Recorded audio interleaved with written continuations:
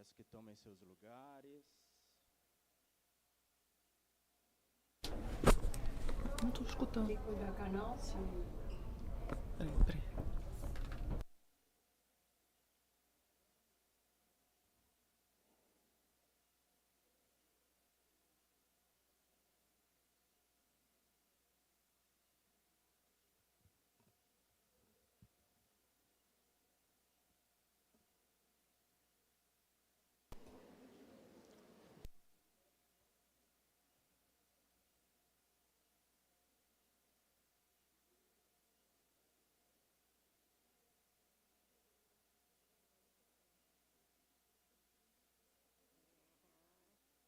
Vai dar tudo certo.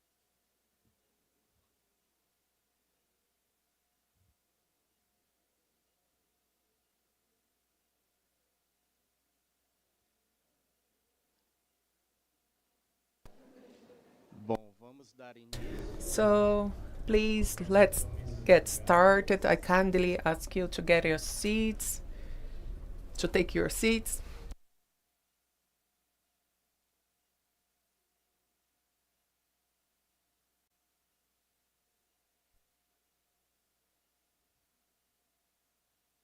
Bom, para quem ainda não me So, for those that don't know me but have heard about me, I'm Henrique Frota. I'm responsible for the presidency of the C20 this year in the round in Brazil.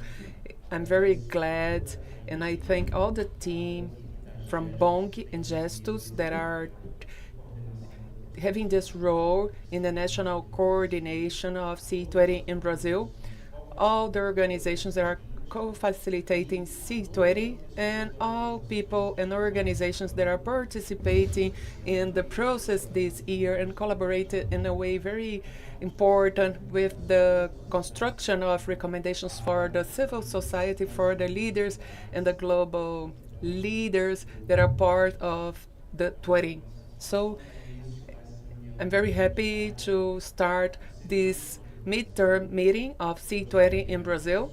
Before starting, I would like to thank our partnerships and supports that are fundamental to to host this event. Not only this event, but also all the initiatives that C20 is being developing along this year in Brazil. So my special thank, first of all, to Casa Firjan that is hosting us since the first contact, to the City Hall of Rio. We have Lucas here that will be part of our opening session, and he's been very important with a very good dialogue with the civil society through the Committee 20, the government of the state of Rio, and also our supporters that are ready to develop the activities, the work groups, and the Foundation Ford, H Health Foundation, the Institute Climate and Society, and Global Fund.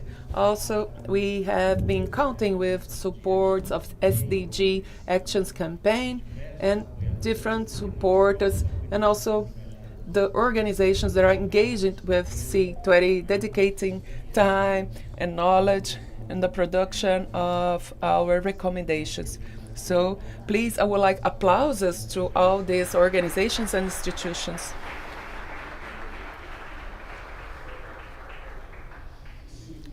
Civil 20 is an official group of engagement inside G20 that exists since 2013.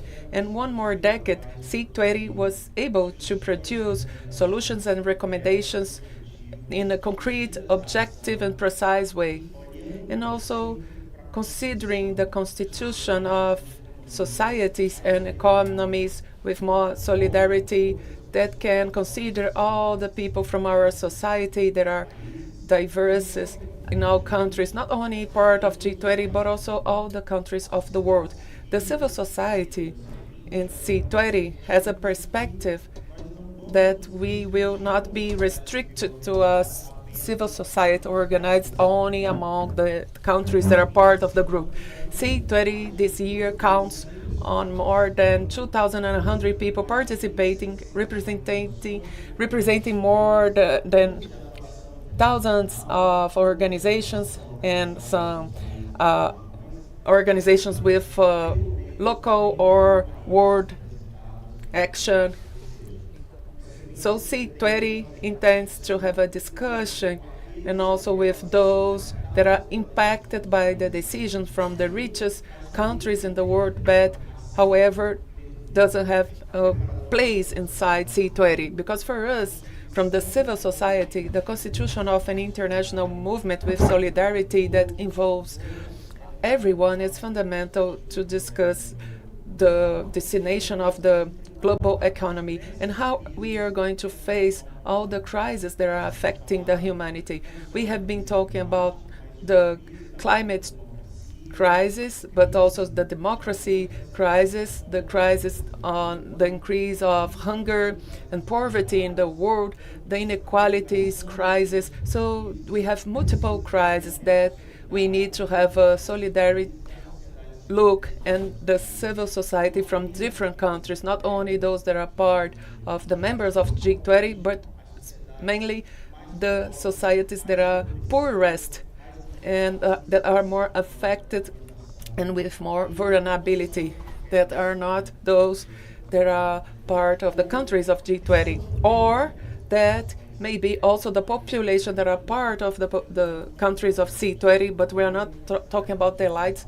We are talking about the social groups that have the privilege in those countries. So this is a perspective from the civil society of a collective construction that is being renewed year by year. C20 has some democratic principles of inclusion, and it's a group that year per year is opening to new movements and new organizations. So we had a huge challenge, but it's a challenge that motivated us with a lot of joy to have the civil society in Brazil to know more what is the process of G20. It's the first time that Brazil is taking the presidency of the rotation presidency of the group. So this is a news conducting the works in the engagement group. So having G20 and the engagement groups being known by our society, engaging the Brazilian society that has a history of activism that is very important with a global contribution, but also to engage the civil society with the international civil society from different countries from our group. So it's very good. I'm glad to complete 7 months of presidency, not only G20, but also the engagement group of the civil society. And if I can summarize in one word what was this month, I would say intensive. It was intensive. We got here building proposals with 10 working groups, only inside C20, with dialogues very important with the Brazilian government, with different levels from the government from our country, but also a dialogue not only with the society but also with the government from other countries. And this midterm meeting that is part of this 7 month, it's also a turning point in the strategy from the engaging groups. We were dedicated to the proposals for this year, and as of now, we will work with the political incidents, the dialogue with the members and representatives from G20, the influence of to the convincing and establishment with bridges with different stakeholders. So as of now, we have a new chapter of C20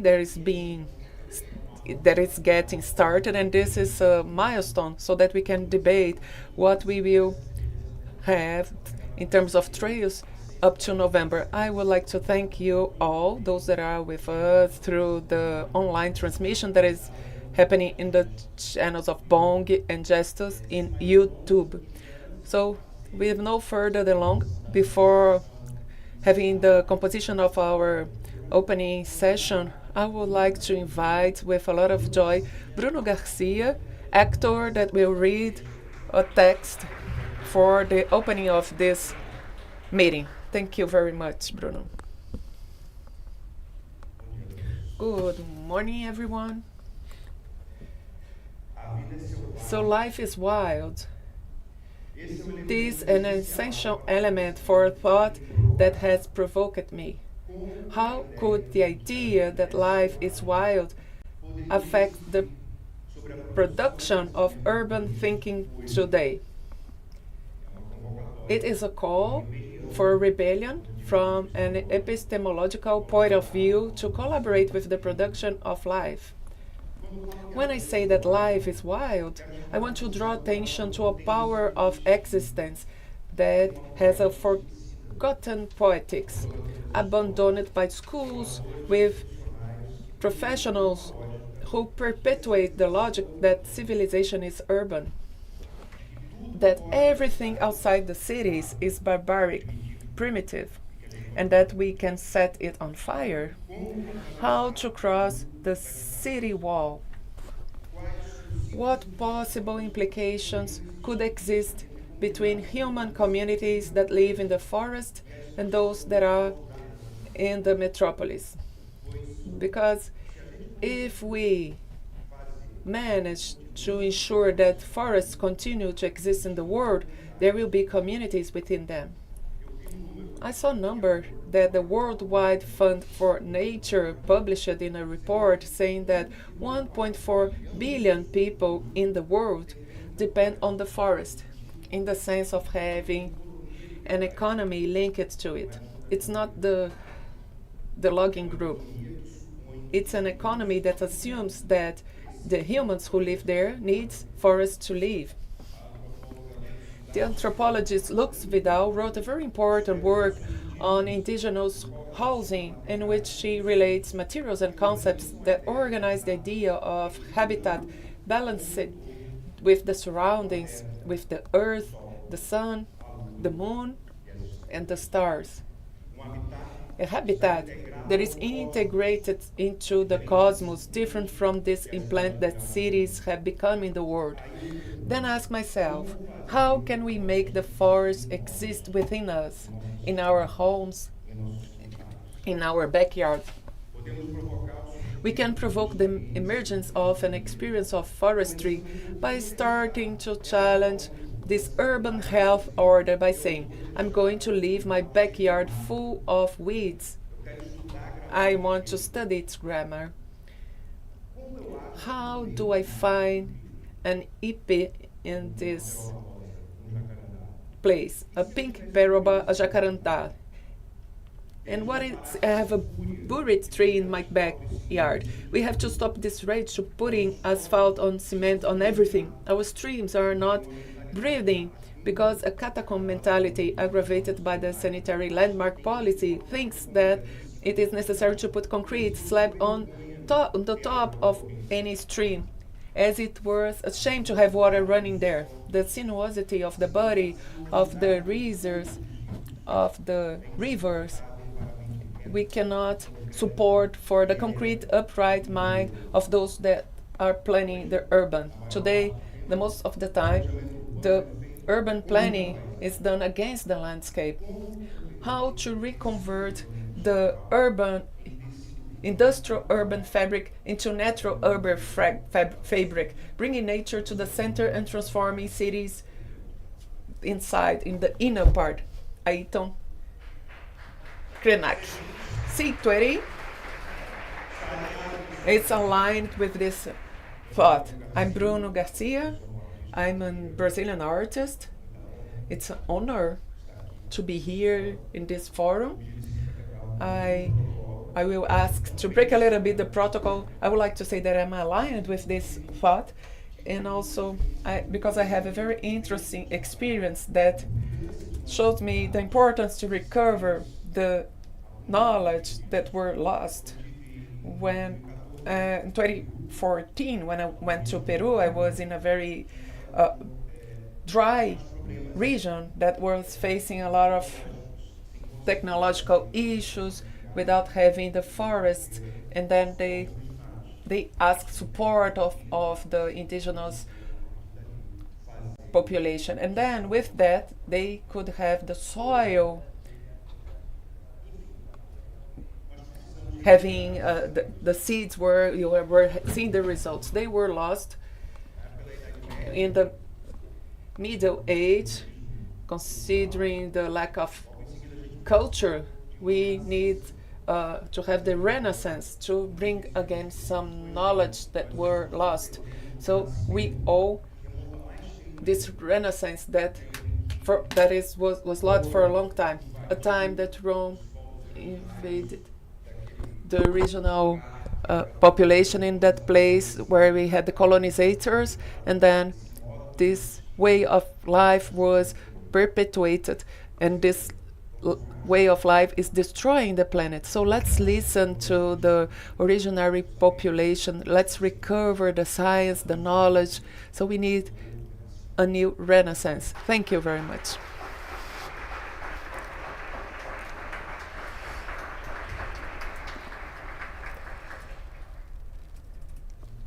Thank you very much, Bruno.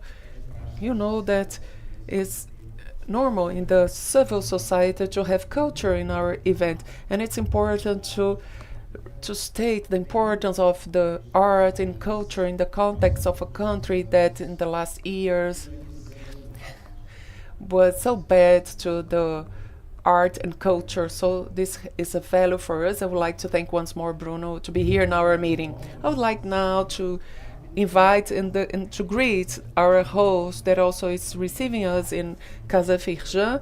So I would like to thank on behalf of our team for this hosting since the first contacts in the following up of our team. So to have the initial greeting, I would like to invite Mrs. Carlos Pinheiro, that is Director of Firjan and the President of the Women Entrepreneurial Council.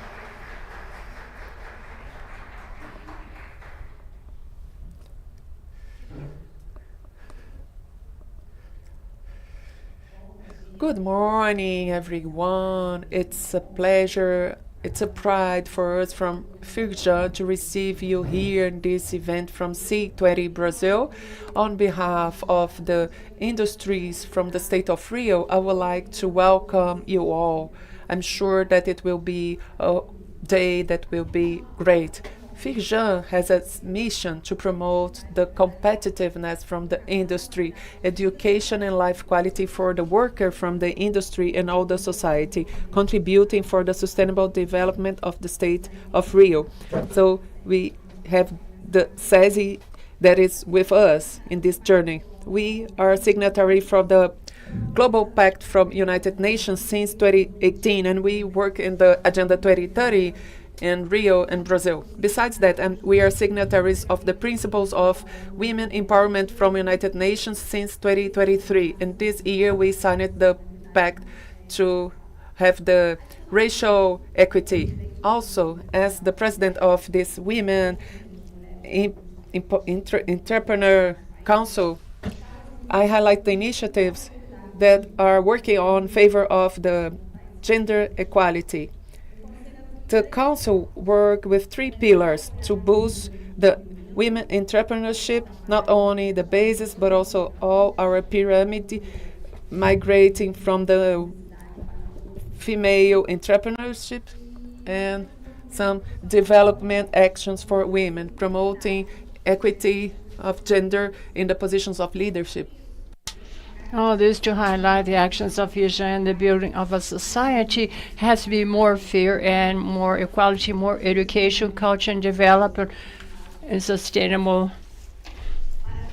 I congratulate the leadership of C20 Brazil for this event and for the working groups discussion during these months of the presidency of Brazil. C20 has an important role because it wants to ensure that the worldwide leaders hear the demands of civil organized society, a great opportunity for all of us that we're trying to find protection of the environment to ensure social and economical development. We have today a very important day with important panels for civil society and for the enterprises. We believe that it will be a very fruitful day for all of us.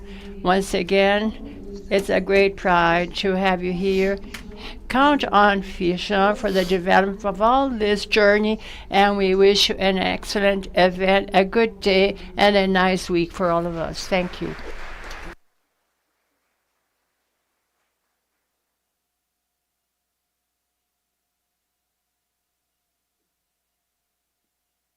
Obrigado, Carla. E mais Thank you, Carla. And once again, Carla Casafijon is for our opening session, as we have many guests that happily accepted to be with us, a great joy for us. We will have 2 blocks of greeting and opening remarks. So in the first block, I would like to call Janaína Gama, co-head of W20, Women 20, our brother engagement group of the civil society in G20. Thank you, Janaína.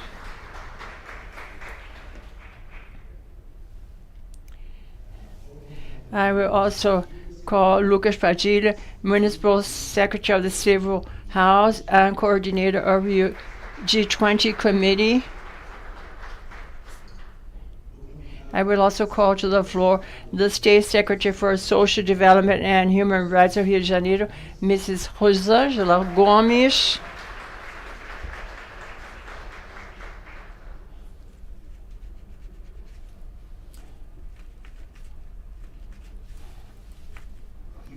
And I will also call to the floor who just arrived from the airport, member of International Committee, Simon Villacaz, Economic Justice Network of South Africa. Simon, welcome.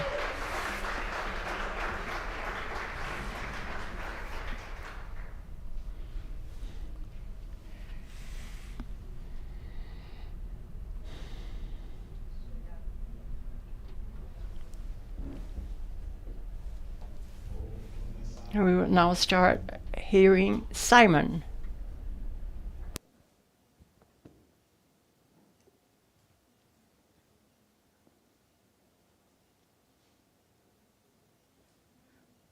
Good morning to you all. I would like to greet you on behalf of the people of South Africa and also on behalf of the people of Africa.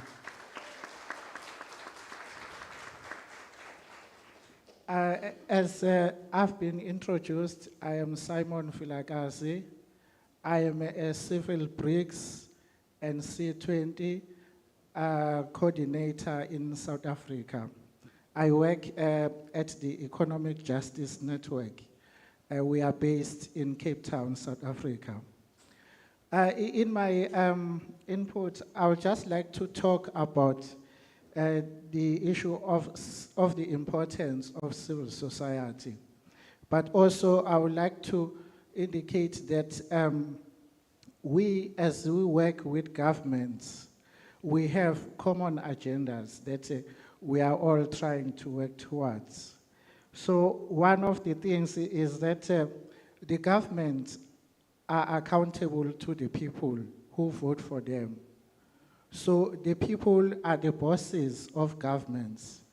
If I may just indicate that if people feel that the governments are not doing a great job, then they just shift their voting patterns. I think if you are following the news in South Africa, you'll know that we had a situation, or we are having a situation even right now, whereby we don't have a party that achieved more than 50% in terms of the votes. So this means that people have expressed themselves in terms of that they were not happy with how their government was working.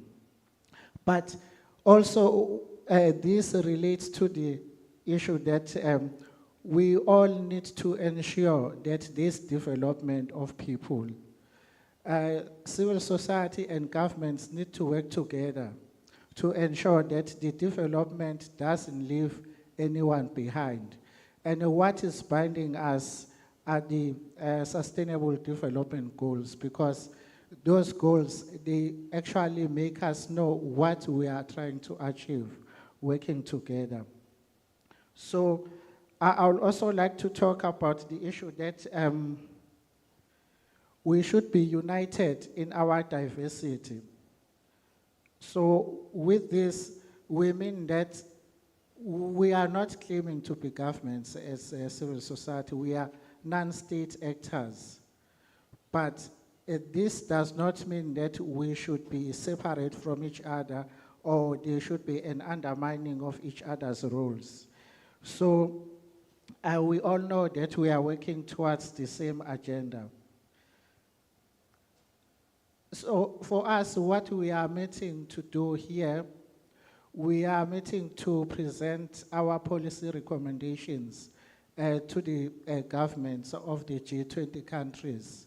I think this is important, colleagues, because we have been working for a couple of months, even starting last year, to put together our recommendations on each issues that we are working on.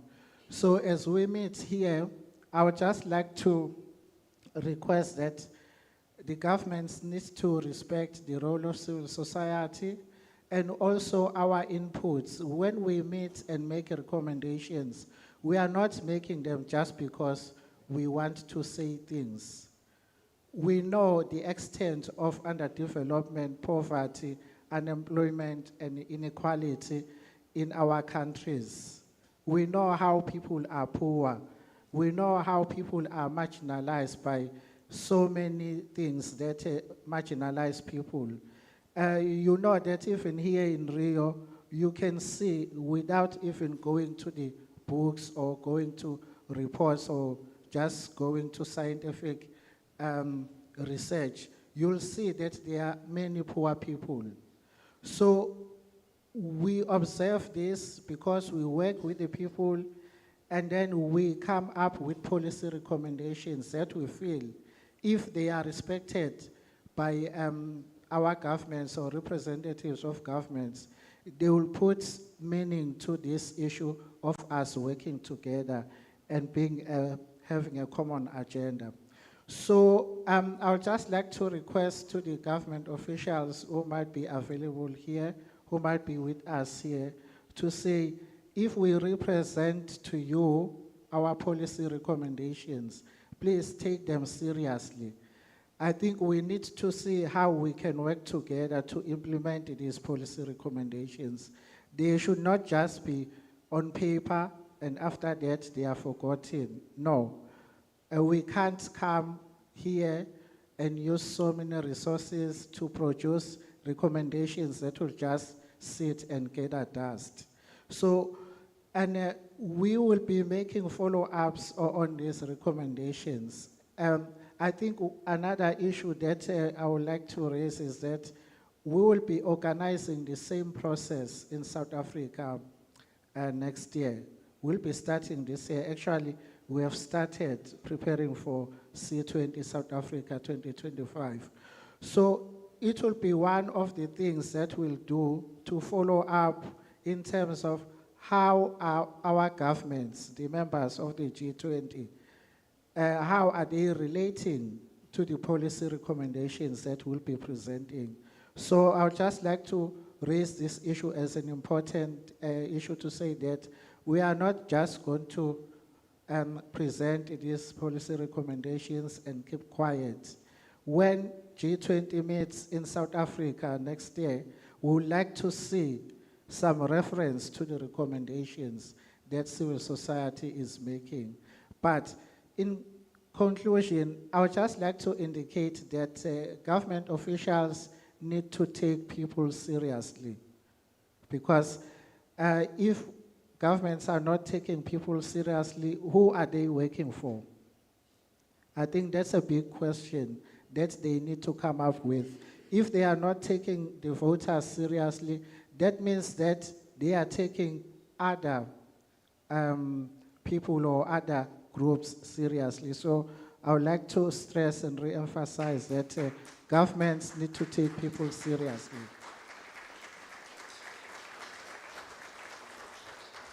Thank you so much, Simon. Agora eu vou passar a palavra para a Janaína Gama e agradecendo, Janaína, também pela reciprocidade. I would like to thank Janaina for the responsibility that we have considered with C20 and considering everything. So it's a great joy and honor to have you here, Janaina, to talk about W20. Thank you. Good morning. Good morning. I was watching everybody online. It's an honor to be representing W20, representing Ana, as our chair, our leader, Adriana Carvalho. Thank you, Alessandra. Thank you, all the leadership of C20 for the invitation of being here. And it's a great joy to be here and see that gender issues are being considered in other engagement groups. Having the presentation, W20 is a group of participation talks about equality of gender and empowerment of women in this financial and economical agenda. And this year, during the presidency of Brazil, we chose 5 subjects for working groups. The first one is entrepreneurship of women, that is inclusion of women in STEM careers, science, technology, engineering, and mathematics.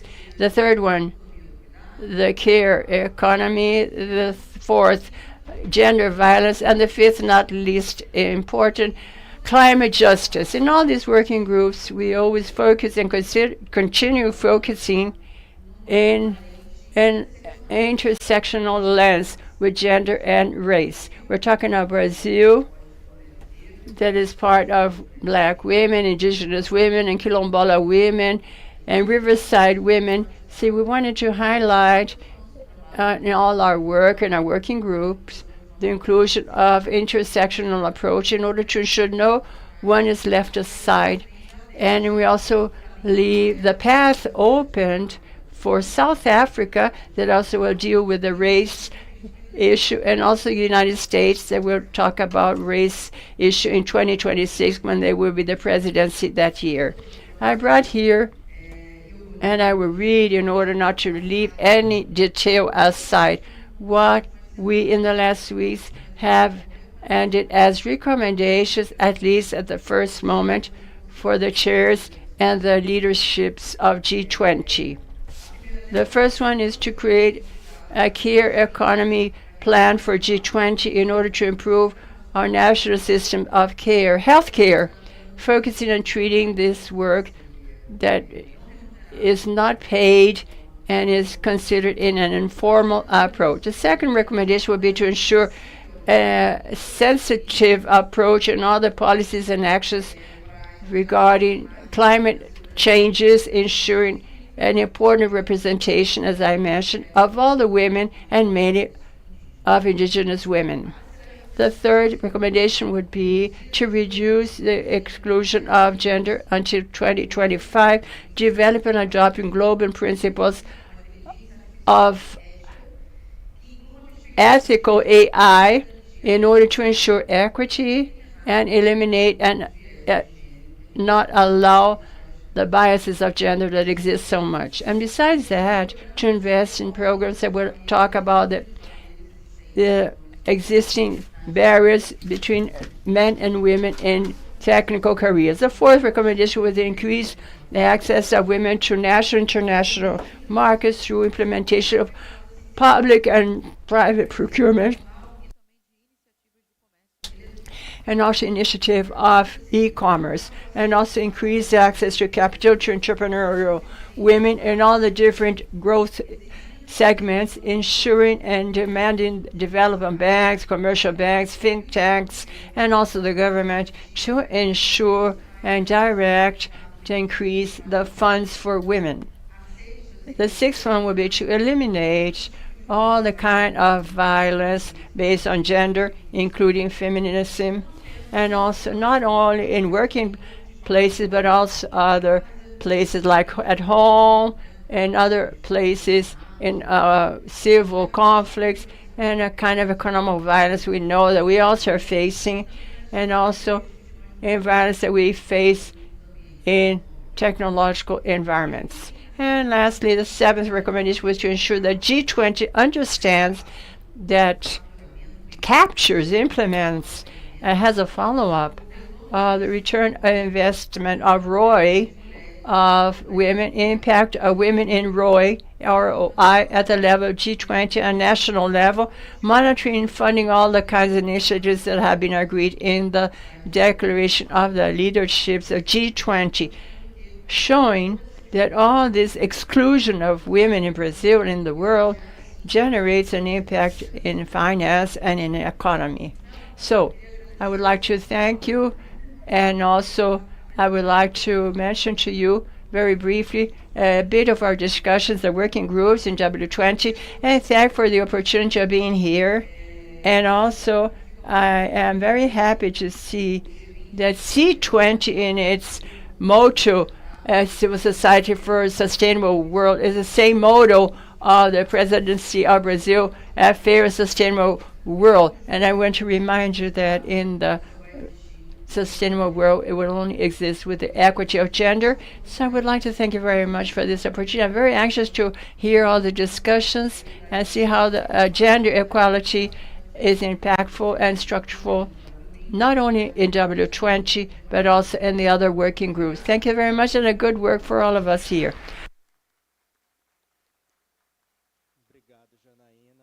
Thank you, Janaína. I pass the floor to Lucas Padilha, has been a partner, a very important partner here for the City Hall of Rio Janeiro. Nossa dialogue with W20. We had last week a meeting of Women 20 in São Paulo. I want to thank you very much, and thank you for being here with us today.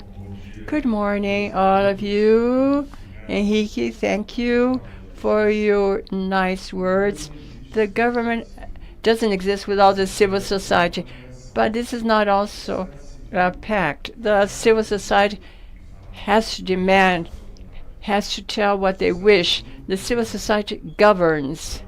I think a year ago, when the Mayor Eduardo Paes understood that G20 didn't have anything to do with the summit, much beyond that, he understood that it would be possible to do everything for the City Hall and for the federal government by himself. This also awareness of the Lula president brought a never expected moment, and I would like to take advantage to request the permission of my colleagues and to greet two people that are here. Alessandra Nilo, that has had a brilliant work in C20, and the National Secretary Tatiana Rosita, that are here with us, two women that lead an important participation in G20. I would like to greet all of you. G20 in Brazil has the essence of Brazilian society. It's open to the civil society. This is obvious. This is a fact. This is on purpose. This intention has to do with the view that Brazil offers to the world on multilateralism. This spirit has a name. In 1992, it was called the Spirit of Rio de Janeiro. Never before in an UN event we had imagined that thousands of people would participate in a moment of culture. What population, round tables in closed down rooms, all males, almost all of them white men, where the leaders discussed what they were interested in, and many things that interest the leaders, that interest everybody, development and great subjects. But also there are great subjects of inequality of gender, and also urban issues, as Henrique and Bruno mentioned.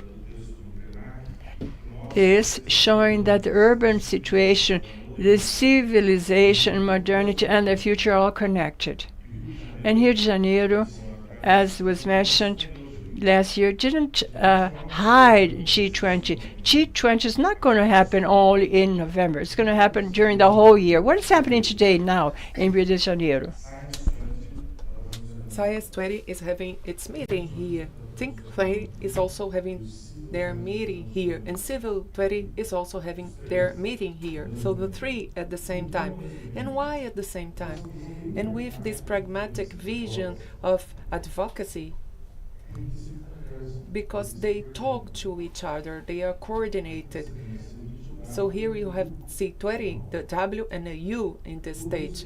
All of them are talking about what to take to the Brazilian presidency of G20, that is making a very sincere effort to be open, to open opportunities for Brazil. This is a Brazilian wish. For a long time it was impossible. in Brazil, because 1 year in Brazil is a lot of time, and 4 years is even more. So it was impossible to participate by listening, talking, writing. I would like to give some highlights in the social participation in G20 in Rio de Janeiro, and why Rio is the capital of G20, not only by the number of events. I have a paper here to remind me, due to the quantity of things that happen here, that is being multiplied here. This is very important. So we have 6 ministerial meetings, 10 working groups, and 60 parallel events, and also some traditional events from the United Nations that usually don't happen outside New York, and also the Forum of Security from Munich after the summit. So the construction of a very wide agenda. Who wants to meet G20 is coming to Rio. We are talking about 15 cities. I always remember this by the sensitivity from the President Lula to understand that Rio was needing this boost of capitality. And Rio is not only a landscape, but also an actor. And this acting of Rio in G20 has to do with Urban 20, G20 of the mayors. Just to give an example, we opened a platform from the city open to the contributions of the civil society, creation of events. Not only that, writing some articles and different initiatives. In February, in the ministerial meeting, we had the important task of the logistic, this was very well succeed. The table of the ministers was the table of the schools, with the table and with the label saying that was done by the children. This is symbolic, but this represents a lot. We do what is possible, but we should go beyond. I think that ethical of the commitment, because the civil society is asking the government, and they sometimes they lose the patient because they cannot do everything at the same time. And this frustration should become into hope. We should not have a continuous depression with all the governments. So the governments also can do a lot with the civil society. So in March, we launched a program of residency with the Youth for the Climate, working with Fiocruz, Columbia University, and also other peripheries from Rio and other cities. It's obvious the inequality that we have in the South Zone. People from the communities we have this contrast, but we have also the North Zone and other zones. We have a city hall that is building parks there in the popular areas from the city, if we take a look in the last 2 months. But the youth are protagonizing this, participating in the events, and also I get some tips with the elderly and the youth to have a good work in this committee. In May, we had 2 in-person meetings for citizenship, and then Henrique, that is in the City Hall, having a work to involve the civil society in the participation also in G20.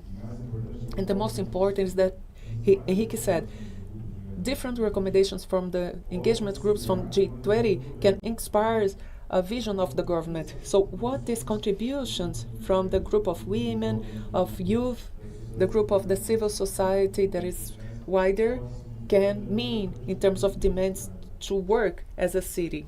One of the legacies of G20 is the intellectual legacy, the modernization of our agenda. So what the city is learning with G20, we have someone working with that. I ask Henrique a lot of times so that they can summarize what is going on, because we have a lot happening. So just a summary about what was done so far. And I would like to say that is with unprecedented, and Rio has a lot of pride, and we would like to welcome everyone and our colleagues from all the world. And this month we have in Rio, the first meeting of the engagement group among the engagement groups and the ministers of finance. So it's a very sincere effort from the federal government that is happening in Rio and that will mark forever the history of G20. It's a moment for celebration. Thank you very much. On behalf of Gustavo, Tatiana, I would like to thank the federal government for the sensitivity on the construction of a wide G20 that is listening and a G20 that is doing. We have a lot to talk about.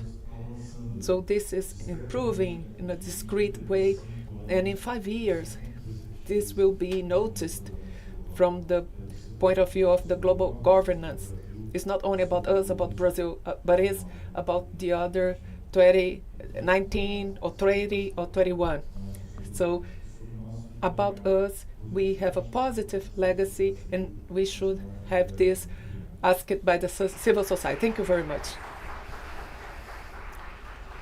Thank you very much, Lucas. Now, I'm glad to pass the floor to the Secretary Rosângela Gomes from the State of Human Rights.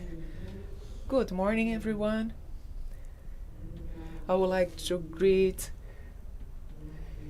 with a lot of honor Enrique.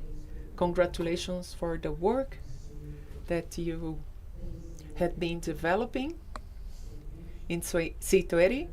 I would like to greet also Janaína, Lucas, that just had a speech, and Soltz Simonson.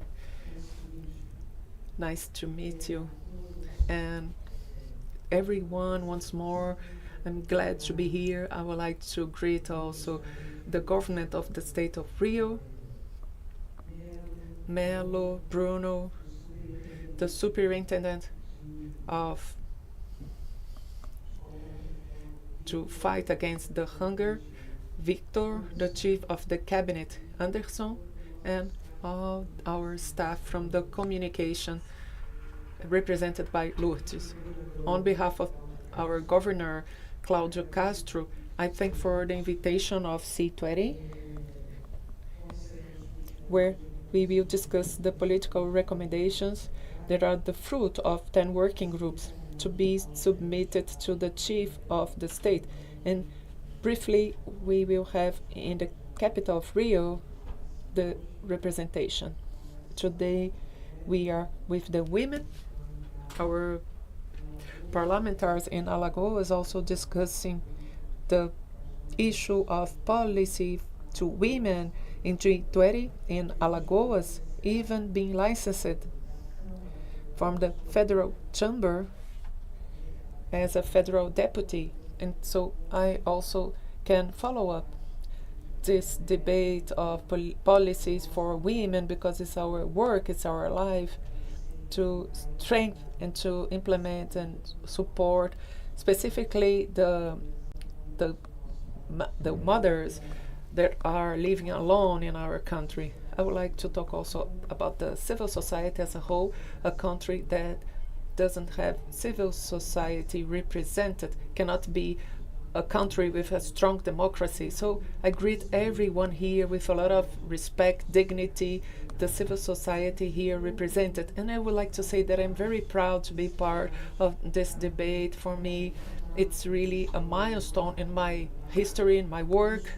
I came from the civil society, although today I'm very honored in the State Secretary for Social Development and Human Rights, doing a work focused on the commitment of what our representative said regarding the government of the state that is working against hunger, where we already delivered to the population 12 equipments very important.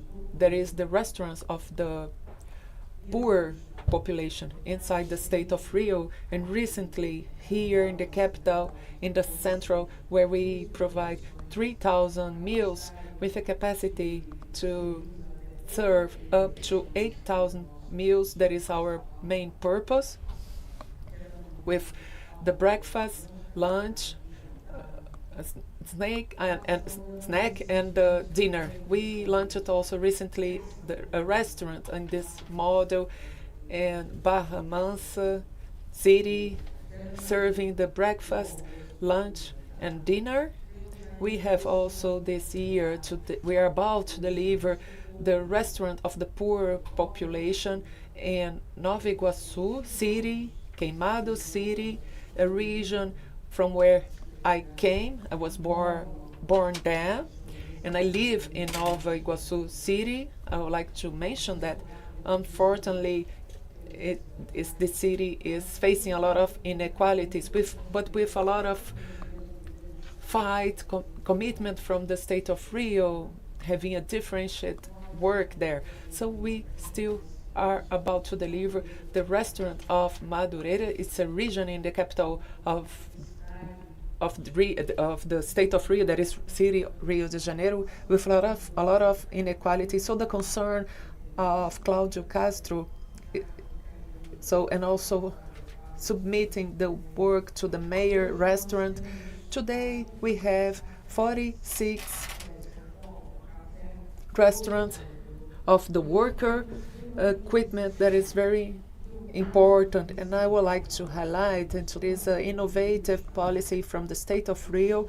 Today we have 46 units already bidding more 30 units to have in the state of Rio. What's that? To have a breakfast with dignity, a bread with butter, an apple and banana. It's a coffee with milk per 50 cents. Many times the worker that is leaving early their houses, and they want to have like 30 reais to buy a protein so that their kids could have a meal.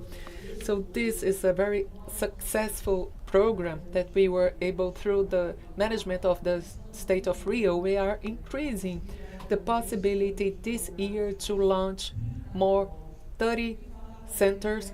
And also we should talk about the RJ Food, and this program is also where we have the free meals, where we have a lot of poor people in the state of Rio.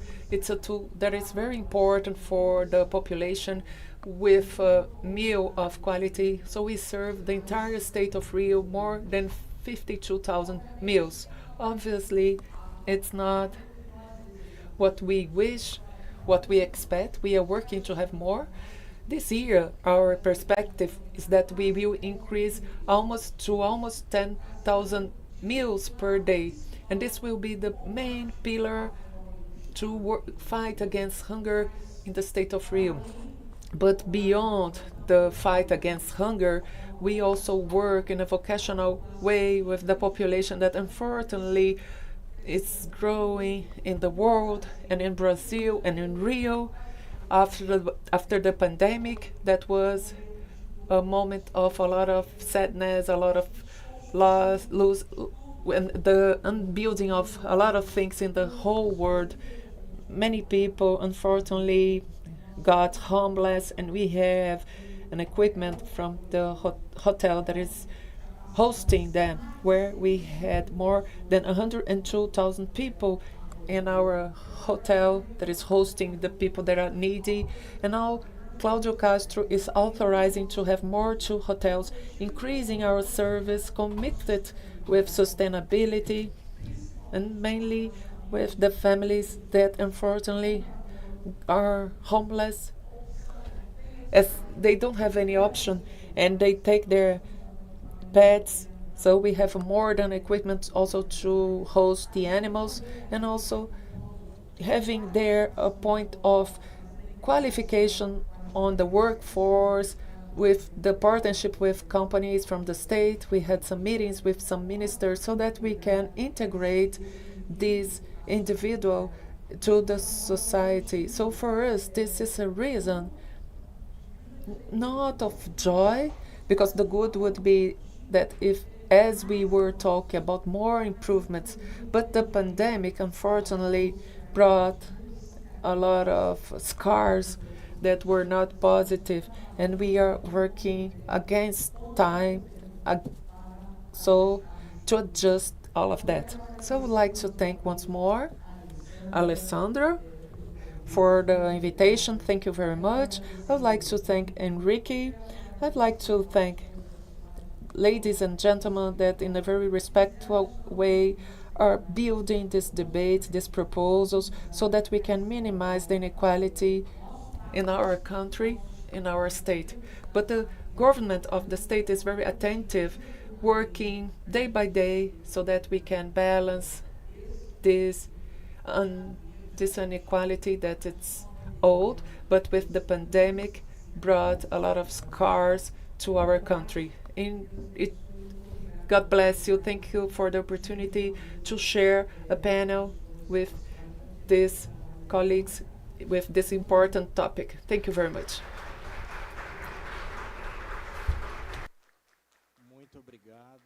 Thank you very much, Secretary. Thank you, Simon, Janaína, Lucas, and the Secretary Lucas. The Rosangela also, I ask you to take your seats. Now we are going to the second part in this opening session in our midterm meeting in Brazil from C20. Before having this transition, I would like to remind that this meeting is being broadcasted by YouTube in Bunge and Geste in Portuguese and English, and also I can see the registration for those that want to post in the social networks. Please remember to mark C20 dot in Instagram and C20 with this QR code. You can also have the access to our social networks. It's not simply a point of visibility of our media, but also it's important for the political incidents, because when you post and you are marking us, we can reply also your publications to guide the political stakeholders to follow this movement that is happening today and that will happen tomorrow from the civil society. So, to continue in this opening session, and I would like to invite to be part of our panel Alessandro Livo, the chief of civil society in C20. It's been our political coordinator, manager, organizer, articulator with me, with Gesto's team, Bunge's team, and all the international group of C20, director group of C20. That is being a very challenging work, but we are taking this responsibility with a lot of joy. I would like to thank the role that she's playing, and on behalf, I would like to extend this to all the team from C20. I would like to invite also our Minister of Women in Brazil, Mrs. Juliana Brunetto, that is the chief of the Advisory of Diversity in the Ministry of Women. Representing also Mrs. the Health Ministry, I would like to invite Mr. Gadelha, that is Secretary of Science and Technology and Innovation, and also from the Economical Complex of Health from the Health Ministry of Brazil.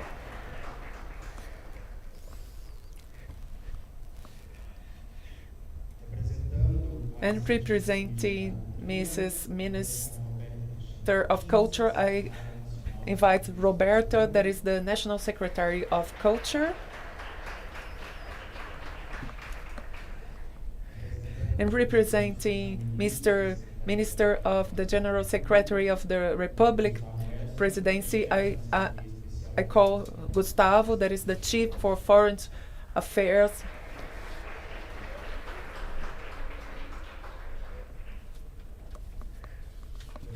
And representing our Finance Minister, I would like to call the Secretary and Coordinator of the Finance Trail of G20, Ambassador Tatiana Rosito.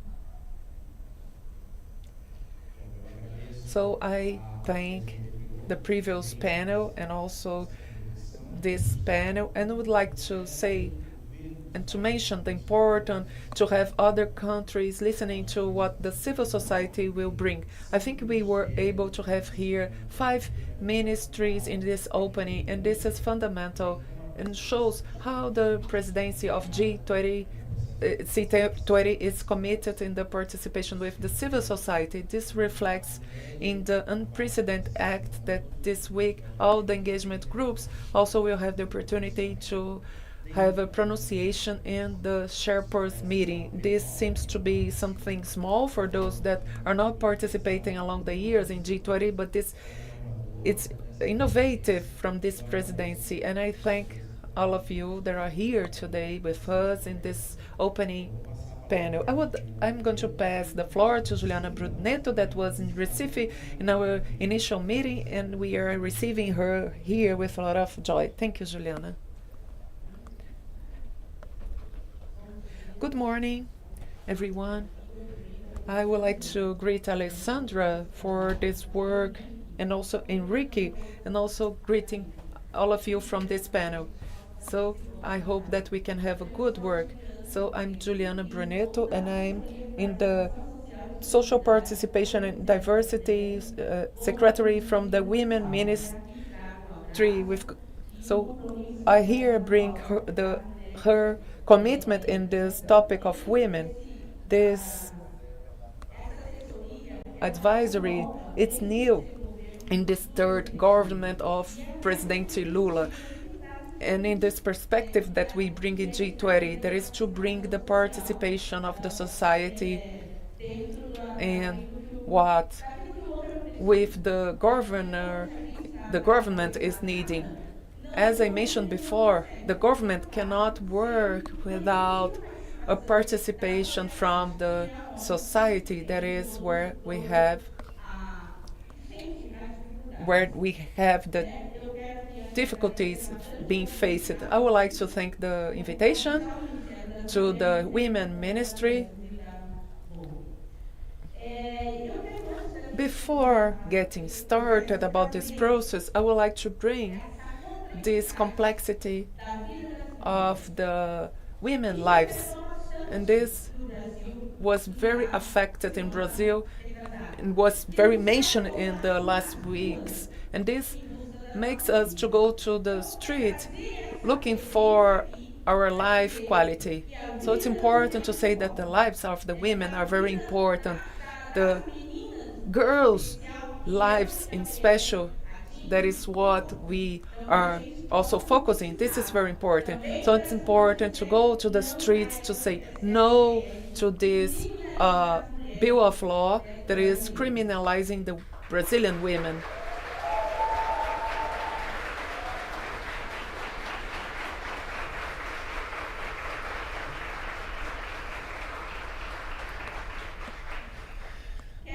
I would like also to reinforce the importance of this space, Enrique, Alessandra, this space of C20 that is growing since 2013. Also, we have W20 here. There are spaces that are growing in the sense of bringing this perspective and having the population the more vulnerable in this space that is in G20. We know that this was born with the perspective to deal with topics like finance, economy, but we cannot have any change in the economy if we don't have this participation from the society. So now, in this moment, we have a special moment where, sorry, Alessandra is also together. We have been talking a lot, but we are elaborating in the presidency of Brazil the recommendations from the civil society. So this is important to be able to have this work done by the civil society and government. In this pathway of Brazil being president of G20, we have for the first time an empowerment group of women, a group coordinated by the Minister of Women. That is fundamental, and this is important for us as presidency of G20 to have this work. For the first time, we have a group specifically debating what is fundamental to the women, as well as in Brazil and in G20.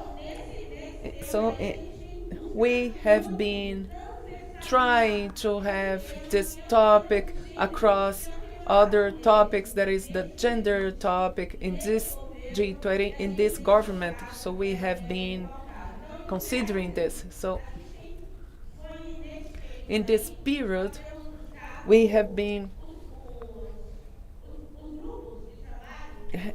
looking for some working groups in the ministers, the group to fight against hunger and the climate justice, the economy group, the health working group, agriculture sustainability group, and having the climate group, trade and investment also. So always taking the agenda of the pillars that the ministry is pointed out into G20. We have the main points, main pillar that we are considering. There is the debate against the violence against women, bringing the debate, the word misogyny as the topic to face the hate that the society has against women. So we are very happy that in the last work, the term misogyny, we pass with a lot of calm with this work. So we are moving forward in this debate, the misogyny against women. Other topic, other pillar that we have been working is the economy and cares. So we are very happy when we talked with W20 and C20 also in this perspective to bring this topic of cares, as Janaina mentioned, this cares that is invisible, and people think that doesn't have to do with the daily life. So we bring to this debate. And the third pillar also that is very important is regarding the climate justice. What we are seeing in Rio Grande do Sul state is not by chance. There is a process that is accumulated and that is happening. In this sense, the women are suffering a lot, are suffering more.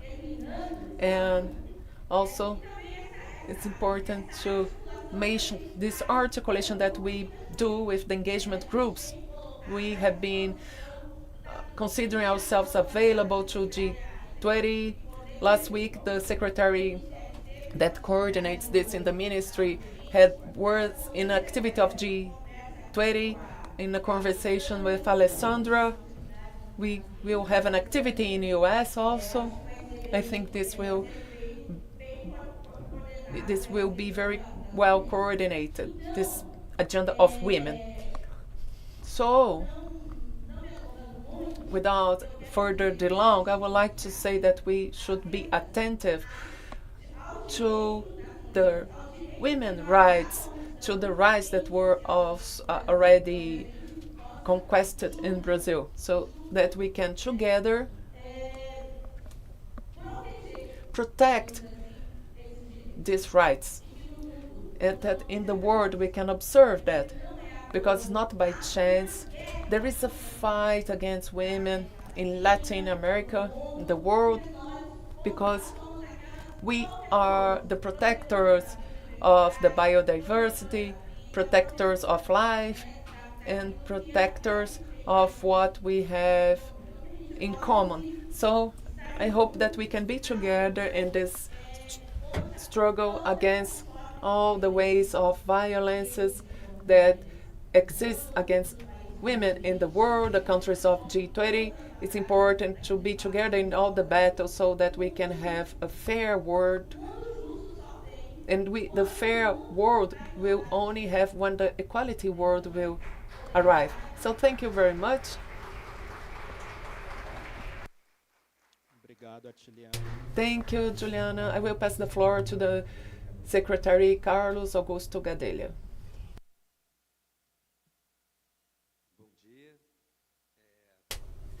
Good morning. I would like to greet on behalf of the Minister Trindade She was about to come here. It was everything okay, and she was called by our president Lula to have one more action to care about the health of our population. And I'm honored to organize myself to be here.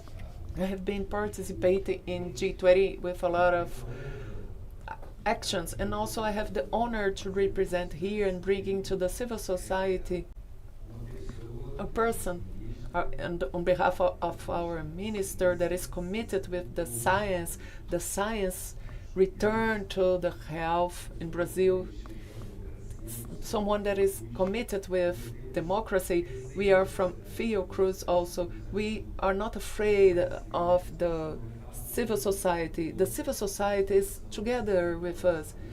It was approved in the World Assembly of Health that had the civil society with transparency, efficiency, stability of institutions, and also our minister represents the first woman minister of health in 70 years. I think this is a milestone.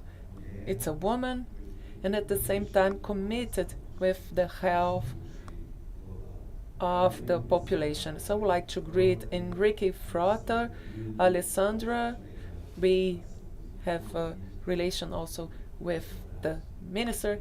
She sent you some greetings, and also I would like to say that I'm here, followed by Clara Alves from our international advisory. It's a young woman that will be in this event, showing this priority that we have, and also all the colleagues from the government. I will talk briefly beyond my style, just to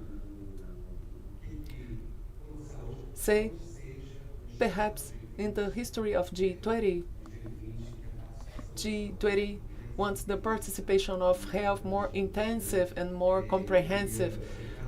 We have 4 central pillars, and there is a convergence from G20. I got the pillars from G20, the pillars from the health minister, C20 and health minister, the pillars that we have been coordinated. So it's the preparedness for pandemic, but it's not only preparedness to the access and the primary care, the surveillance, but also the preparation to have autonomy on science and technology in the world. We cannot repeat what we had in the COVID pandemic, where some countries had 4 times more doses of vaccines that they need, and some countries even had a single dose.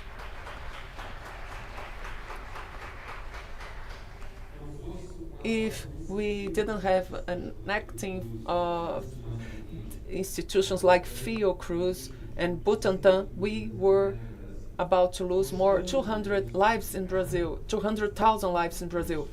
This is in the bulletin of WHO, saying that only the regional production, the access is feasible. We cannot accept an inequality in the world without technology. The mother, in the article that I had the honor to participate with the minister, the mother of inequality, of racism and gender inequality is the capacity to transform knowledge into richness to people and to the planet. We work so in this wide vision of preparation, also the digital health to create. This may be a great opportunity, or maybe one more element that can bring exclusion and lack of access and inequality on knowledge. So since the adequate use of people data, protecting people, but also the development, we have been discussing this with the leadership of Lula. Artificial intelligence cannot be the AI, as I saw once, that you get the bar soap and the algorithm will not read as a soap. In 90% of the population in Brazil that uses, and they can read this as a piece of wood. It's only about to read the soap as a liquid soap. So we need to transform this artificial intelligence so that we can have equality in the digital technologies and from the artificial intelligence.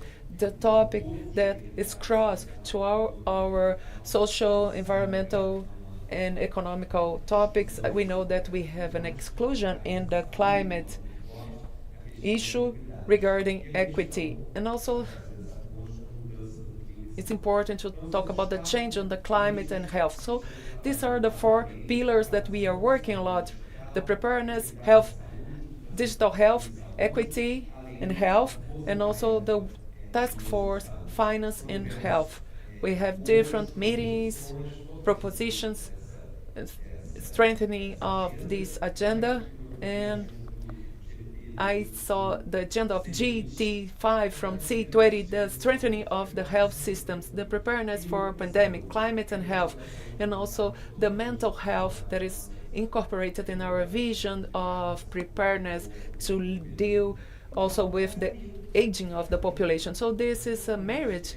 This is convergent and also promisor between the health action in G20 and C20. I would like to highlight a specific action and that perhaps is a more structuring action from G20. There is a proposition of Brazil to create a global alliance to produce and to generate technology that can be regionally distributed to the populations with more vulnerable diseases, neglected diseases. 1 billion people in the world suffer with neglected diseases, and we have a lot of people excluded by these diseases that should be overcome for a long time. We are proposing an alliance. This has not been easy. I used to say that they ask to the government and they should ask. And in this relation, we also ask the civil society. We need the support of the civil society to create the first global alliance in G20 to fight against the inequality in knowledge and technology, focusing on the populations that are neglected. If we cannot cooperate in the World Assembly of Health, we will not have any agreement on pandemic. We didn't have technological cooperation. We postponed 1 year. So if we cannot, in G20, have an alliance to reduce and to make feasible the access, to have the volunteer participation of the companies, and we ask also the commitment from the companies and countries, if we cannot make this agenda feasible to care about 500 million children in the world, 1 billion people in the world, we will not be able to do anything else. So I'm setting this economical agenda, this social agenda is a sustainable agenda once the perspective is that the sustainable production can be a precondition for those that will participate in this alliance. So it's the first alliance.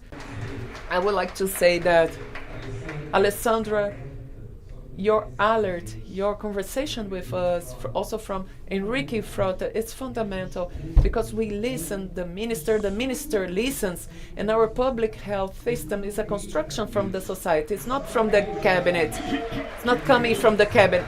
It came from the society. So it's with a lot of honor that I say that C20, as of now, is in the center of the health strategy in G20. Thank you very much.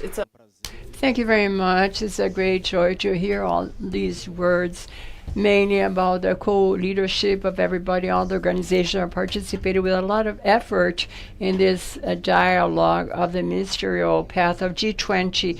And I think the presidency of Brazil this year has a great importance to change its approach for the next years.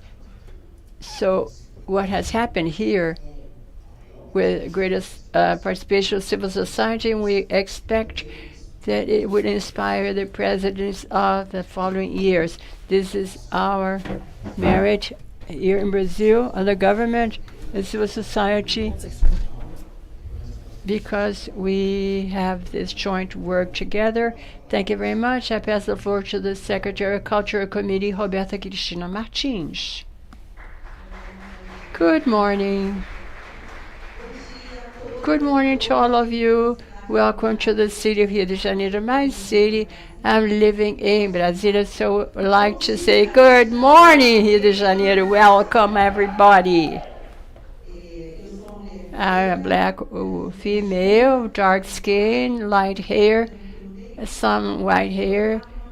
I have a black blouse and a jeans pants. I'm in the culture ministry together with Minister Margarete Medeiros and all our colleagues. It's an honor to be in a government, and I think I can speak in the name of everybody here in the rebuilding of Brazilian democracy after such a sad period for us, and we're all struggling to regain this democratic process as Brazil. And I think this might be the first, always the first thought of all of us here in the federal government when we talk about the events, international events. That is the first one, my first one.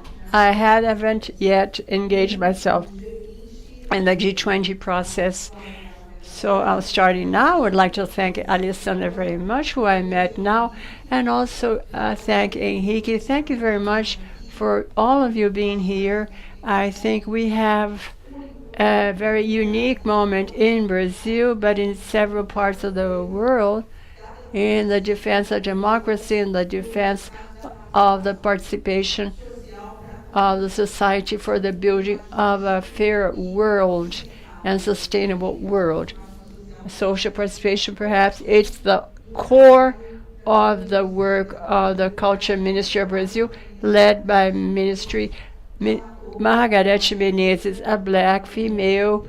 She an artist that has built her career.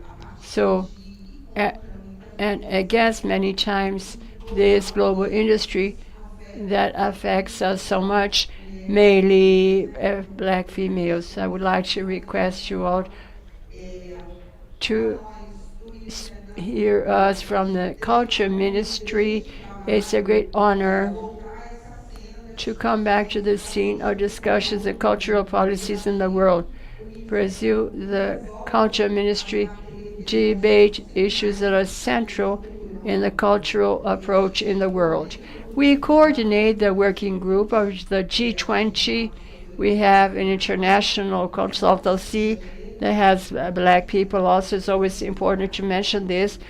The diversity in all the ministries in the government of the President Lula. We have had also held some actions abroad and here in Brazil, and we had the first meeting of the meeting group here in Brasilia. So it has been very productive, and we have first technical meetings, and of course we have meetings that all of us know, and for us a little bit different. We are learning now, but it's very interesting everything that we're doing. For us,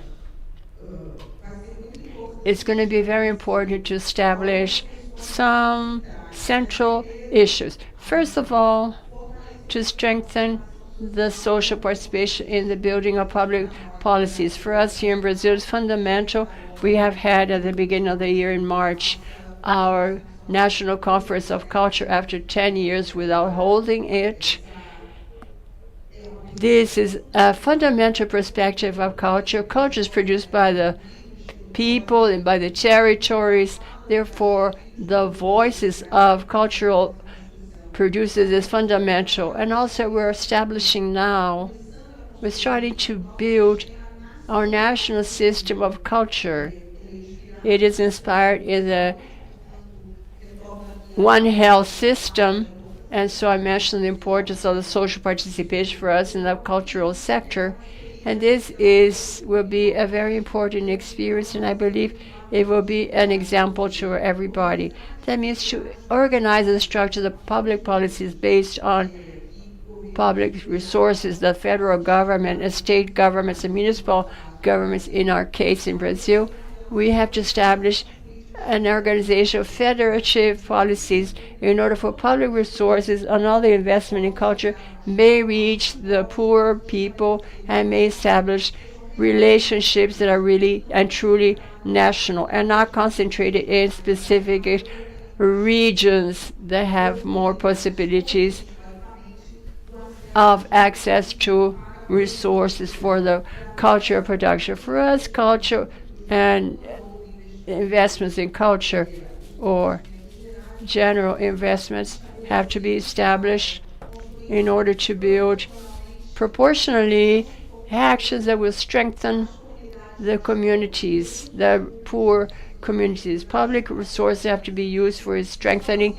and only then we will truly reach a democratic society. Culture, as well as knowledge, as Carlos Gadelha said, is fundamental, is the base of building democratic society. Through them, we see ourselves and we establish relationships that will be of respect, of defense, of cultures, traditions.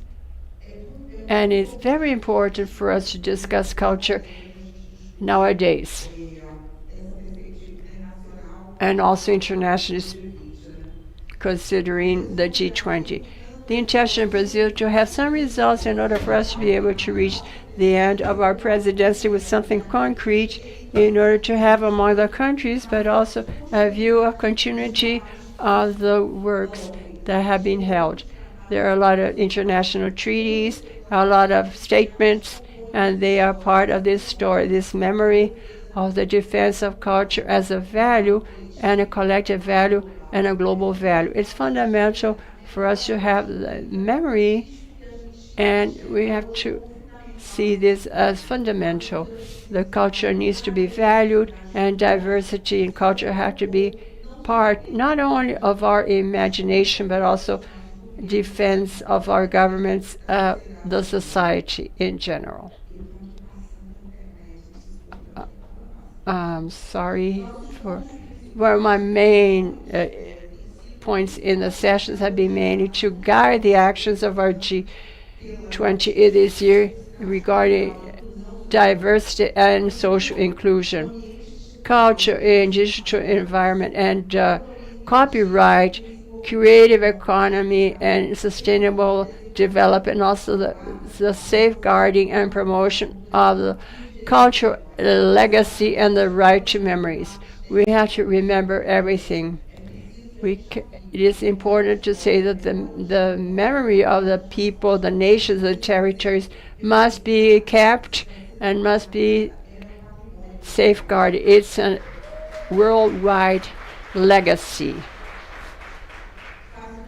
I also would like to mention the discussion of sustainable development and importance of culture in this connection for the solution of some problems, mainly in the climate crisis.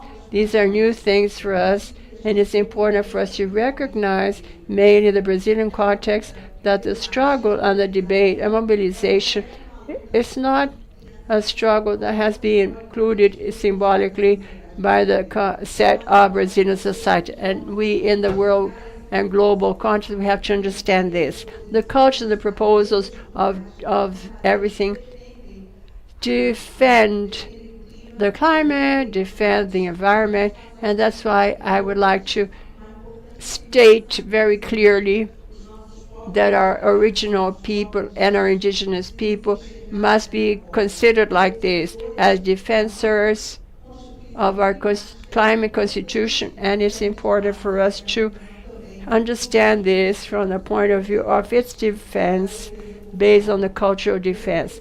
Another important thing is the social inclusion.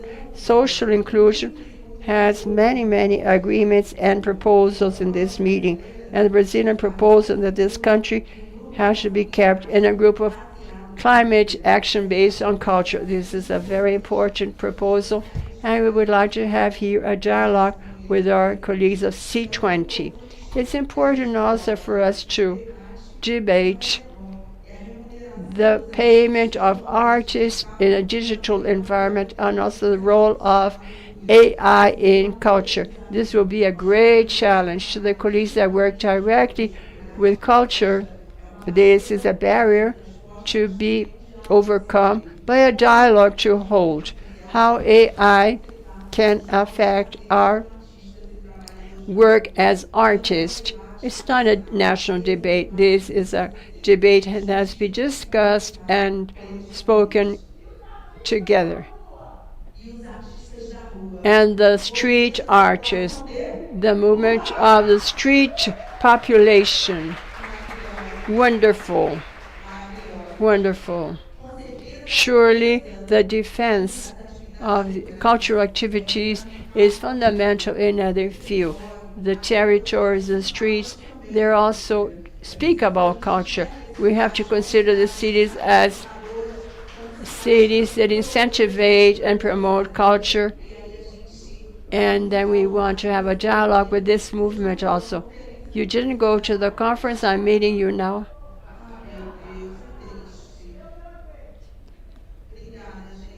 So I'm sorry, I'm not speaking inside the protocol. We will speak later on, okay?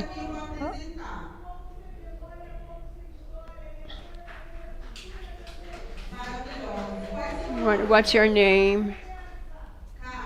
Carmen, we will speak. I'm sorry that I interrupted the protocol.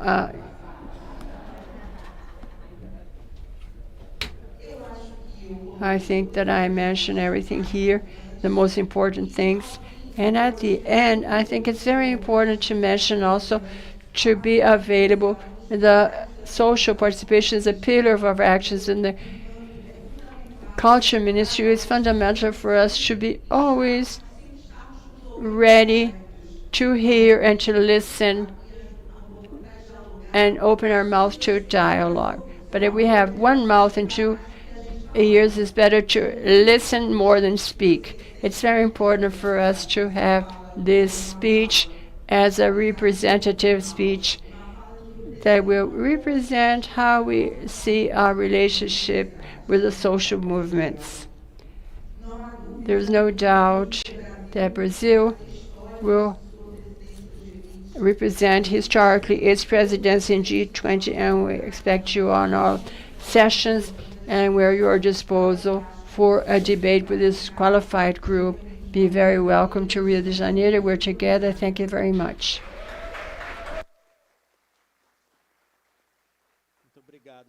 Thank you very much, Secretary. We will always contact you. Don't have any doubt about this. It's a great joy to have culture back in the Brazil. It's a great joy to have the Committee of Culture also. And this is civil society. We break protocols all the time. Don't worry about this. I pass the floor to Gustavo Cés, Head of International Summits and General Secretary of the Presidency. And I show my gratitude to Gustavo. That has been from the very beginning our person in representing dialogue with different groups that has updated us of what is happening in G20, has heard all our complaints, our opportunities, and also has brought a lot of innovation to G20 here in Brazil. Thank you very much, Gustavo. Thank you very much, Henrique. I'm very happy. Well, good morning to all of you. Thank you. Good morning. Great joy to be here. I'm very happy to participate here in the C20. I participated in the opening, and it's incredible to see the advance that we have reached in these months. I would like to thank very much in the person of Alessandra and Henrique and all our colleagues of civil society here, and also represent Tatiana, all of our government colleagues here. It's very important to have this dialogue, to mix these worlds, to listen to everybody. This makes public policies more efficient. I truly was impressed how we have advanced, how C20 has advanced since the beginning of the year to currently. The first talk that we had with his son and he said, oh my God, would we be able to achieve what we're wanting? And I'm very happy to see that I was wrong to have doubts.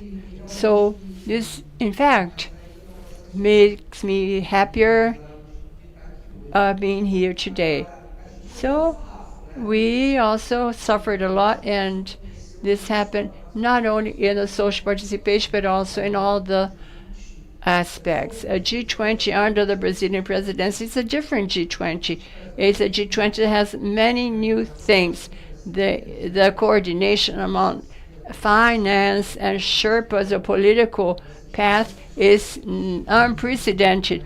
The efforts are very complex, and also the deliveries. Brazil has focused a lot in results and pragmatic results and objective results, and this is also very important.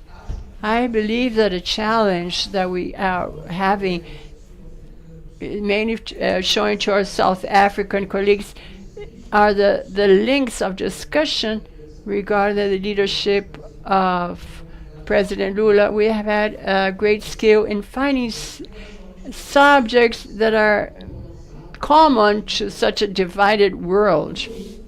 I don't know anybody that will be against hunger and poverty, or against a sustainable world, or against the global reform that comes since the Second World War. So I think no one will be against anything of this.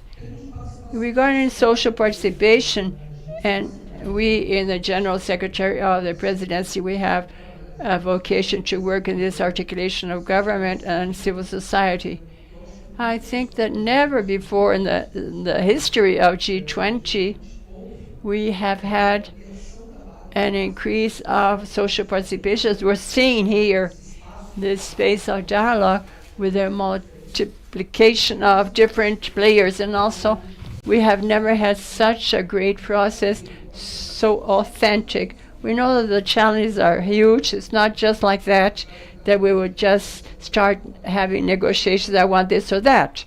But the participation of different social players, and also of social players that never thought to be included in international agendas, it's a very, very important victory of Brazilian presidency. I will also, Simon.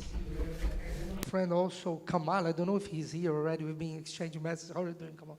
So we have raised the bar, man. Now we are here to help the transition. We are going to work together on that, all right? But it's very important to work with you guys in this process, because the only way to keep all these innovations that we're just starting to implement, it's to have continuity, to leave a legacy, and that will be important to build that up with you guys. So, as everything that we're doing in a different way, in an approach, I will also make a lot of mistakes. It's important to make mistakes together. The idea of this dialogue is exactly this. Well, this is wrong. We have to draw the attention, and we have to start learning together. And what we're sure about is that we don't do public services without social participation. Internationally, it has to be applied also. And why not to implement this in all the processes of negotiations where Brazil is participating? And we're commenting here with Ambassador Tatiana the importance of already starting to think about a transition and a dialogue between G20 and COP20 and all the international processes. And this is, in fact, very important.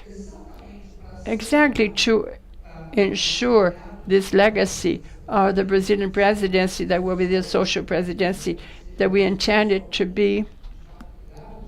As one of the different legacies, we created this concept of a social G20 that goes beyond this, and it all depends on the issue. The idea is exactly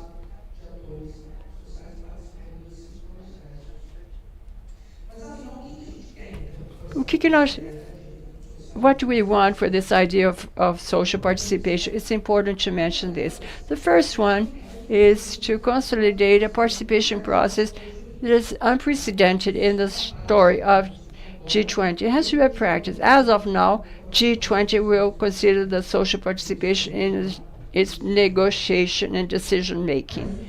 For this, we have to leave a legacy, continuity.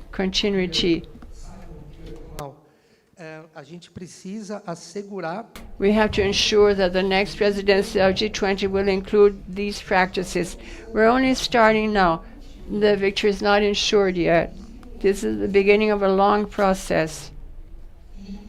And I think it has a great symbology. We have to be very, very clear. The opportunity of unite this regarding noble causes for a fair world. We are really going through a very difficult context. I don't know if you saw the result of the elections in France, a tragedy. The debate in the United States, God, what was that? A horror show, the presidential debate in the United States. And to think that we're starting to go in this direction, this concerns us a lot. And I'm ending now, but before I end, I would like to show you a little bit some of the things we're planning to do in the social area. Of course, I think today, what the G20 in Brazil will leave as a legacy. I think Ambassador Tatiana will speak a little bit more about this. But we have the Global Alliance Against Hunger. That will be the first legacy, but also the opening for a discussion of the taxation also of the rich people, of wealthy people. Taxation for wealth. And it has approval of the great majority of the wealthy people. That's very interesting. The renegotiation of debts, the reform of global governance, health, also the discussion about alliances for the vaccination production in developing countries. It's a comfort action to take G20 to the UN. Never before this discussion was taken to a UN scenario. But regarding participation, and I promise I'm ending now, I think one of the important things is unprecedented coordination among the participative groups. We have C20, W20, all this vibration of all these engagement groups with a dialogue and thinking about joint strategies. This is incredible. And it seems so obvious, but this didn't happen in the past. It's so crazy to think about this. And likewise, finance and economy didn't dialogue. So it's not that we're reinventing the wheel. We're doing something at the beginning was so obvious. Inclusive on the 3rd. Now on Wednesday we will have another meeting with all the engagement groups. And I think another important delivery is on the 4th of July, the participative engagement group with the meeting of the Sherpas. And this is very powerful, I think. And also more powerful because on the 22nd, we have a space on our debt meeting, then with a lot of due respect. Finance is quite difficult to face. And this progress that we had with the Finance Ministry and Itamaraty, there are two institutions that are very closed, but this opening is very, very interesting. In fact, they have to value this. It's not something that it's just obvious. Just to end this list, we will create a library of documents from the civil society so that you can leave your documents and this can be delivered to South Africa. We will produce also in the concept of social C20, social summit that will happen on the 14, 15, and 16 of November. So we will have a document per topic, and the idea of these documents is that they can be delivered and passed to South Africa with the recommendations from the engagement group, and this will result in the final document of the summit of G20.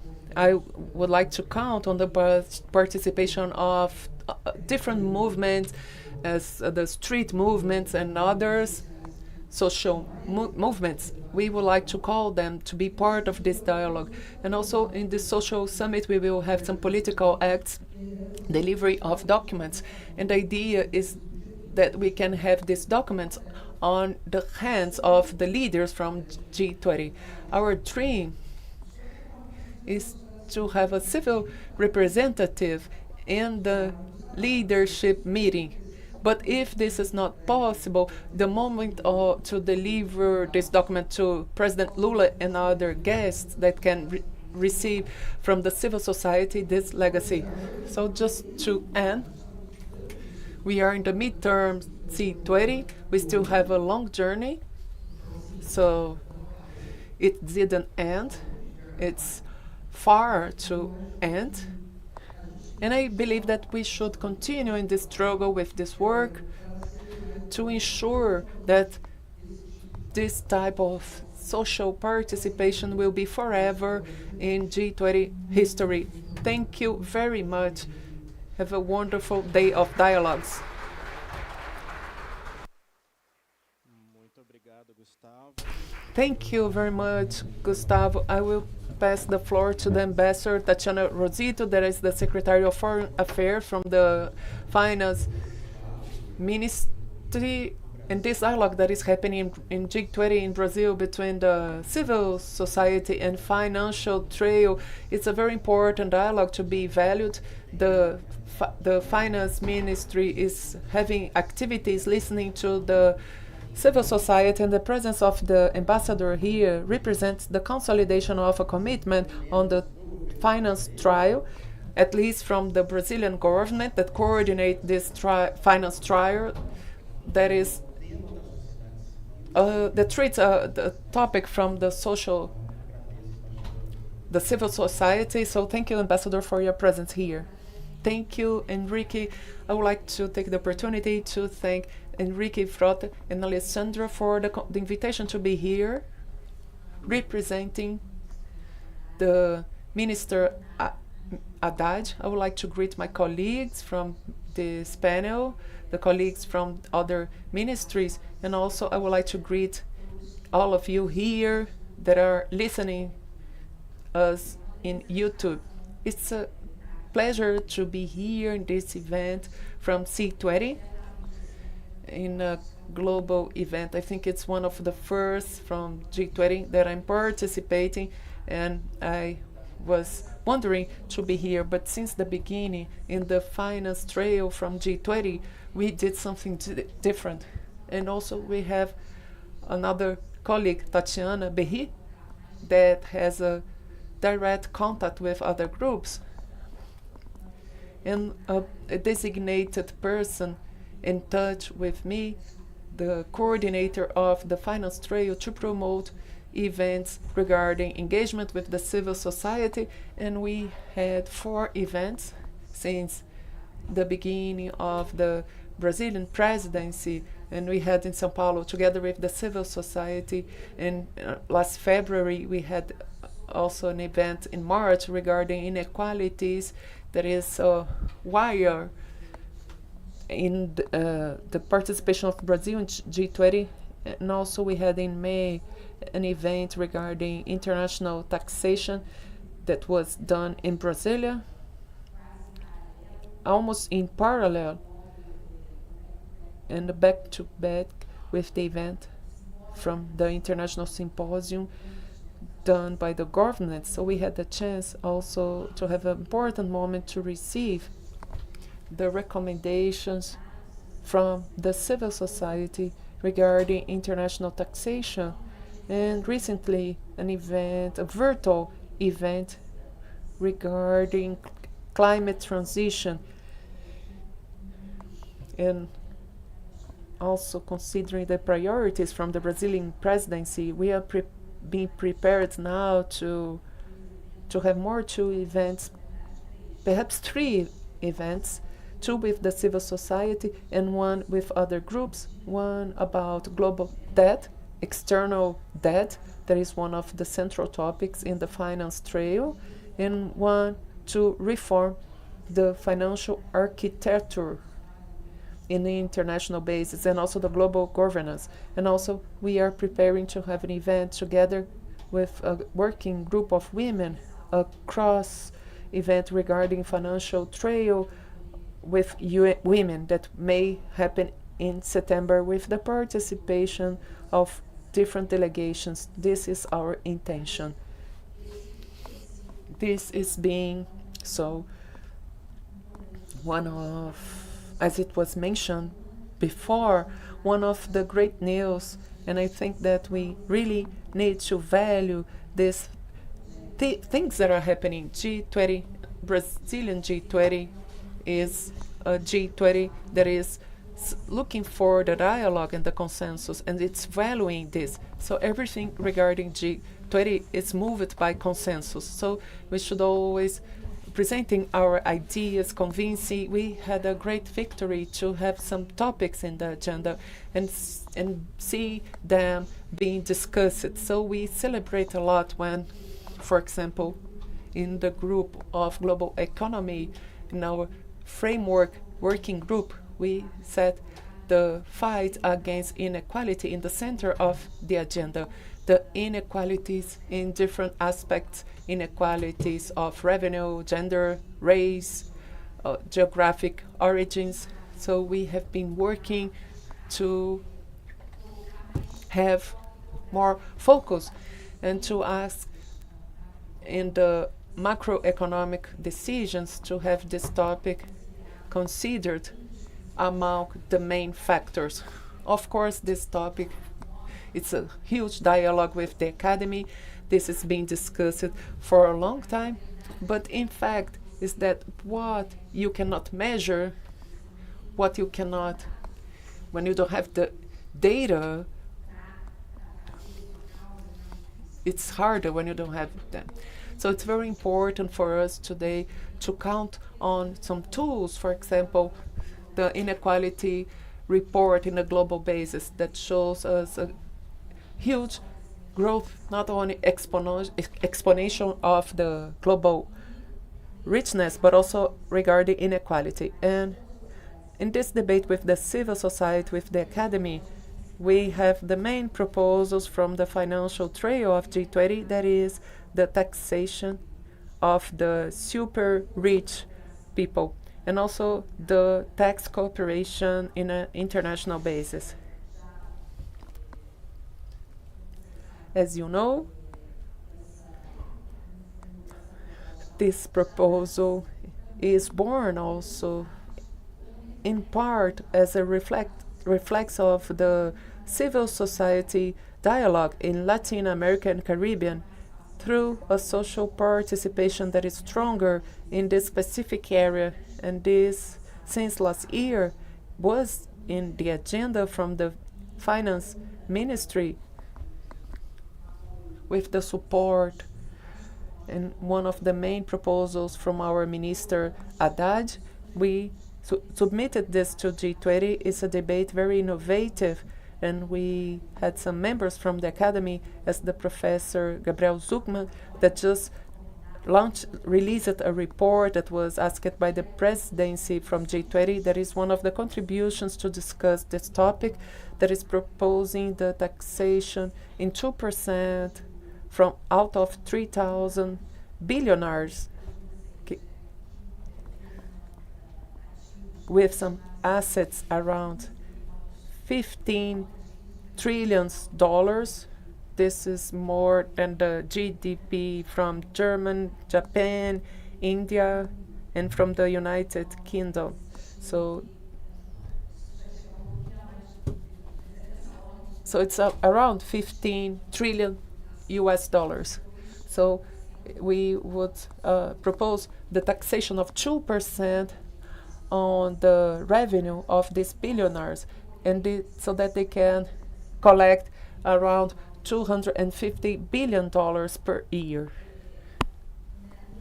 In G20 in Brazil, we will try to approve a statement regarding taxation in a tax cooperation and international basis that will be there among the proposals. And we will see if we can move forward regarding taxation topic. We don't expect to have a mechanism implemented, but this is a great advance to discuss this topic, and also taking the opportunity of our South African colleagues. It will be very important.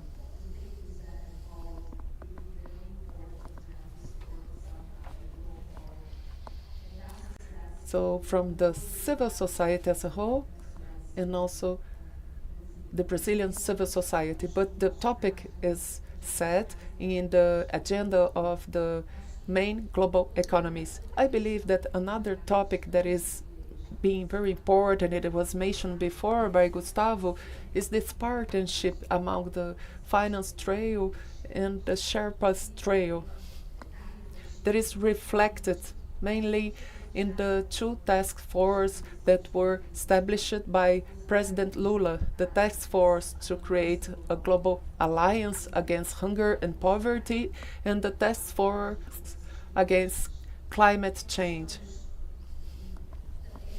This is one of the topics that, as we didn't have this before, as let's say we were not working together in the discussions of the year. So our ambitions and the means to become these ambitions true. As you know, G20 is born from the financial G20, but this birth are always a pain. The G20 is a response to the crisis of the end of the 90s, the Asian crisis, and other crises in the end of the 90s. So we had a lot of protests. If I can recall, the civil society was very important by pointing out the problems that were being increasing.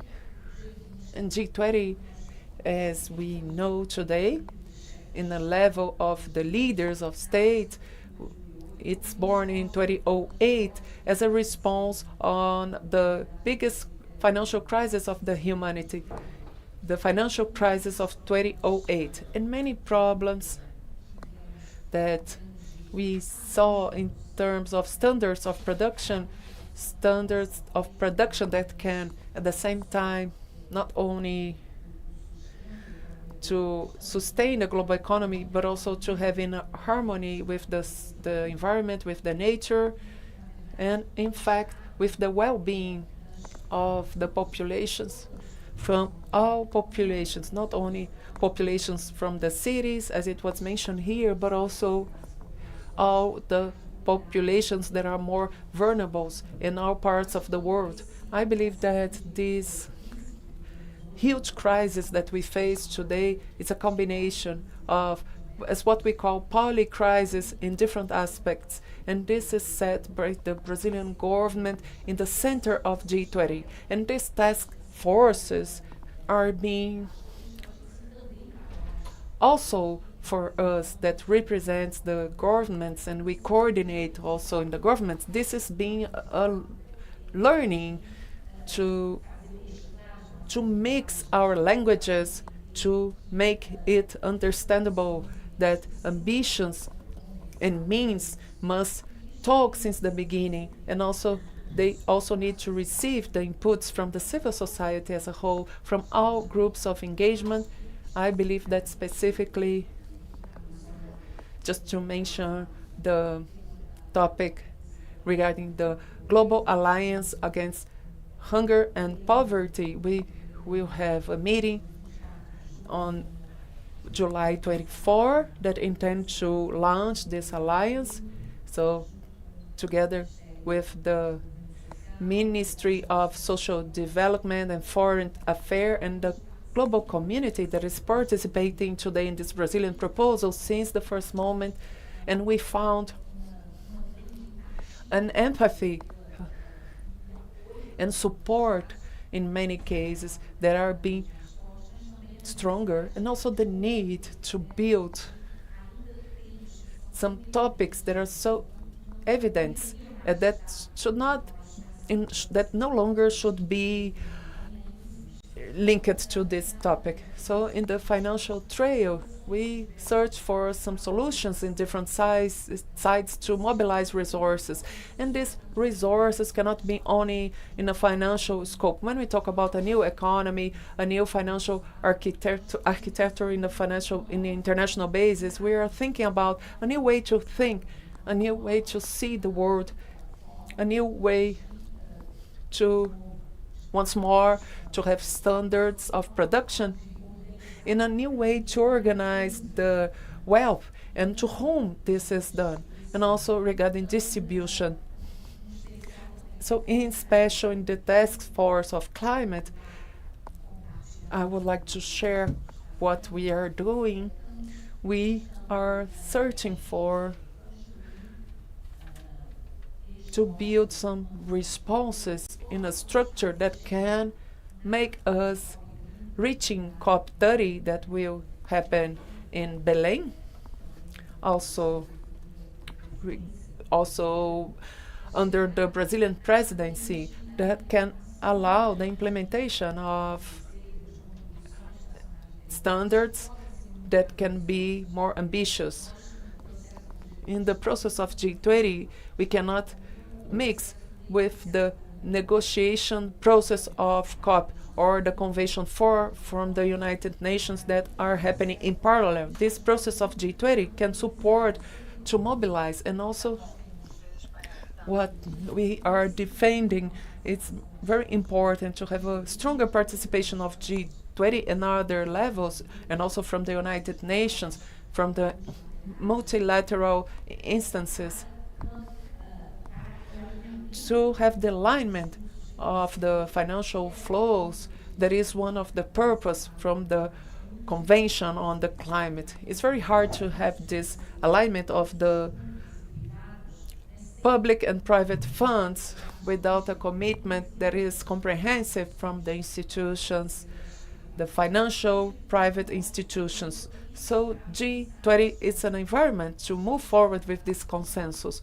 So we are working in an agenda that is reinforcing the national strategies for development that can be and should be totally aligned with some national contributions from the countries, to have them in a consistent basis with an investment plan very aligned, and that we can also build some country platforms.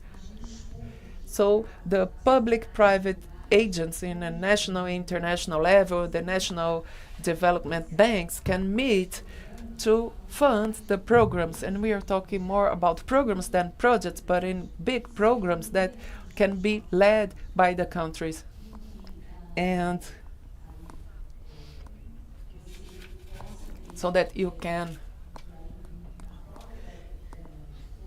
in this climate task force, and we mentioned this, to have resetting action. We have two pillars. One is to reset actions, where we were talking about the building of these platforms aligned with the strategies of development and including countries, but also resetting finance, since some regulation aspects from the international finance system passing through public policies, and also with the participation of financial institutions all over the world, so that we can leverage more resources to fund those national projects. I think this will be an important contribution that the Brazilian presidency will leave as a legacy, and also will be a contribution to COP30. I would like also to mention regarding the reform of the international governments linked to the international finance architecture, some proposals that Brazil set on the table. One is the building of a roadmap, a script to multilateral banks to be better and bigger and more effective multi-development banks. This is the mandate from the leaders.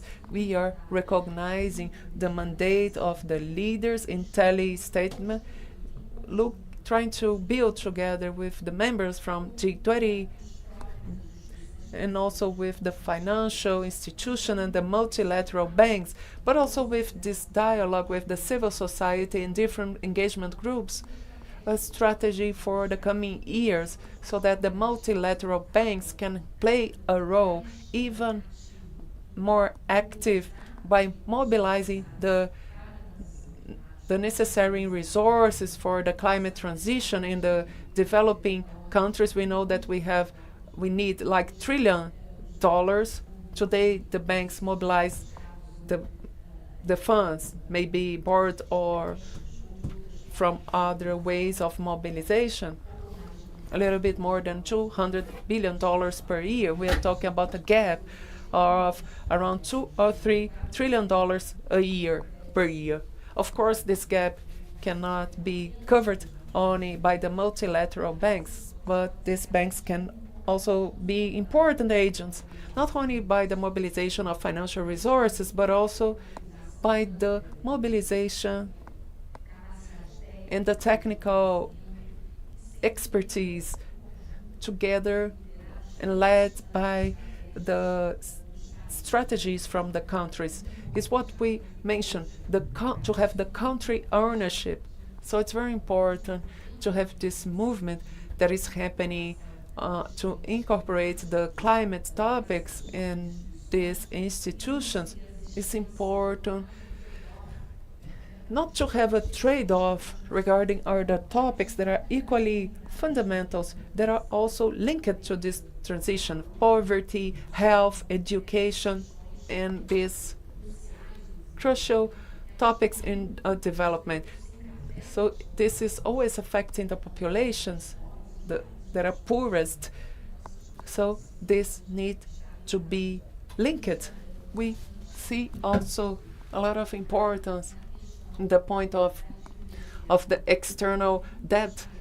It's important to listen the countries that are owing.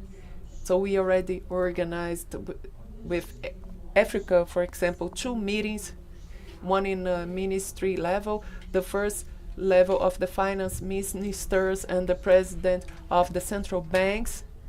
That was in São Paulo. In last February, we had a meeting with the main representatives from Africa, and now in the meeting from the architecture group, the financial architecture group, the financial trail we had in Fortaleza, the last of June. So we had a debate led by organizations from the civil society from Africa with the participation of different members of G20 to listen the perspectives also from the ones that are owing. This goes beyond a solution for the point of debts, but this requires a treatment that is more comprehensive, and the knowledge that this topic is linked to a standard of development, the standard of the financial global architecture. So it's a standard that is requiring some structuring proposals in the long term. So this can allow some of the solutions of treatment can be reverted in more stability for the growth of these countries and for the protection of the vulnerable populations. So these are some of the subjects that we're dealing with. We have 8 areas in finance, G20. I mentioned some of the working groups. Of the 4 main ones, they're global economy, architecture, and finance. Another group of sustainable finance, and another one of infrastructure, where I will mention, or public services, where one of the has to do with resilience of public services. I think it's a subject that really has more and more importance because of the tragedies that we've seen in our country, like the Rio Grande do Sul floods. So to think, how can we channel more resources, mainly regarding the compliance with the climate? We know that many of the resources that we have for projects in climate area have to do with mitigation, very little for adaptation. Is something extremely important for the economies in development. So we are mentioning this in the center of the agenda together with mitigation of the currency risk for long-term investment. The idea of being able to attract more private capital to fund the public services depend on mitigation mechanisms. They're not, it's to find a balance is very important. We have to find a way to reduce the risk, de-risking. Without this, in fact, we will be only transferring resources for the private sector. But in fact, this has to show new standards of mitigation of risks. And I mentioned the 4 groups, the core groups, but you can notice that some of the initiatives, I'm not going to forget health, because in fact health was a pioneer in bringing all the paths for finance and health together for joint work. We also have, once again, a response to a very severe crisis, the pandemic. Brazil has given a lot of importance, has continued the agenda, but consider the social determinants of health. We included this in the center of the agenda, and also a proposal of a debt swap in order for investment,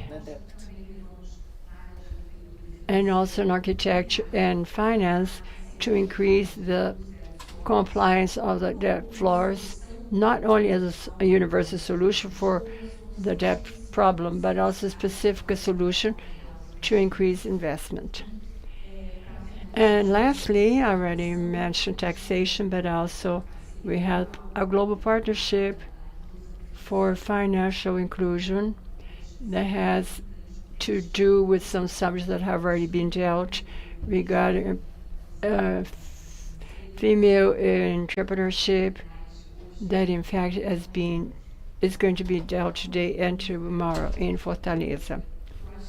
I think I already spoke a lot, and I would like to also leave a final message, and would like to say that truly we are preparing ourselves to have you all on the 22nd in the meeting of the ministers of the financial path that will be held here in Rio de Janeiro. It's going to be very important. It's going to be a landmark, as I mentioned. It's something unprecedented, pioneer movement to receive all the interesting groups. This will happen on the 22nd in the meeting of the Sherpas and or the deputies, and we will have a debate on the whole morning with all of you. We expect all the recommendations, and we continue in this joint work, and we're always open at the Finance Ministry to continue a dialogue and increasing all the contribution of C20 in the finance path. Thank you. Thank you very much, Ambassador, for your important updating of the priorities of Brazilian government in the finance path in G20. I pass the floor to Luciana Anita. That will end our opening session. Thank you very much, Enrique. Good morning to all of you. I'm going to have a self-description because we forgot to request everybody to do it, because many people are watching us online. I'm a white female, very short. I'm wearing gray clothes. I have dark hair, and also I wear a scarf, pink scarf, green. Not green, because this green is the color that indicates the rights for women. The reproduction rights of women also are present in C20, and not only to mention that abortion is a structural agenda, but also to remind everybody that the rights of reproduction and sexual rights of all the people are fundamental subject for the development of sustainability. Without this, we won't have sustainable development. Therefore, I will start greeting you, all my colleagues, Roberta, Carlos, Gustavo, and the Ambassador Tatiana. It's a great joy to be with all of you here, and also the previous roundtable, the participants on the previous table. I think it's a very important moment for C20. We reached the half of our work of the national chapter, now Brazilian chapter under the presidency of Brazil. And I would like to take advantage of all the words of the ambassador to speak a bit about this G20 moment in Brazil that, as has been mentioned, happens in a joint movement that's quite tense. I think that most of you, but half of the people that are here today in this auditorium, they were in our inception in Recife, where we started our formal C20 works. However, unfortunately, since then, what we have seen was a worsening of the international scenario. We've seen data and evidence showing the increase of poverty, of hunger, and of migration, violence, an increase of conflicts, wars, and an explicit genocide intent on the side of China, and also here also the last week also coup d'etat intent in Bolivia, and also very important things happening in the Brazilian Congress, not only regarding the female rights already acquired legally in the field of reproduction rights, but also many by bill of laws being thought exactly in the opposite of everything that Brazil is trying to reach in G20. So I think now we are in a global crisis where we not only notice a war against the right of women and the increase of a speech of hatred against LGBTQ plus population and socially vulnerable people, also economical groups like Afro-descendants and also quilombolas, and also indigenous people, our indigenous population. And also we can also state without doubts that the world is facing now a war against rights. It's deeper, it's broader, and we are in a moment of huge, what Americans say, tipping point, a change in history. We're seeing a lot of backward movements for the civilization. So in this context, G20 reaches Brazil. We have this Brazilian chapter of Brazil, remembering that as of Indonesia in 2022, then we had India in 2023, and now Brazil 2024. The next year we will end a cycle of 4 countries under the presidency of G20, followed on the global south. This makes a great difference in the political narrative. We have to prepare ourselves for the South Africa chapter, and also for a chapter that perhaps is harder in what we will be able to reach up to now, because we will face a moment where G20 will happen in the United States, and then we don't really know, in fact, what's going to happen. But apart from the election results in the United States, we also know that we'll face very hard positions.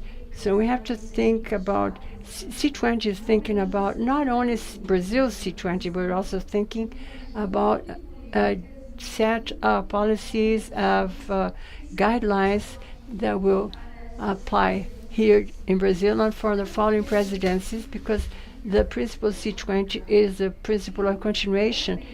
And it's also nice to say to everybody, the start to become knowledgeable of C20 that many of the subjects that are being discussed today are subjects that are in G20 for more than a decade.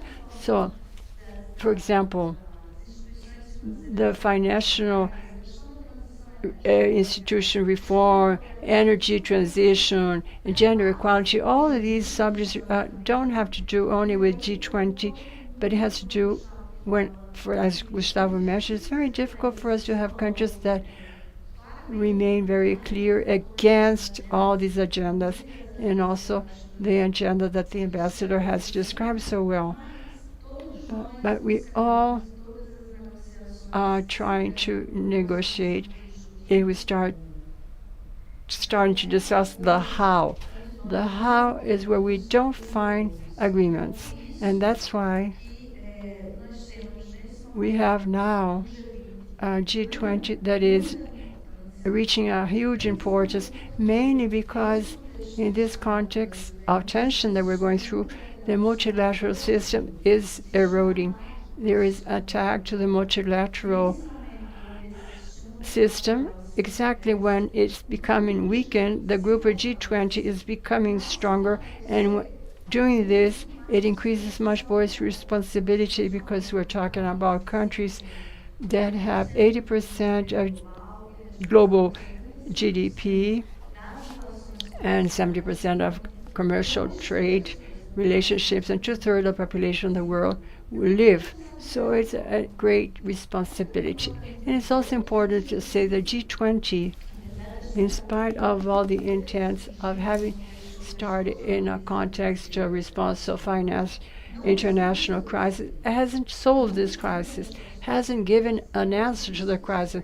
And that's what the civil society is speaking about.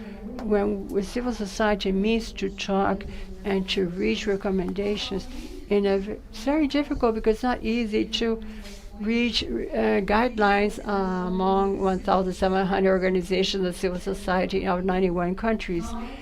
And we're trying to highlight the requirement, above all, of G20 having political coherence, because many of the subjects, and it's been very important to have had all these previous speakers, because most of the subjects we're dealing with has already been dealt internationally. So we already have agreements, resolutions that indicate where we should follow in order to solve the climate crisis and also governance crisis that we're facing today. That is a very, very severe crisis, and also the economical crisis that continues. So what continues is a model of production and consumption unsustainable, and we continue insisting that is a paradigm of development model that we have to think about. And also, whenever we talk about development, we have to talk about what kind of development we have to have sustainable development. So I believe that Henrique and myself these last days we have been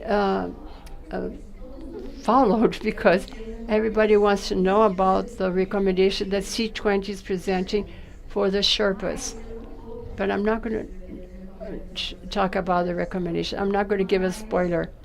But the agreement is for us to talk about these recommendations on the 4th.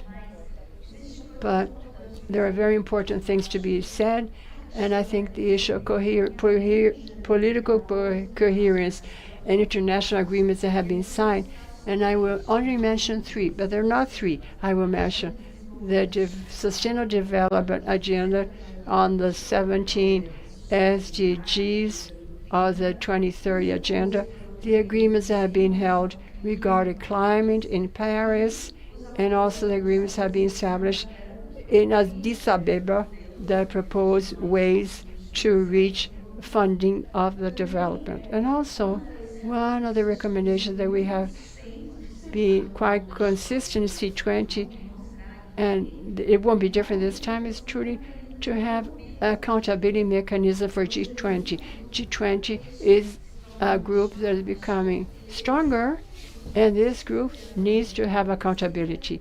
We have to have a process of follow-up. It has to become, in a way, very responsible, not only as of their domestic relationships between civil society and government, but also mechanisms of accountability on which every year they commit themselves to do in their summits. And also talking about the process that I think is very important. I would like to highlight some things. For those who don't know the C20 story, C20 is a result of a meeting of civil society that in the back since 2009, 2008, started to have a follow-up, informal follow-up of G20. As Henrique said at the beginning, it was formed in 2013 during the Russian presidency, and C20 has had many moments of dialogues with the presidencies of the countries. So C20 met already with the president of France, with the C20 met with Putin. And in G20 in 2013, when it started formally recognized, at that time we delivered our recommendations to all the Sherpas. With the delivery process with the recommendations, it's not new. It's been happening during the story of C20. The new thing here in Brazil is the fact that we able to have all the engagement groups in a coordinated collective process for this moment of dialogue and delivery.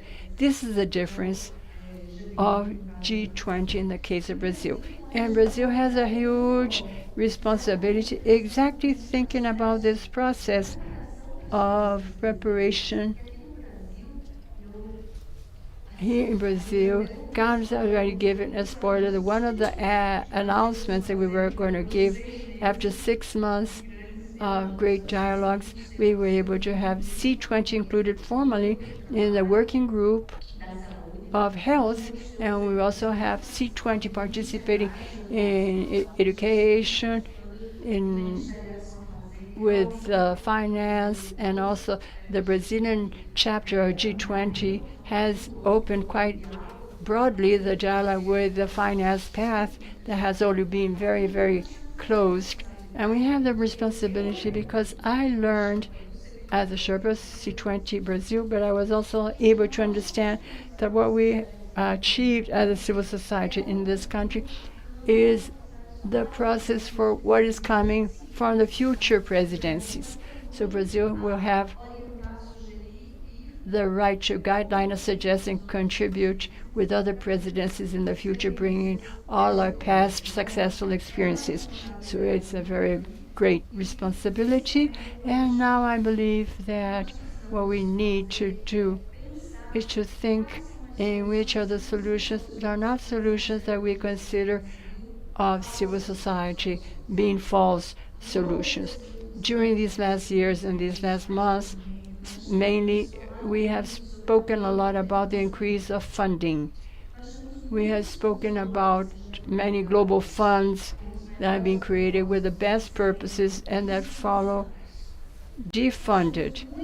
We have a lot of agendas and agreements and international commitments that have been exhaustively negotiated and that find average common sense among the countries, and they're not kept. So we have to give a step forward. We have to have predictable resources for the agendas and public policies to ensure social rights and economic rights. We need to leave voluntary contribution models of other countries for these global funds, because every time a country commits themselves voluntarily with a global fund, whichever it is, there is a political agenda behind it, and there's no predictability. That's why we are still in a global context of a lack of privileges and inequality and excluding our social and economical rights and environmental rights don't fit the public budgets because the country is not able to invest domestically or because they are dependent and dealt with these debts, and also they have to pay part of the debts, but also because they don't have sufficient resources through a collection taxation system, progressive, that could fund its own agenda for sustainable development, internally speaking. I'm saying all this because one of the concerns of the civil society, and this is a small spoiler of our recommendations, is that we have to know the expectation among new funding and new resources, with the regulation and the accountability. One sector has been mentioned as a solution, that is the private sector, but has been also accountable for many negative results in the way it develops its business models based on extractivism, removing the right of many communities without no respect for nature and the environment. So while we don't calibrate all these speeches with the fact of having a private sector, mainly the multi-corporations aligned to sustainable development, we will never leave this paradigm. So to end, I know I spoke a lot. I try to not to overcome my time, but to end, as we started with a wonderful text of Granaki, I would like to end also with some art, reminding you a great Brazilian author that everybody really love, that is Guimarães Rosa in his book Grandes Sertões Veredas. Guimarães says that during life makes a great fuss about everything. There are many moments where we have moments that are easier, sweeter, and there are other bad moments, warm and cold moments.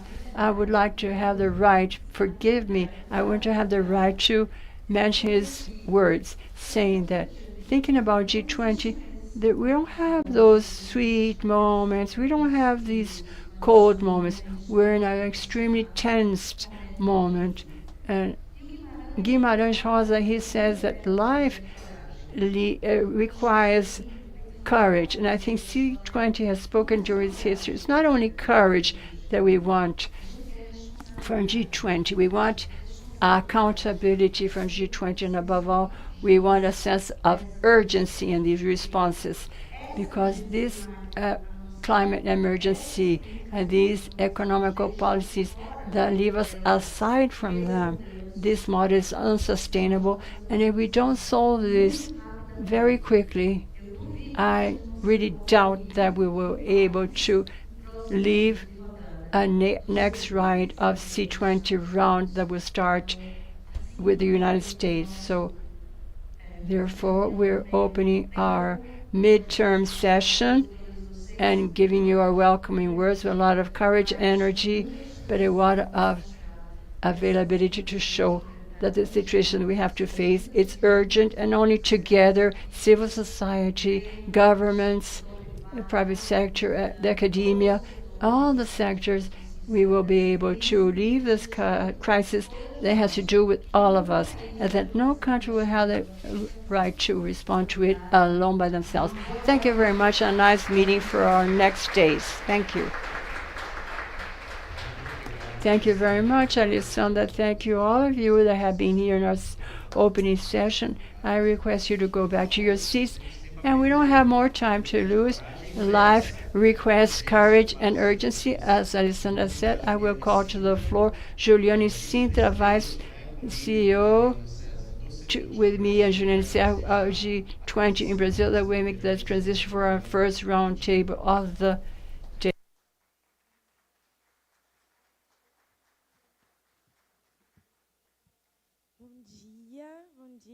Good morning to all of you, to all the people here.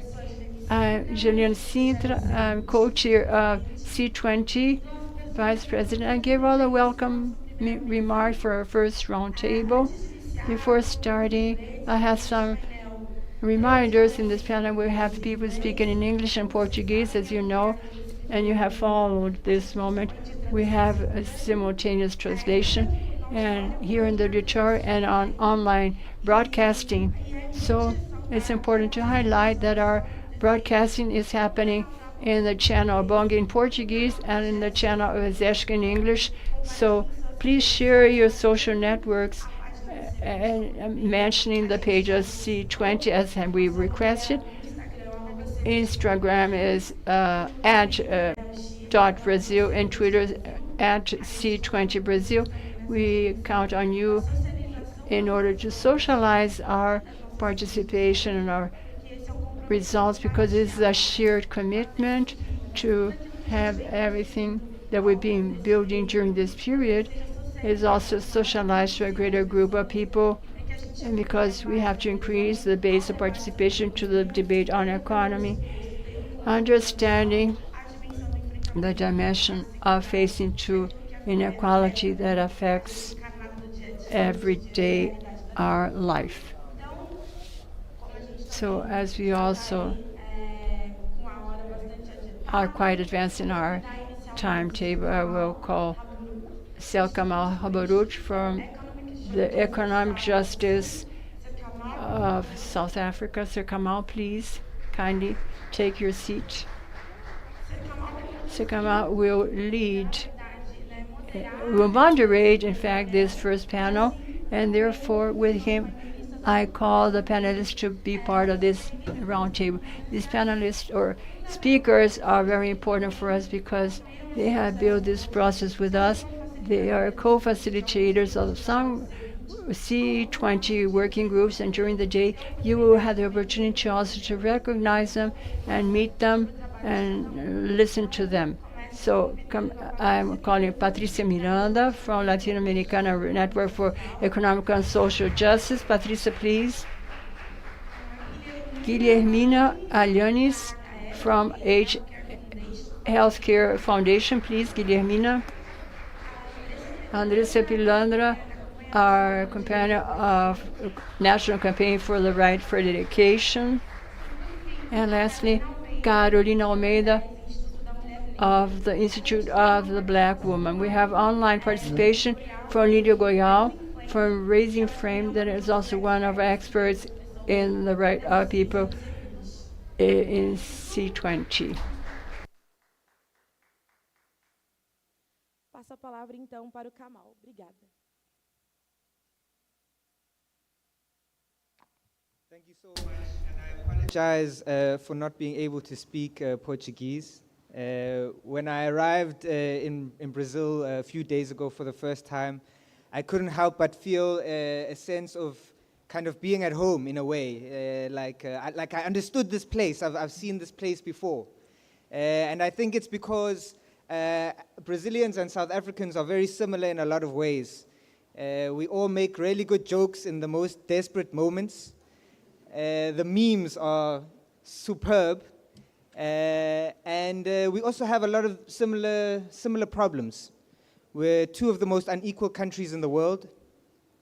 We have histories of colonialism, racism, and slavery that continue a unequal and an entrenched racism, right? We have a lot of problems, and we share warmth at the same time. And it's this dichotomy that made me feel like I know this place, you know? So I'm a bit upset with Mandla because he greeted you all from South Africa, which is what I wanted to do. So instead, I'll just say, from South Africa, I hope you all have a wonderful week.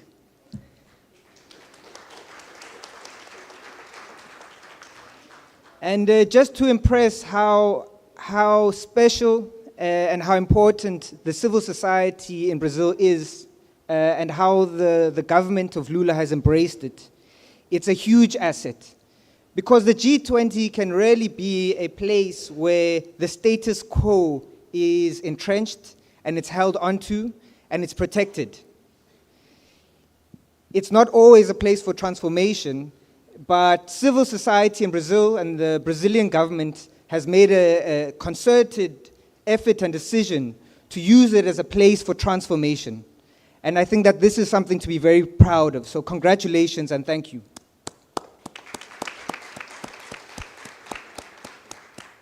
My name is Kamal Rambrit, and today I have the honor of facilitating this session. It involves some ideas that are the outcome of meetings with more than 1,700 civil society organizations across the world. In the working group that Patricia and I were part of on fair, inclusive, and anti-racist economies, we narrowed down thousands of pages into a very short 3-page recommendations, which was nearly impossible, but we've done it. And the product of that is a really rich and thorough set of ideas that can take the world economy forward. The premise of our working group was that all people are entitled to live lives of expanding freedom. All people are entitled to be protected from abuses of power, and all people are entitled to human rights. Today, presenting our ideas, we have a group of people who work tirelessly to realize fair, inclusive, anti-racist economies. I will begin with some introductions. Guillermina Alanis works at the AIDS Healthcare Foundation, generating new and innovative ways of treating and addressing the barriers to care for people living with HIV and AIDS. Andressa Pelanda from Brazil's National Campaign for the Right to Education that works for the defense and promotion of education rights.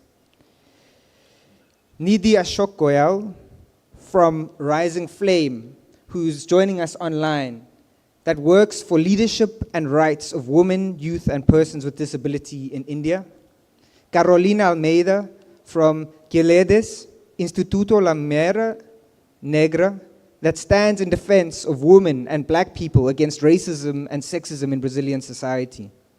Patricia Miranda works at Latindad, a Latin American organization that provides a network of organizations campaigning for the financing of development needs. We will open up with Guillermina, Andressa, and Nidhi and Carolina. And we'd just like, in a very short 8-minute presentation, for you to give input on what a fair, inclusive, anti-racist economy looks like. What does that look like? Who does that include? And from your experience of your work, your activism, why is it so important? So, firstly, a huge round of applause again for all of our incredible panelists.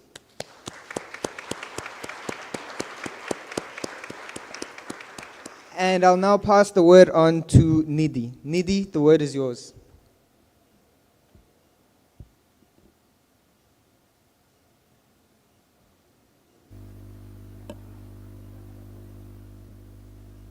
Am Sorry, I audible? could you just say something again and make sure that the sound is working at the back?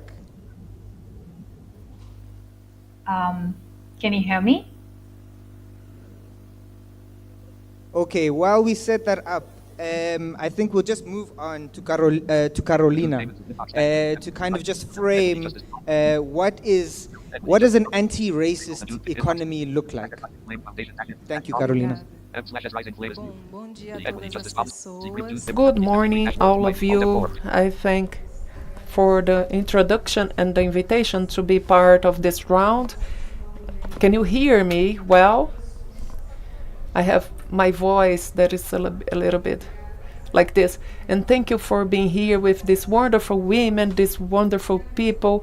I introduce myself again. I'm the international advisor from the Brazilian organization focused on the fight against the women, right, and the Afro-descendant population. I am one of the 3 co-facilitators of the Working Group 8 that is dedicated to work the right of women and the gender equality. As a co-facilitator of GT8, I consider the topic of the fair economies, inclusive and anti-racist, as a tool that is fundamental to reach the social justice, understanding that through this perspective, it will become possible the construction of societies that can respect and recognize the need of each person, that values the individual as someone that can add some cultural, economical, and financial values. It also can empower people, removing them from the invisibility and also the stigmatization and marginality, and also reconsidering them in the society as human beings and able to enjoy the citizenship and to give value to the communities. In this sense, the two questions from this panel are very important by proposing the reflection: fair economies, inclusive and anti-racist. From who and for whom? As we have a short time, I will start by the end. To whom? The fair economies, inclusive and anti-racist, must be boosted by a huge alliance with the private and public sector, civil society, local communities, and also it's important to include the perspective of the groups more impacted by the economical issues. And I refer here as GT8, understanding that women are part of one of the groups more impacted by the economical inequality. And I want to say that there are the women in all the diversities. And also, I would like to clear and use this moment and space to break as the invisibility that is systematically structured to generate the invisibility of the women in their diversity. And as a public policy to empower women, I would like to mention here all the groups of women in which the recommendations from GTA are destinated. So the recommendations from GTA were thought by the Afro-descendants, quilombolas, from traditional communities, women, for indigenous, with disabilities or hyperdotation, with LBT, trans, women, girls, young girls, and women from all ages and all the cycles of life. All these women need to be seen and understood in their needs in a way that the states can understand that our inclusion in the process of building the fair economy, it's not only a right, but we need this. We should ensure that the policies and practice from these economies will reflect truly the needs and experiences from the women, becoming these policies more efficient and more sustainable. Thinking about the first question, that why the fair economies, inclusive and anti-racist, we from GTA understand that when the economies are thought like this, they are able to break the structures of power that are being historically projected to marginalize the women.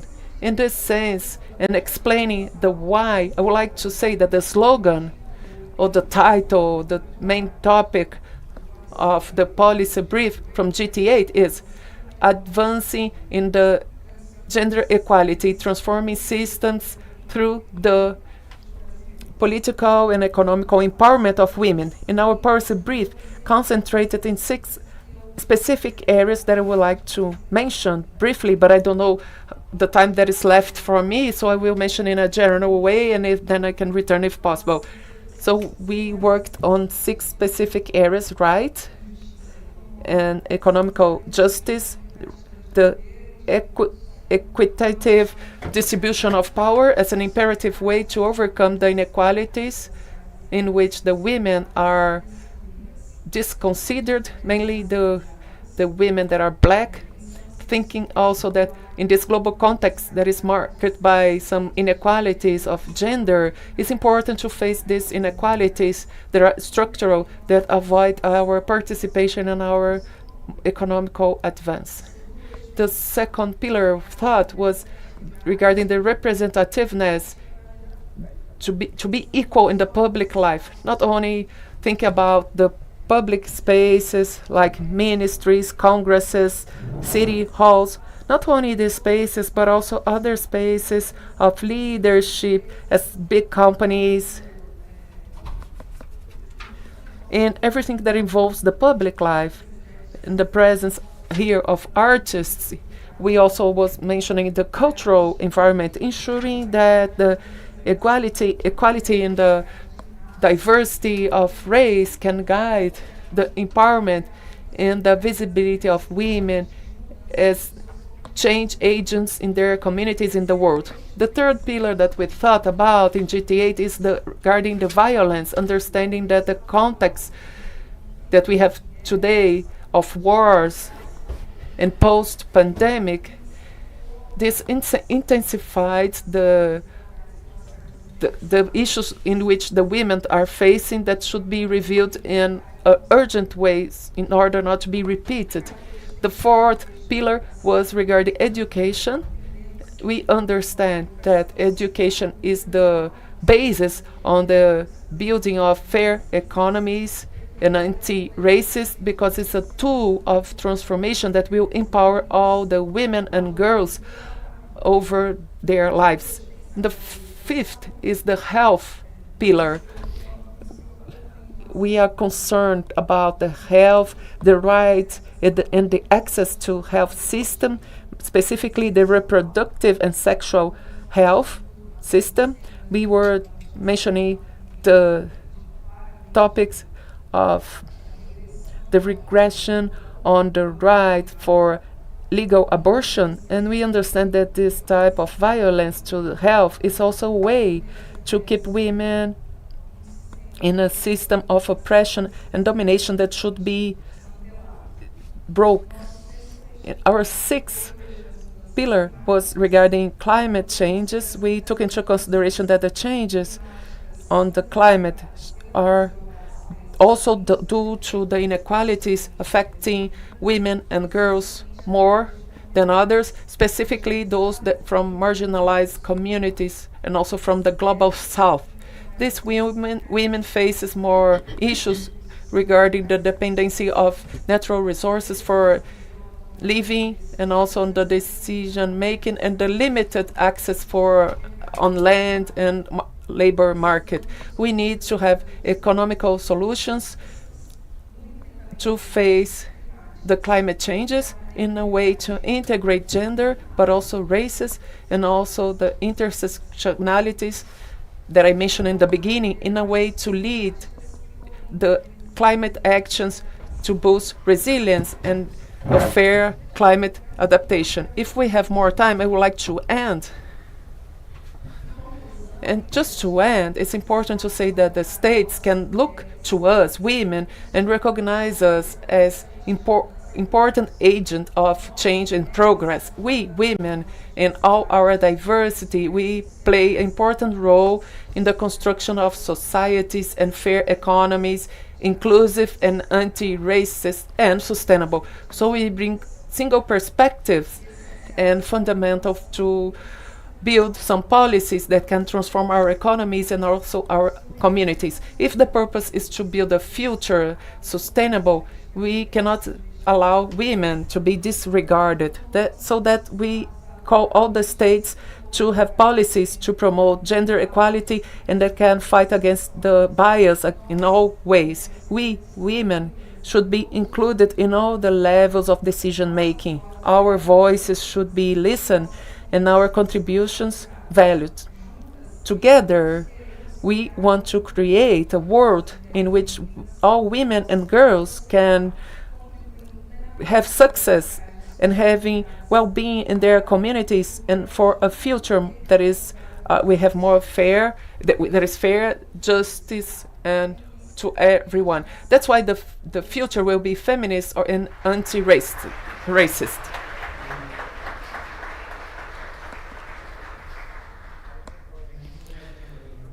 People need to be recognized. If we want an anti-racist, inclusive economy, people must be recognized as human beings and as visible citizens. For this to work, systems must be transformed through representation, through peace, education, and health. I turn now to Nidhi, who is joining us online, to speak more about the role of women, youth, and persons living with disabilities. Thank you. Brilliant. Thank you so much. Am I audible now? Just doing a technical check. Yes, you're audible. Thank you.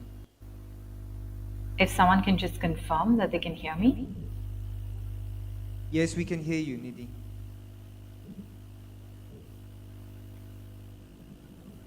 You're able to hear me, right? Yes, we are. Go ahead. Yes. Okay. Brilliant. Thank you so much for this opportunity and so much for inviting me here. I just wanted to quickly add that I have also been on the steering committee of C20 India and led the Disability Justice Working Group in India, but also Disability C20 in the India process. I'd like to be here. I'm extremely excited that I'm speaking at the panel, which is about inclusive economies. When we think about G20, the featured question is economic development with a human sustainable social development agenda.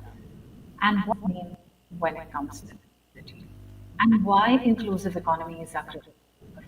I'm really happy that we laid out many structures that need place for persons with disabilities as well. What do we mean by that? With and when we think about development, the cost of exclusion of persons with disabilities is as 7 to 10% of GDP. Actual agenda important for us to evaluate and we stand as a society. Now, three words live with disability. Why is disability inclusion? When we talk about racism, we also need to talk about statistics. So we want to create economies which are challenging racism, ableism, but also power structure. And that's why we say women in universities. When we say persons with disabilities, we say persons with disabilities in all, which means identities that cross. We're talking about disability that has and recognize that is one that disability stands alone. Specific space, person recognizing that the disability is cut on issue. When we think about every 6 person have joined us virtually, how many people would sit in the room? 6 person in the world lives with disability. Global statistics tell, but where are persons with disabilities? The context setting currently would also that higher poverty rates in persons with disabilities, higher rates of malnutrition, poverty, access to health or denial of access to health, lack of economic opportunities, lack of economic opportunities in terms of inclusive employment, livelihood, building, etc. But also being in disaster situations, in climate change discussion, but in overall leadership analysis. If I had to put some numbers other than disability, I would tell you that the employment rate for disabilities is near 23%. If you compare it to much higher rates of employment around persons without disabilities. We're looking at a dropout rate that children with disabilities around 25% of them have never gone to school, and then around 30% have dropped out from each of the levels of education. We're talking about disaster, conflict, and pandemic situations where access to health, access to rehabilitation, access to rescue, and have all been denied to persons with disabilities. Why is it important for us to take this ahead? It's important because when we talk about disability, it's an urgent need in the world. The pandemic showed us that. We were talking about mental health impact and psychosocial disabilities. But when we talk about the increasing war, conflict, disaster, geopolitical instability, health crisis, pandemic, the number of people with disabilities simply are increasing. To cater to this large bucket, why is it a gain for all of us in terms of inclusive economies? You take a simple example of universal access. We talk about physical and digital infrastructure accessibility for persons with disabilities, which means that once there is a building, there's a financial institution, there is an educational institution, an employment and business, an infrastructure that is accessible to persons with disabilities, which means immediately that elderly persons can access it, people who have temporary disabilities, which means accidents, illnesses, etc. But also when we talk about women, pregnant women, women recovering from some of these situations can access them. So children can access these spaces. So when we talk about socio-economic, political inclusion or development, accessibility for persons with disabilities would mean universal access for all. What are our few demands? I know time is limited, and so I will just talk about some of the asks that we have been continuing to carry forward within the Civil 20 and the G20 space, some of it coming from India, some of it that is spread across the working groups in Brazil, which has taken a cross-cutting inclusive approach, is visibility. But visibility where? Visibility, one, in data. Very importantly, have data that is inclusive, data that is cross-cutting, data that is disability and gender sensitive and disaggregated, so that we're not left behind when policies are being framed, when decisions are being taken, when people have to be invited to the table. Two, access to inclusive, integrated, and quality education. Thinking about women in all their diversities would also mean girls with disabilities. When we think about education, we need to start from institutions, pedagogy, but also something as basic hygiene and toilets that need to be accessible and inclusive within educational systems. Educational systems that are thinking about individualized learning plans and opportunities for diverse learners. Accessible infrastructure and assistive devices.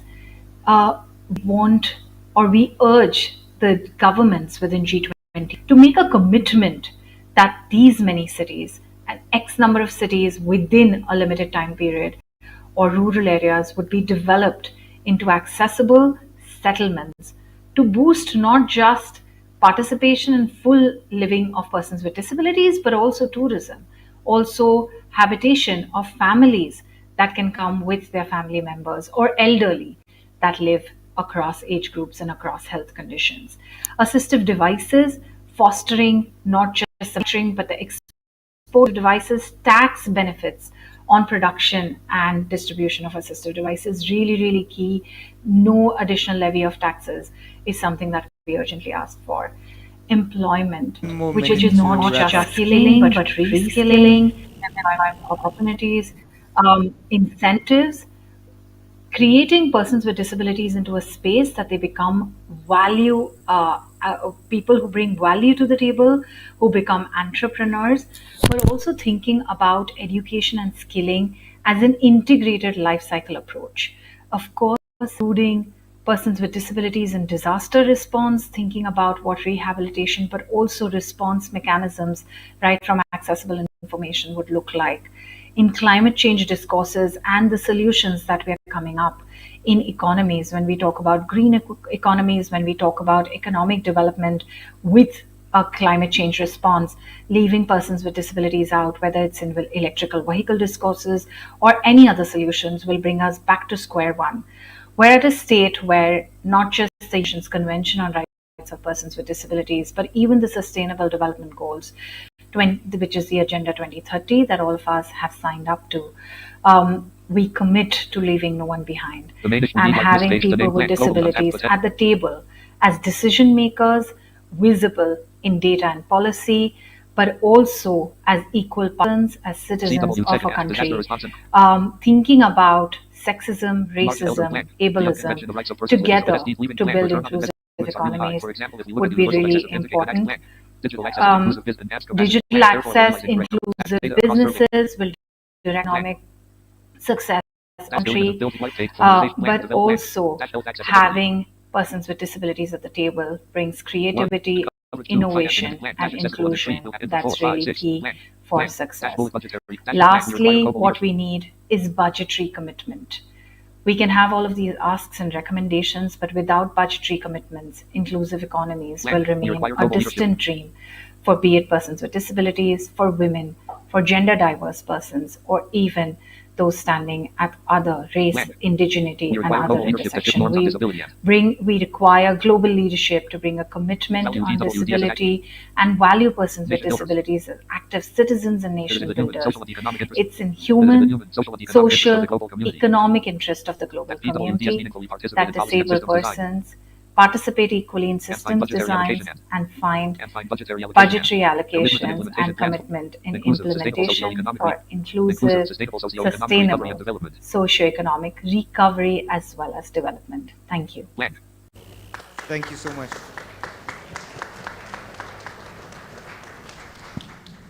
Thank you so much. I'll turn to Guillermina now. Hello. Okay, good morning or good afternoon, everyone. I'm Guillermina. I'm from Argentina, even though I work at the global level, and my native language is Spanish. So since I have to speak in Portuguese, which I don't know, or English, I'll choose English, but I'll have to read my presentation. And in this case, Kamal, I'll be a little bit like politicians, and I won't answer the question directly because economy is not my issue, but health is. So with my presentations, we'll go back and the question will finally be answered. So today, I sit here with these amazing women together with me who are powerful, who definitely are leaders. And I couldn't help think about how many people would look at this and would think how strange or how weird, all women, all one panel, all women. Where's the balance? Where are the men? Because that's what we're used to, right? And then I thought about the theme of this roundtable, fair, inclusive, and anti-racist economies. So my first thought is like, why do we have to discuss this in 2024? Have we learned nothing as humanity? And the truth is, no, we haven't learned much. And what we did learn, we definitely don't apply our learning to improving. We must talk about fairness, inclusiveness, racism, stigma, discrimination of each community that is seen as different by someone. We're also so used to this that we don't even think about who is saying that someone is that different and deserves to be treated differently. But most of the times, of course, this different treatment we deserve is not equality, it's not fair, and it's not inclusive. And that's the reason we must keep addressing all these issues, naming each vulnerable community, reminding the world the values that should lead all of our actions: human rights, equity, inclusion, transparency, accountability, together with many more. I coordinated with Juliana, Diego, and Kurt the Integrated Health for All Working Group. And I want to thank not only the coordinators, but all the participants that worked so hard to make the recommendations, to discuss, to have consensus, and made all of this possible. So back to our business. In our group, we had one main consensus, and it is leave no one behind. It's a goal that we wouldn't ever give up. And this leads to inclusiveness, equity, human rights, and stigma and discrimination-free systems. And that was the focus of our 4 topics that we address. When we think about economies, we all think about money, investments, finances, budgets, and all that is needed to make our ideas and public policies a reality. When we need to name the vulnerable communities, when we have to be specific as to what inclusion is, we know we still have a long way to go, but we'll keep doing it. We'll keep advocating and working together to make it a reality. And someday, we'll be able to say, we left no one behind. So in our working group, we addressed 4 main issues, as I said. Not because they were the only issues, but we needed to advocate on this G20, and we decided that these were the priorities for today. And we work at them in subgroups. So we address the impact of climate change on health. And by 2030, the cost of health security linked to climate change is projected to reach between $2 and $4 billion annually. This will primarily affect vulnerable populations, leading to the loss of livelihoods and exacerbating poverty. We need actions with robust transparency and accountability mechanisms. The climate crisis has a tremendous impact on health infrastructure and the ability to deliver care. Climate change threatens progress towards the control and elimination of infectious diseases by impacting geographically, seasonally, and incidence. The transition from fossil fuels to clean, renewable energy that is needed must be financed by those most responsible for the problem. That's why we call on the G20 governments to develop and implement a roadmap, an action plan that align national health systems with the Paris agreements on COP28 to fund climate-resilient, low-carbon health systems in low and middle-income countries. We also advocate for stronger and solid financial systems that are needed to address the gaps and take decisive action to improve social well-being and prosperity. We also address strengthening health systems because there's no global health security without strong national health systems. As we learned from COVID-19, no one is safe until we're all safe. We look for effective, accessible, and affordable self-care intervention at all healthcare levels.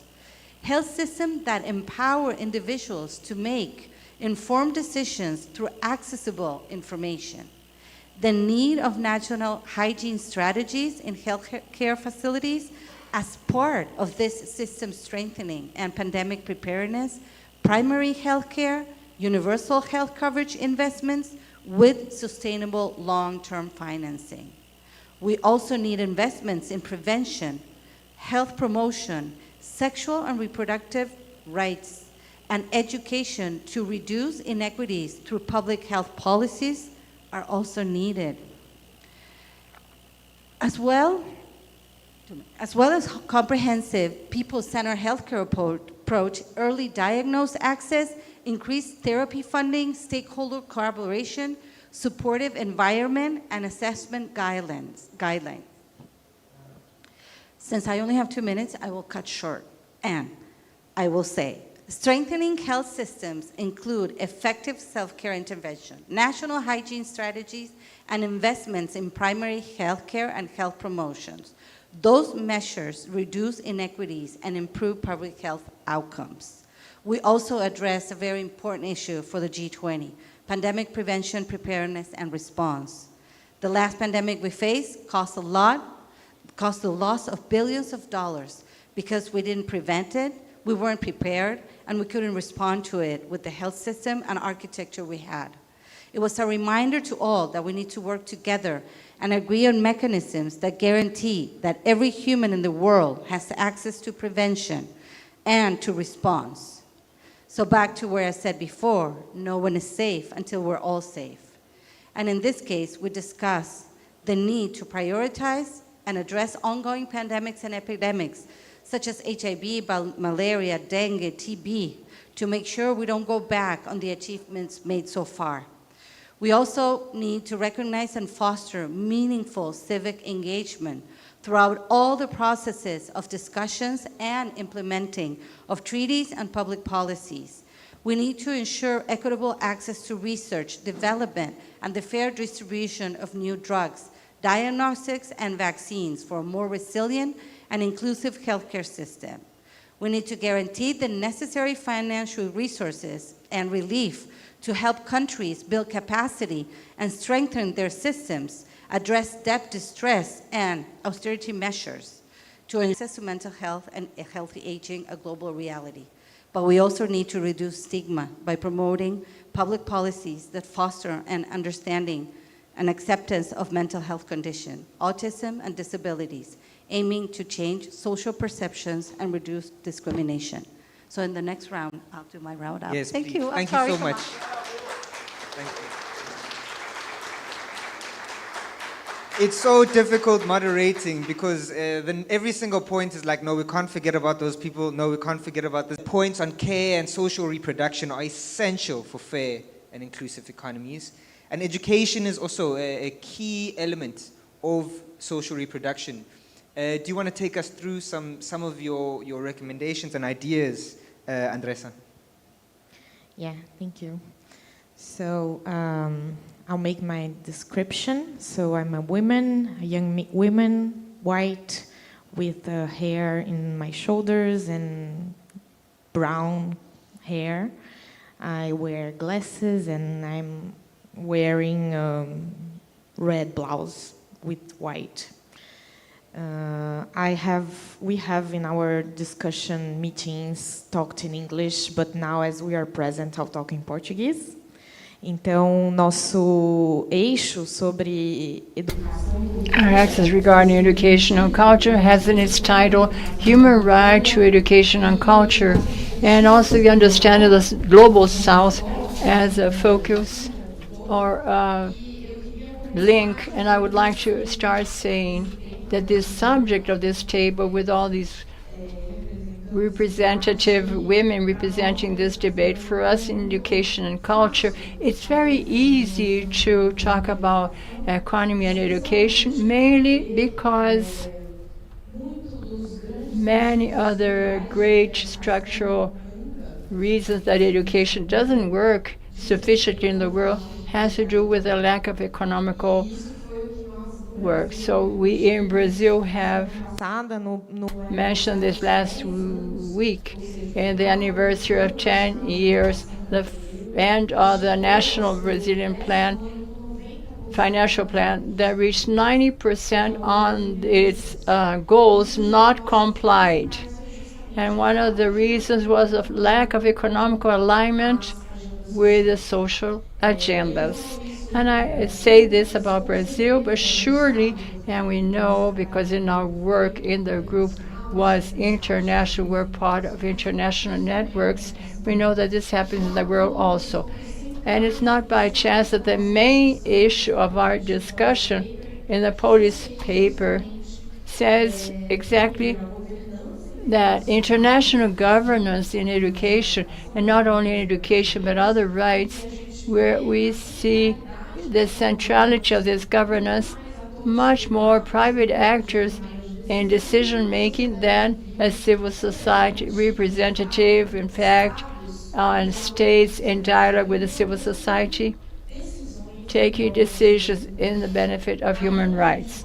We still talk about the funding for education and culture that need participation of the society in this decision making, and not only this, to ensure taxation justice for exactly to advance and ensure the compliance of a number of commitments that are not kept for years and years, as Alessandra mentioned at the beginning of her talk. We also have the Convention of the UN that will happen regarding taxation, and we also have to consider education and culture in it. Of course, we have to remember climate justice also when we talk about education and the role of education to ensure a system with a fair transition with justice in this area that ensures environmental critical education and sustainable public services as a pillar for this. And education has to be considered as well in order to strengthen democracy and human rights, and also laicity that ends being issues of the moment, not only of the future, and that are a priority. A structural issue that we're also dealing with has to do with the debate that we're holding here is exactly there's a lack of regulation of the private sector education in Brazil, in the world, mainly in the global south. And we have a mechanism that is the Abidjan principles with participation of the human society, and we were there.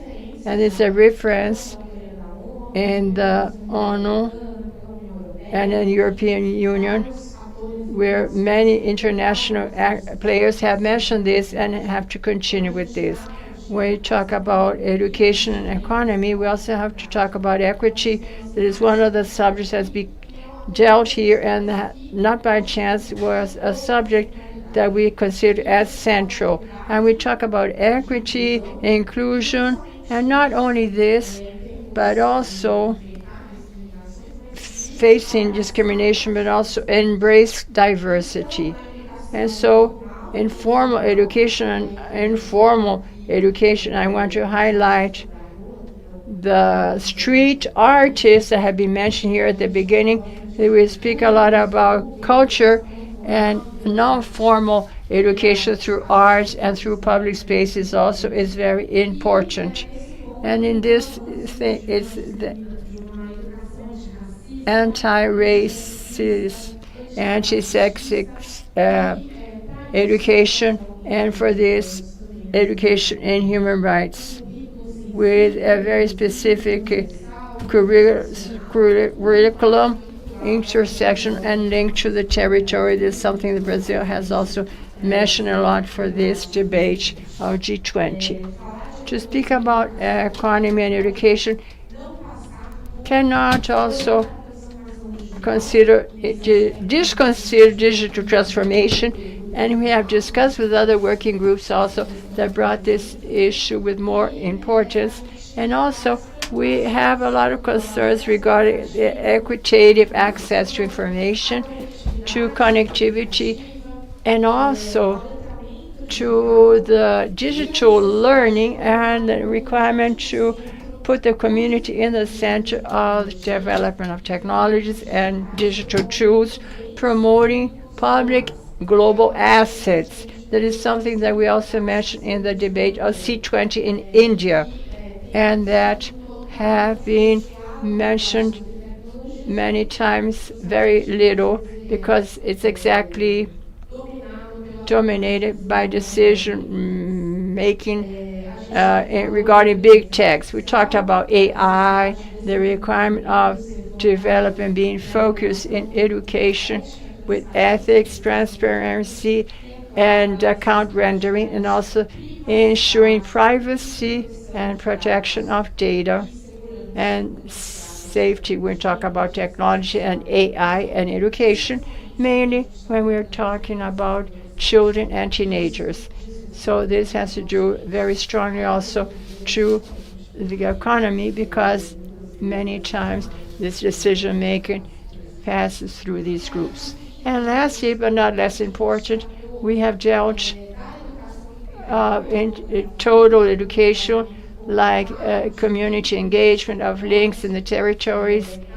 In that perspective, it's necessary to have a whole community to educate a child, to rescue this sense of human right above purely commercial interests in education.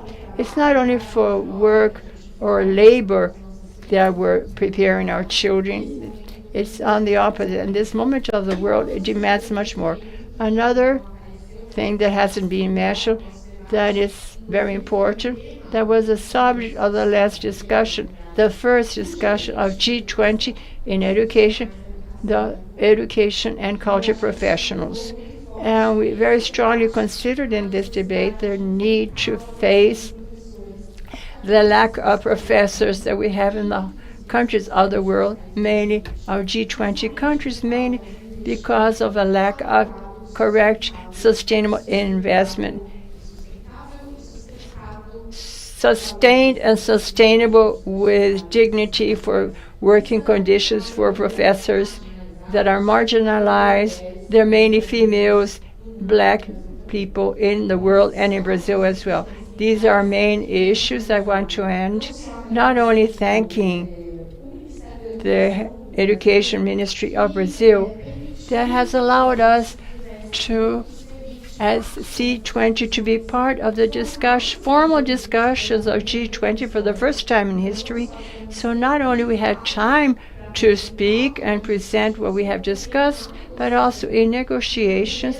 And in the first stage of discussions, we were able to start negotiating a paragraph in order for the final statement with this participation, and also to show our appreciation to GP group that has representatives here I saw they raised their hands. They had a brilliant work here, very difficult but very brilliant in this collective building. And also on the coordination of Juliana Sintra, that has also held a very important work of support. And Sara, that is around there someplace also, running, of course. So just quote, I'm inspired very much by one of the greatest educators of the world that spoke about Paulo Freire, Bell Hooks, that passed away shortly, and talking about education and also about what we're doing here. And she said, the practice of dialogue is one of the simpler means as we professors from the academia and critical thinkers can start to cross frontiers. The barriers that may or not be held by race, by gender, by social class, by the reputation of professionals, and a number of other differences. That's why one of the responsibilities of professors, teachers, is to create an environment where the students learn that besides speaking, it's important to hear and listen others with respect. To decade for freedom, therefore, we have to challenge and change the way as everybody thinks about pedagogical processes. And I would like to end, and thank you very much.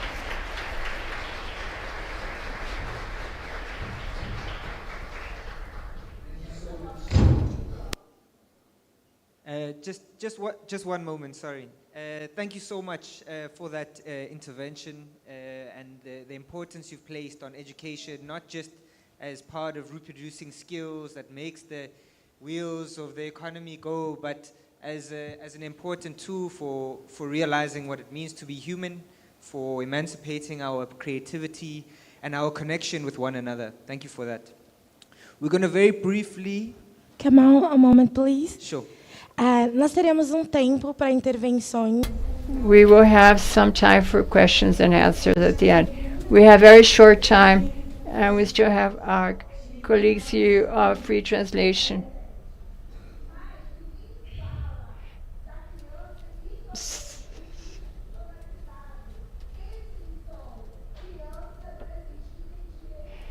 I'm sorry, I cannot translate because the sound is not coming into the booth. Kamal, I'm sorry, okay? We cannot translate.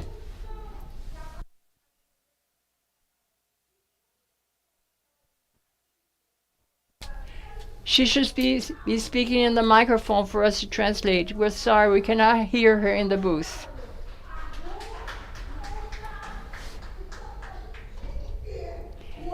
We should have a specific look for these children that are in institutions. That's what I would like to say about the criminalized children that are not being considered or mentioned here. She just got the microphone now. Sorry, someone else is speaking. We cannot hear. For questions and answers at the end of Patricia's session, and we'll pass around the microphone so that the translation can be made so that everyone's aware of your questions and understands them fully.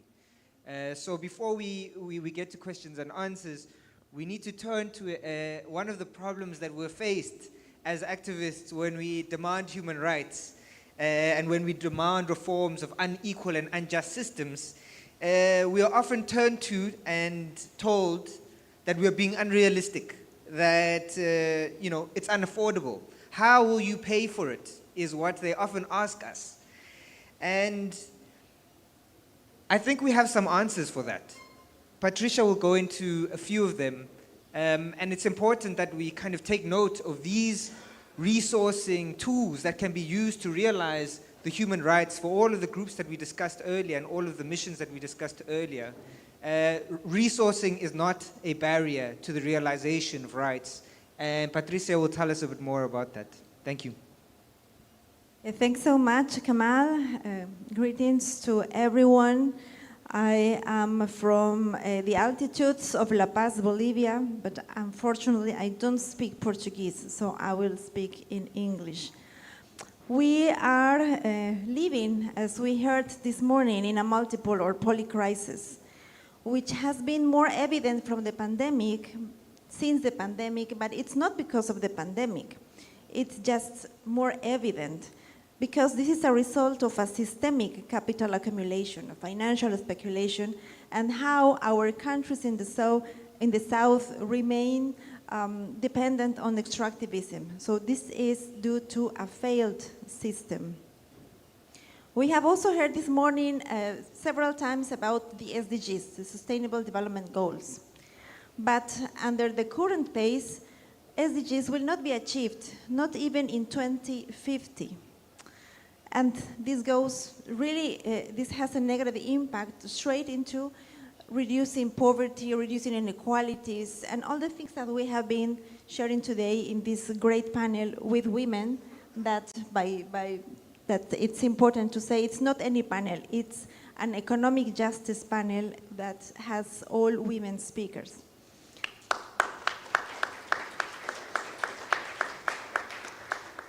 In addition, we are close to reaching a point of no return for the planet and humanity. A large number of countries in the South are exposed to extreme climate events. We are living a climate crisis that we didn't cause. We are not the main polluters. The richest countries and the international financial institutions continue keeping in few hands all the economic global policies. All the decision-making power is in their hands, while the global South is suffering the impacts. And this is mainly the people of the global South. And we have heard today, who are we talking about? Who are we talking about when we say the people? So I would like to address that economic global policies impact on these people. It needs to be more inclusive, tackling the structural determinants of inequalities and guaranteeing human rights. Overall, under a big umbrella, to be able to finance the SDGs, the climate and biodiversity agendas. I don't know if you've heard, but the calculations so far say that we need near $5 trillion of US dollars annually to achieve the SDGs and the climate agenda. We constantly hear that there are no resources for this, but the C20 thinks there is a way out. So I will start with what we need to change our approach. We need to go, and this is part of our suggestions to the G20, we need to change our approach to go beyond the GDP per capita. When our countries are assessed by the GDP per capita, it's a narrow criteria that is hiding many social, economic, and climate vulnerabilities that are more evident now in our countries. We also want to challenge the G20 to link macro, that there are the main things that I'm talking about, with the micro, that is part of the intention of this panel. And we also need that the most developed countries to recognize that there is the need of a historical reparation towards a sustainable, inclusive, but also the colonial economic transition. So we are calling for the G20 to take urgent reforms and economic policies. One of them is about debt. Debt is increasing. Every year, the world reaches a new high peak of debt. The burden of paying debt in our budgets, in the Global South countries' budget, is higher than investment in education, in health, in social protection, and of course, in climate. So debt could be one of the most agile ways to get financing, but it's also the most expensive source of funds. And this is affecting low-income countries, but also middle-income countries that usually are left out of global economic policies. So the current debt policies after the pandemic are not fit for purpose. And the G20 in that year launched the Common Framework for Debt Treatments, also the Debt Service Suspension Initiative. But now we can say that they were not sufficient, they were not adequate, they didn't provide debt relief. They are creditor-centered, they are creditor-led, and these are processes, including the Global Sovereign Debt Roundtable, created recently by the G20 as well. They only reinforce the power asymmetries between creditors and debtors. So what we propose is that the G20 support the establishment of a multilateral debt legal framework under the auspices of United Nations to promote a global debt registry, because countries don't know how much and who do we owe these loans. We need a prompt and comprehensive debt relief and debt cancellation. We need to introduce a debt service clauses in all debt contracts to protect countries from economic shocks, natural catastrophes, but also other catastrophes as the pandemic that the World Health Organization say that it will be more often now. We have heard about debt swaps this morning, and we call to avoid debt swaps for nature, for health or climate, for food and other types of debt swaps, unless the current mechanisms of debt swaps are changed to be really effective, and by reverting all the current challenges that they actually do have, such as fiscal risks in the medium and long term, governance problems, sovereignty problems, and lack of transparency and accountability.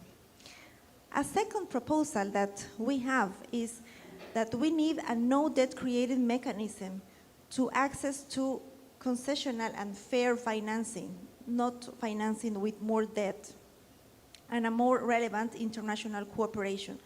So we call the G20 here to not only to fulfill the commitments of the developed countries in terms of official development assistance, but to go beyond this 0.7%. We also call to the G20 to support the issuance of special drawing rights, as it happened after the pandemic, to provide liquidity for the full implementation of the Agenda 2030 and the climate and biodiversity agendas. The special drawing rights can be actually used for fiscal purposes, can contribute to liquidity to our budgets, and this happened Africa and Latin America after the pandemic were the regions that used more of special drawing rights to contribute to their to reduce their fiscal constraints. We need also to introduce sovereign capital controls to prevent speculation, devaluation, and the current lack of liquidity. And we need to protect countries from international financial dispute resolutions when they implement social and environmental protection legislation that has been happening in the last years especially. A third proposal from the C20 is about international taxation, and I'm happy that we've heard a lot of this morning, because we need to achieve a fair, effective, transparent, and inclusive international tax cooperation to eliminate the loopholes that facilitate tax avoidance and evasion that benefits mainly the big multinational corporations. So we have heard today about the creation of the United Nations framework on international tax cooperation, that it's being promoted and it's been also supported by the G20. We have heard also about the creation of a global tax on the super rich. And we really hope and expect that these recommendations will succeed. And we know that the G20 Brazil is now being a leader on these issues.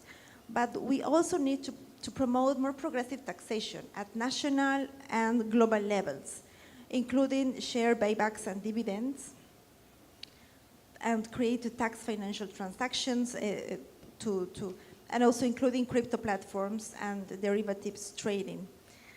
But we also need to create a global asset registry and a public beneficial ownership, and this would be also part of the policies and the path to weigh these proposals around taxing the super rich.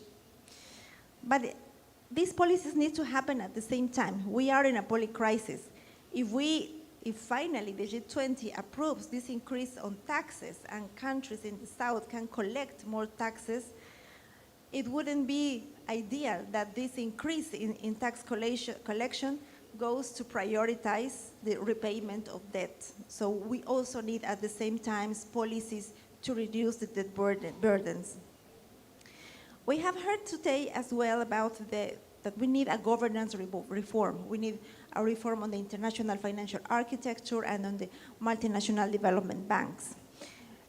We called the G20 to strongly promote a meaningful quota reform in the International Monetary Fund.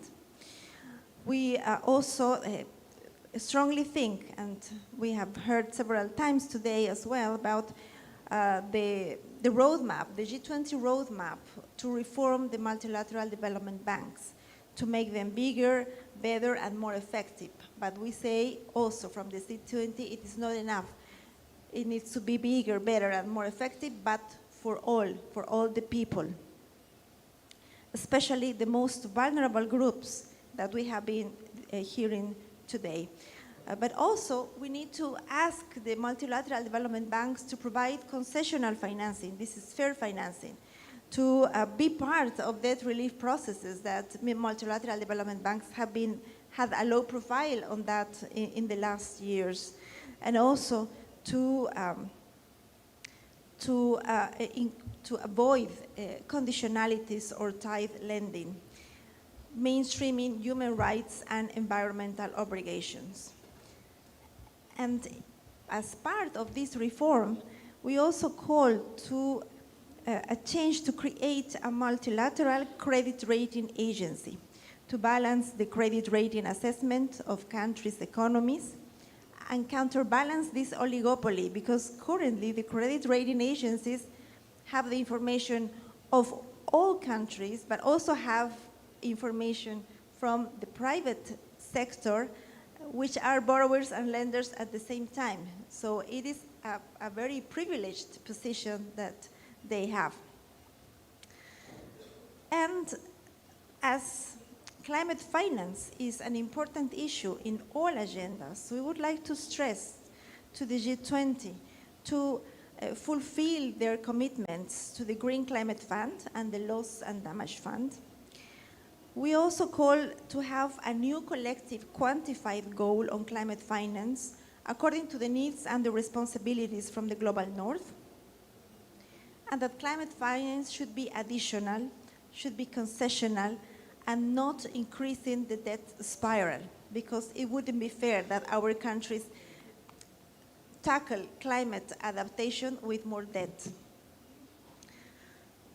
Finally, and as my concluding remarks, and we hope and wish the best to the G20 presidency from Brazil in their negotiations with the other 19 members, and we call that they consider that we need a transformational approach in global and economic financial policies. We need a reform of the international financial architecture. We don't need more short-term approaches. We need a middle and long-term approach.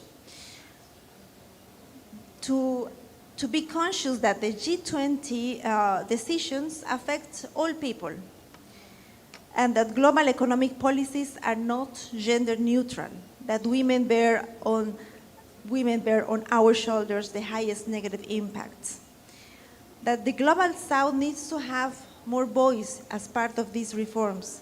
And I will mention here an African saying that says, if we are not at the table, we are on the menu. So we need to have more global southern voices in the decision making at the global level. The G20 needs to think about life and planet in all the economic policies that they decide. And as Kamal said, here are some of the alternatives. We can see that there are solutions, there are alternatives. We just need one more thing. We need political will. Thank you.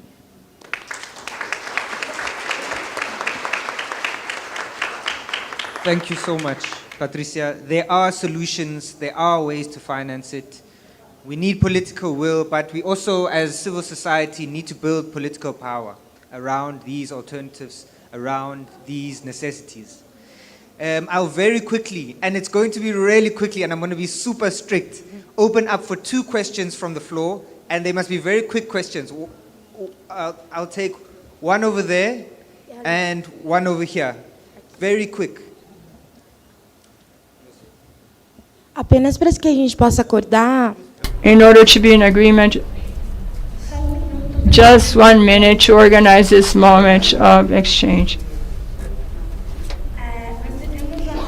This afternoon we will have other panels, and we can retake the discussions here during the other panels, because great part of the subjects that are being discussed here today, and the presence also of other co-facilitators that not necessarily are linked to the great subject of this group of anti-racist economies, justice, will be mentioned because that it's necessary. In the other meetings and roundtables, we have a dynamic logistics that's quite strict, and I have this mission of controlling our time, but our way of civil society of controlling this cannot allow for us to end a discussion without the free manifestation of our public. That's why we will ensure 2 questions, and I will be very strict with this. 1 minute for you to ask your questions. Come out. Can you help me? Who, please? This one?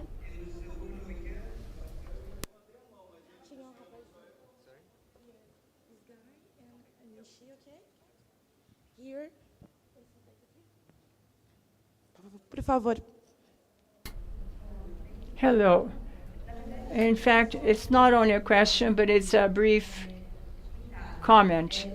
I'm Luciana from the Leaders Movement, and we have held this debate about disability, race, and gender. And in the last table, and I'm going to bring it now to this table, is just to know how this debate of disability has been inherited. Because in India, we had a specific group talking about disability. How do you do this in education? Because we know the importance of debate of inclusive education is included, and its fundamentals, mainly here in Brazil, that is one of the countries that believe that education is important to be inside normal schools with all the people together. So we have to think on a debate in education that would include not only disabled people, above all disabled people, but other people from other groups and other entities. Thank you.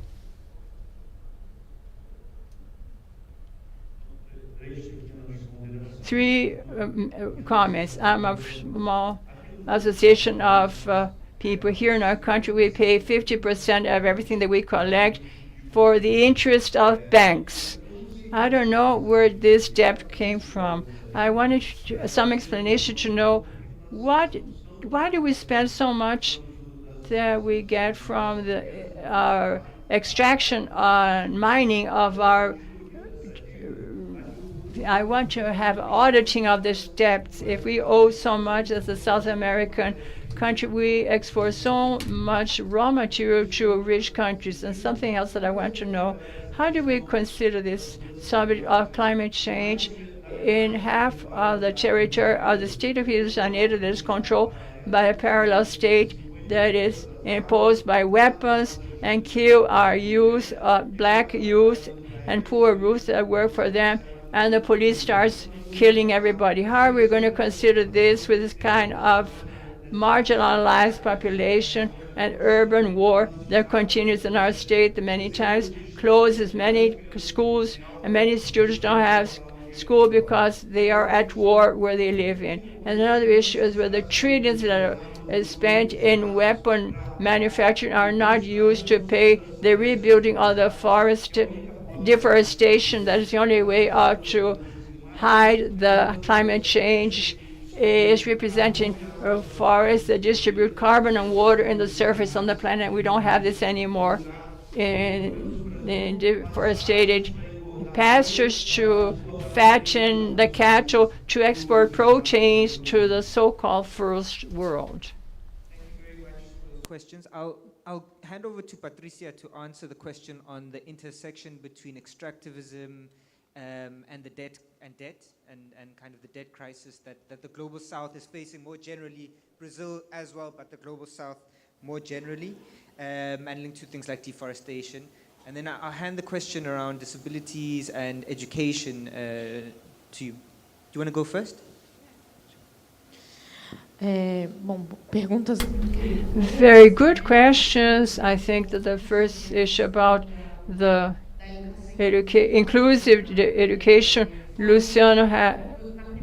In the first meeting that we held in the working groups in Recife, we talked about the greatest priorities of the moment. And inclusion was top number one of the great priorities mentioned by the group.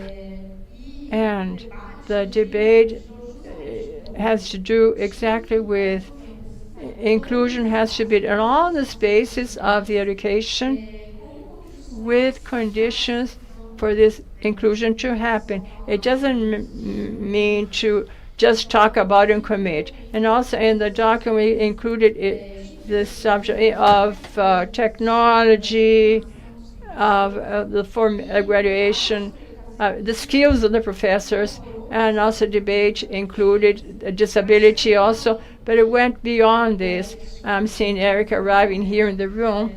It is from the autistic group and participated a lot, and we learned a lot, and it had to do a lot with autistic people in our formal and informal processes of education, and also talking about racist education. This is an inclusive education, so more and more these issues are included in the whole document. And I would like to add about what was mentioned by the movement of the street group, street artists, regarding the invisibility of some childhood and teenagers. We have a project for the right of education with popular movements and also national groups of boys and girls, street boys and girls that worked a lot about caring of these children, of indigenous and quilombola children, and land reform also that need to be central in the discussion. And also mention also in our final document the list of all the groups that need to be strengthened in order for this to happen and to be considered a policy with a good intention. I think this roundtable brings this perspective that it's not only regarding education, but it's regarding our groups as a whole. We had a meeting with the final document, and this is already included in the final document. So this was a collected effort, and surely we will be thinking about this. And the last thing, I know I have to be quick. Our group is not only about education and culture. And this was one of the concerns during our discussion. But also, I would like to say that every time I talk about education, although we have specific issues of culture, and this was also considered, but we consider education as a dimension of culture and culture as a dimension of education. So the definition of education is part of culture. So we were very happy to give this name to this group, Education and Culture, and we tried to talk about everything together.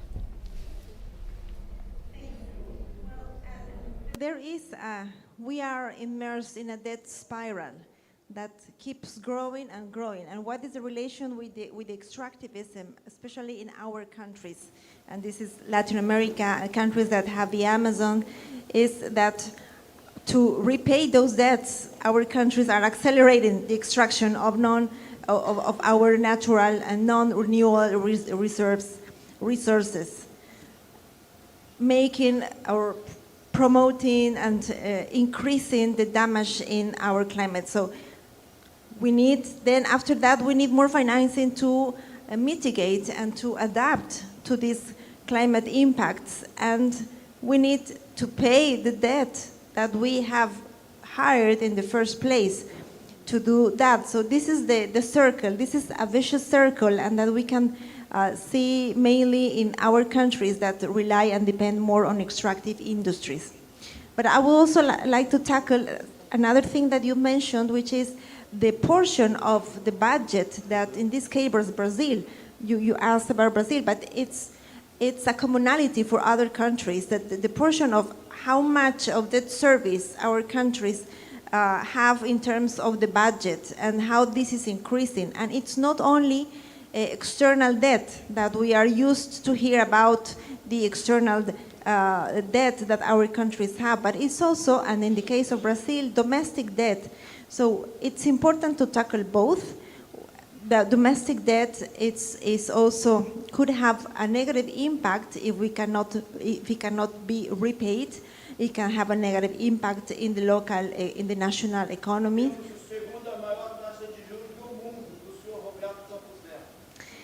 It's in the case of Brazil, it is, and it's important to compare these ratios also with, well, if we are paying this on debt, then how much left do we have to finance education, health, and other needs?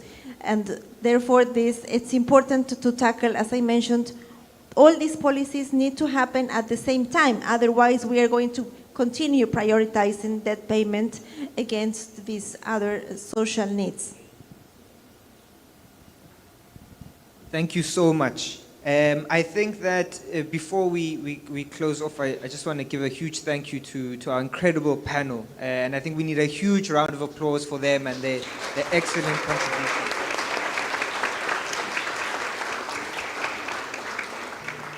Again, I would like to thank everyone involved in the C20 Secretariat, everyone involved who's organizing and facilitating all of us here.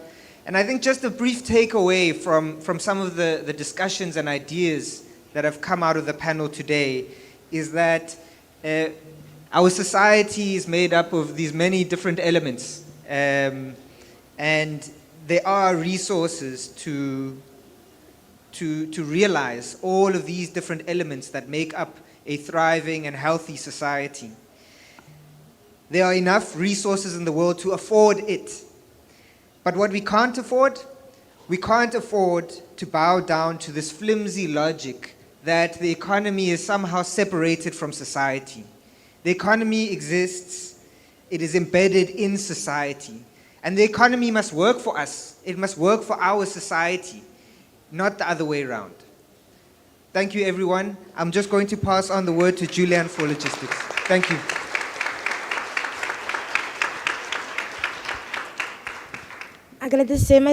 Thank you once again for all of you here. It was a very enriching morning of a lot of ideas. And we continue this afternoon as of 2 p.m. The production team will show a QR code here that indicates some restaurants here in the region that we recommend to you. And we hope to have you all back now in the afternoon session.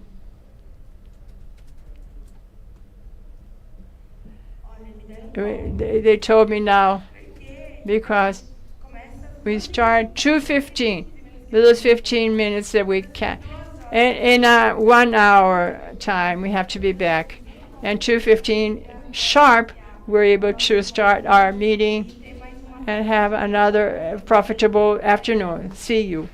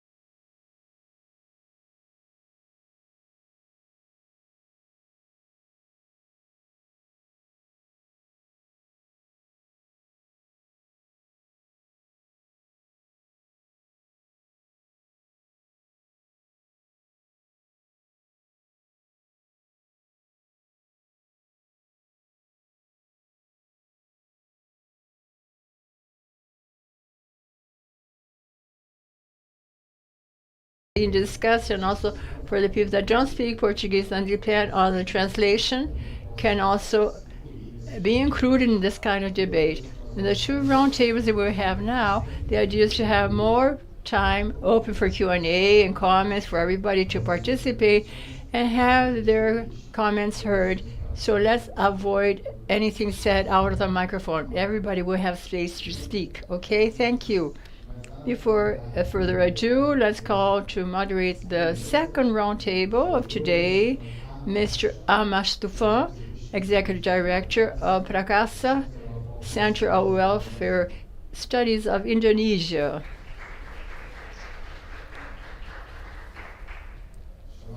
We call to the floor also the panelists on the roundtable, Mr. Enrique Inca from Climate Action Network,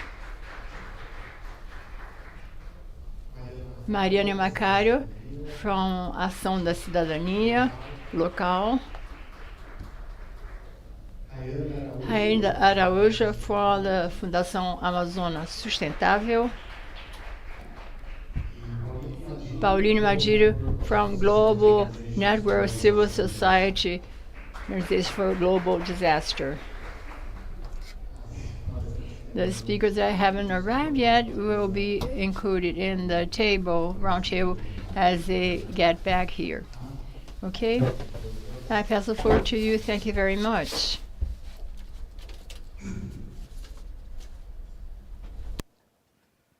Okay. Good afternoon, colleagues, friends, both here in person and online in the digital platform. Dear C20 Brazil 2024 leaders, G20 Brazil representative, colleagues and friends.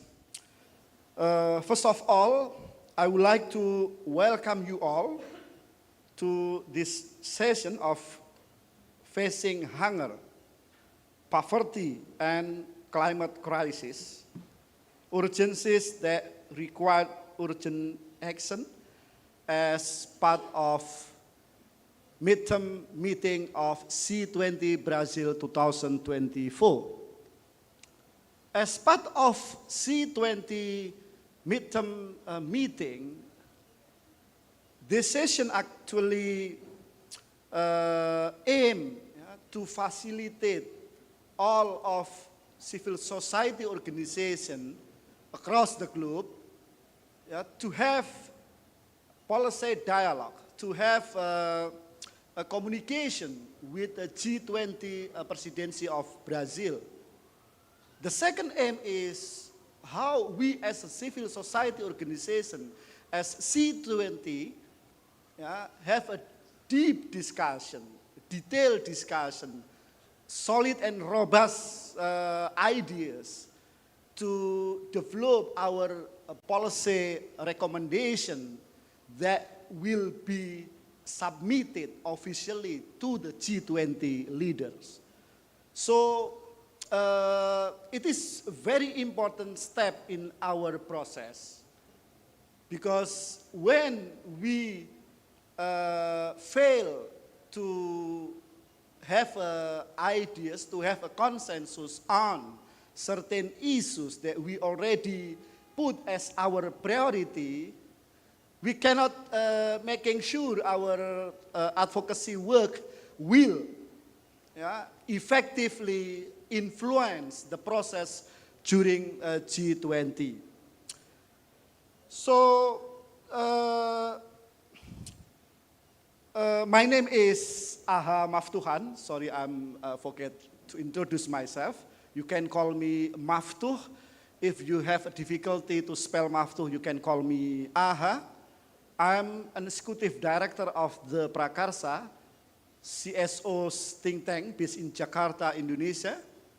I'm previously the Troika member of C20 India Presidency 2023, and previously I'm the Sherpa of C20 Indonesia Presidency 2022.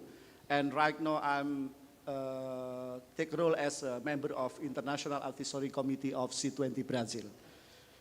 Okay, the time is very short. So I will serving you as a moderator this session.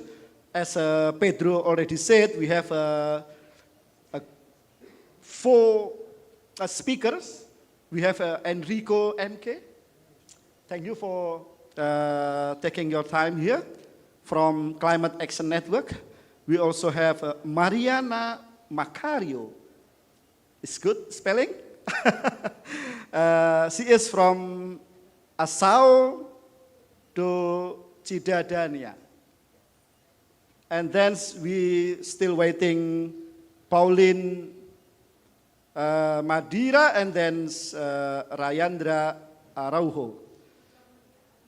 So without further ado, I would like to start this session with call the first speaker. I will give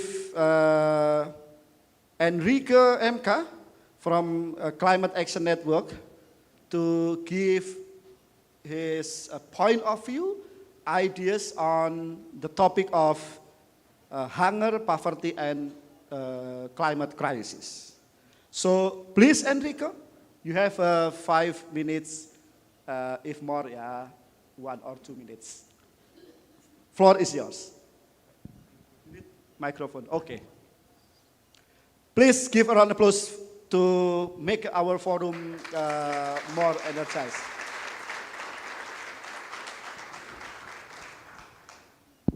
There we go. Hello, everyone. Thank you for that. My name is Enrique Maurtua Constantinidis. That's why the MK. Just to make it easier.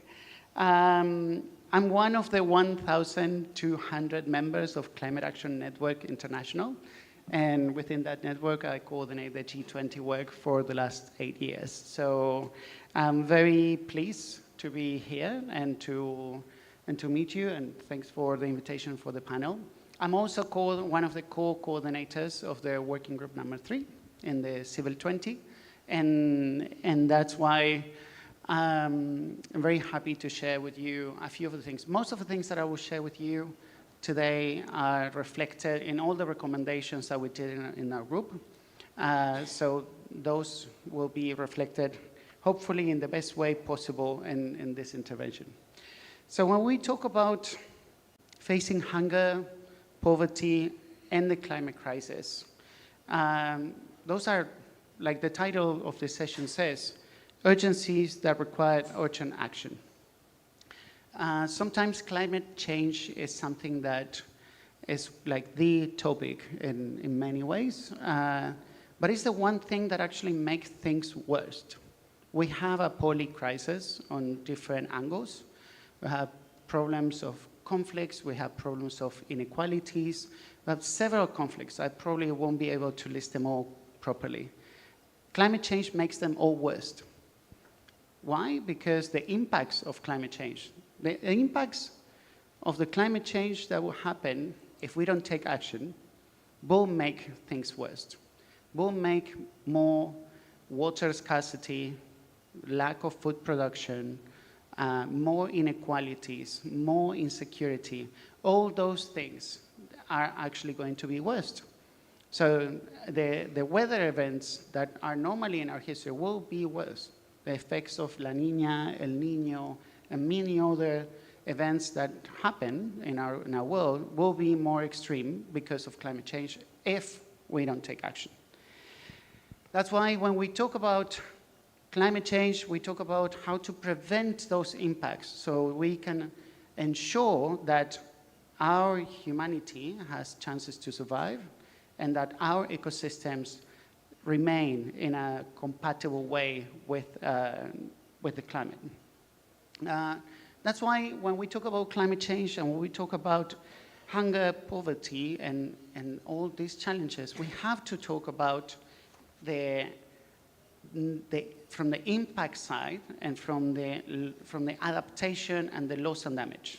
When we talk about climate change, we heard this morning the representative from the finance ministry that was talking about the different angles and importance that is given to adaptation, impacts, losses and damages in comparison with mitigation, which is the way of reducing emissions. And for that is something that's been there for many years, and that is something that we need to address.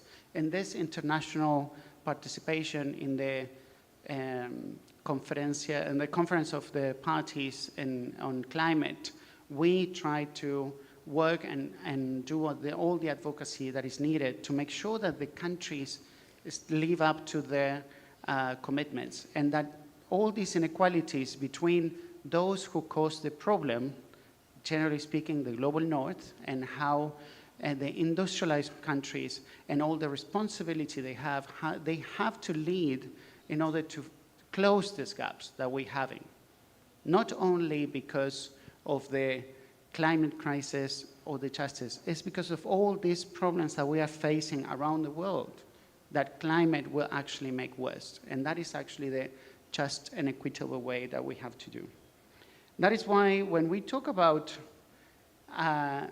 the climate action, we talk about the ambition that countries have to have.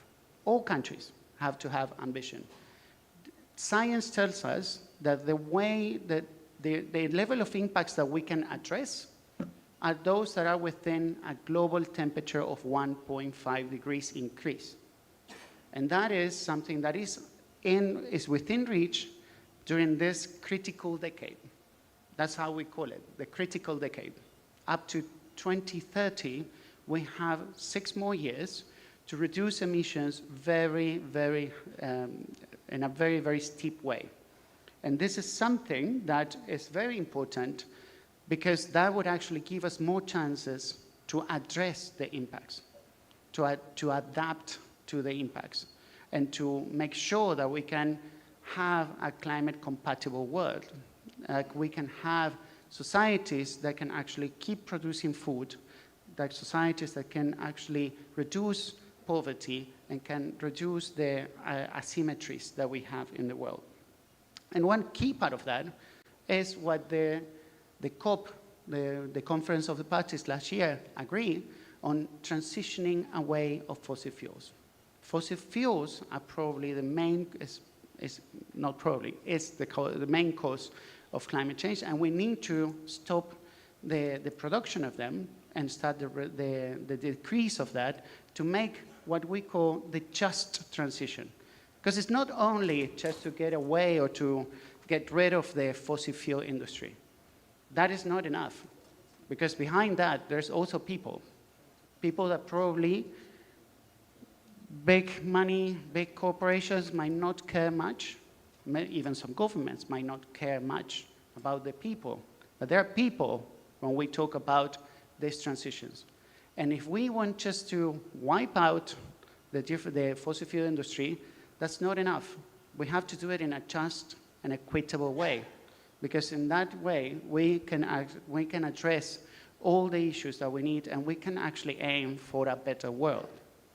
And that includes having better jobs, having better quality of life, having better quality of health, more access, more integration. That is very important when we talk about climate ambition. It's not just the emissions. It's not just the number. It's not just north-south. It's actually improving quality of life of people. And for that, we are all together here because of the G20 and what the G20 can do. The G20 itself is responsible for 80% of the global emissions. So just the G20 on itself can address a really large part of the problem. And that is important because whatever the G20 does will have an impact. That doesn't mean that it's the only group of countries that have to do stuff. That doesn't mean that it's only this place that could solve the problems of the world. That's why we have the UN and many other places to keep up and to connect with other issues that we have to face. And for that, the G20 can send signals because we are in the middle of a very challenging and very interconnected geopolitical arena where the political signs are important. The G20 this year will happen during the second week of the climate change conference. So, if the countries, if the leaders of the G20, that second week, send a clear message that the countries that have the potential to do that will actually commit with the money that is required, that we have a concrete agreement on what the funding will be available, if the funding will be available, that is something very important. It's the signal that the diplomats will need in Baku, in Azerbaijan, which is where the conference will happen. That would send the signals to the diplomats to actually have better deals when it comes to climate action.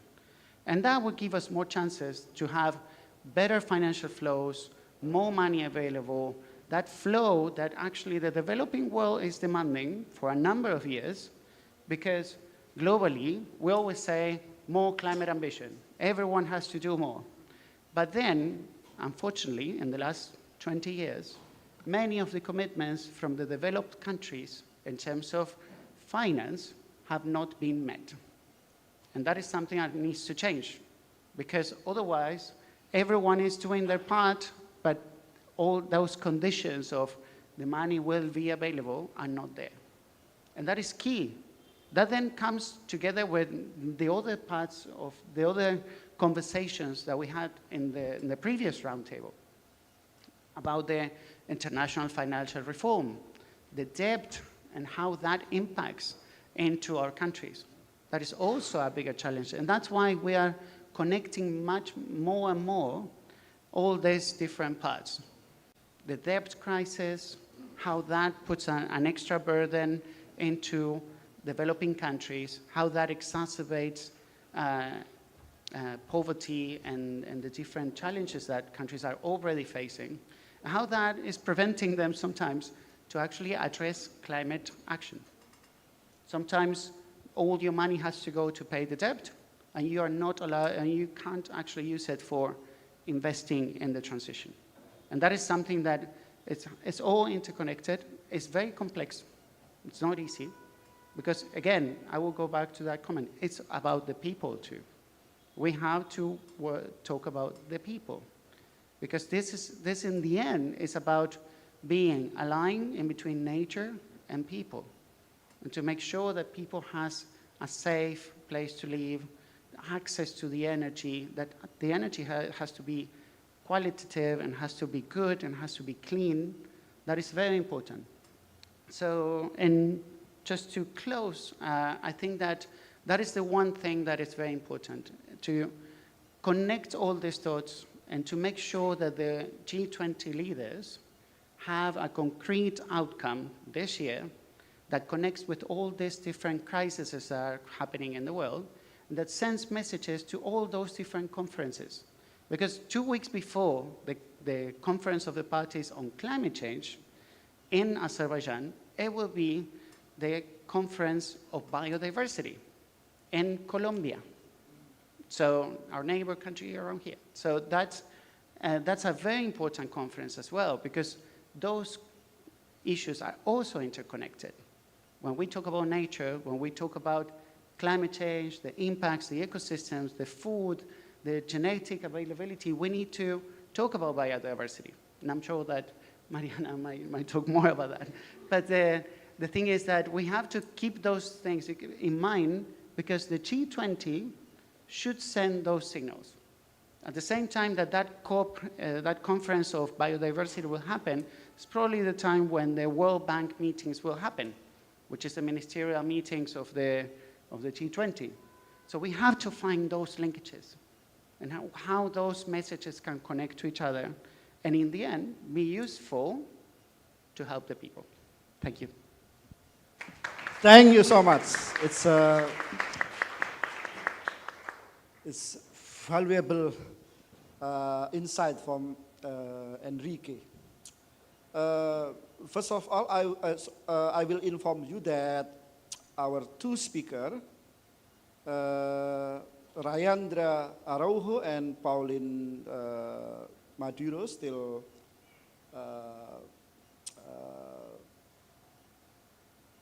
on their way. We don't know the exact situation. Perhaps they got a trouble in traffic or in their flight. We don't know. But we still trying to get them in our session.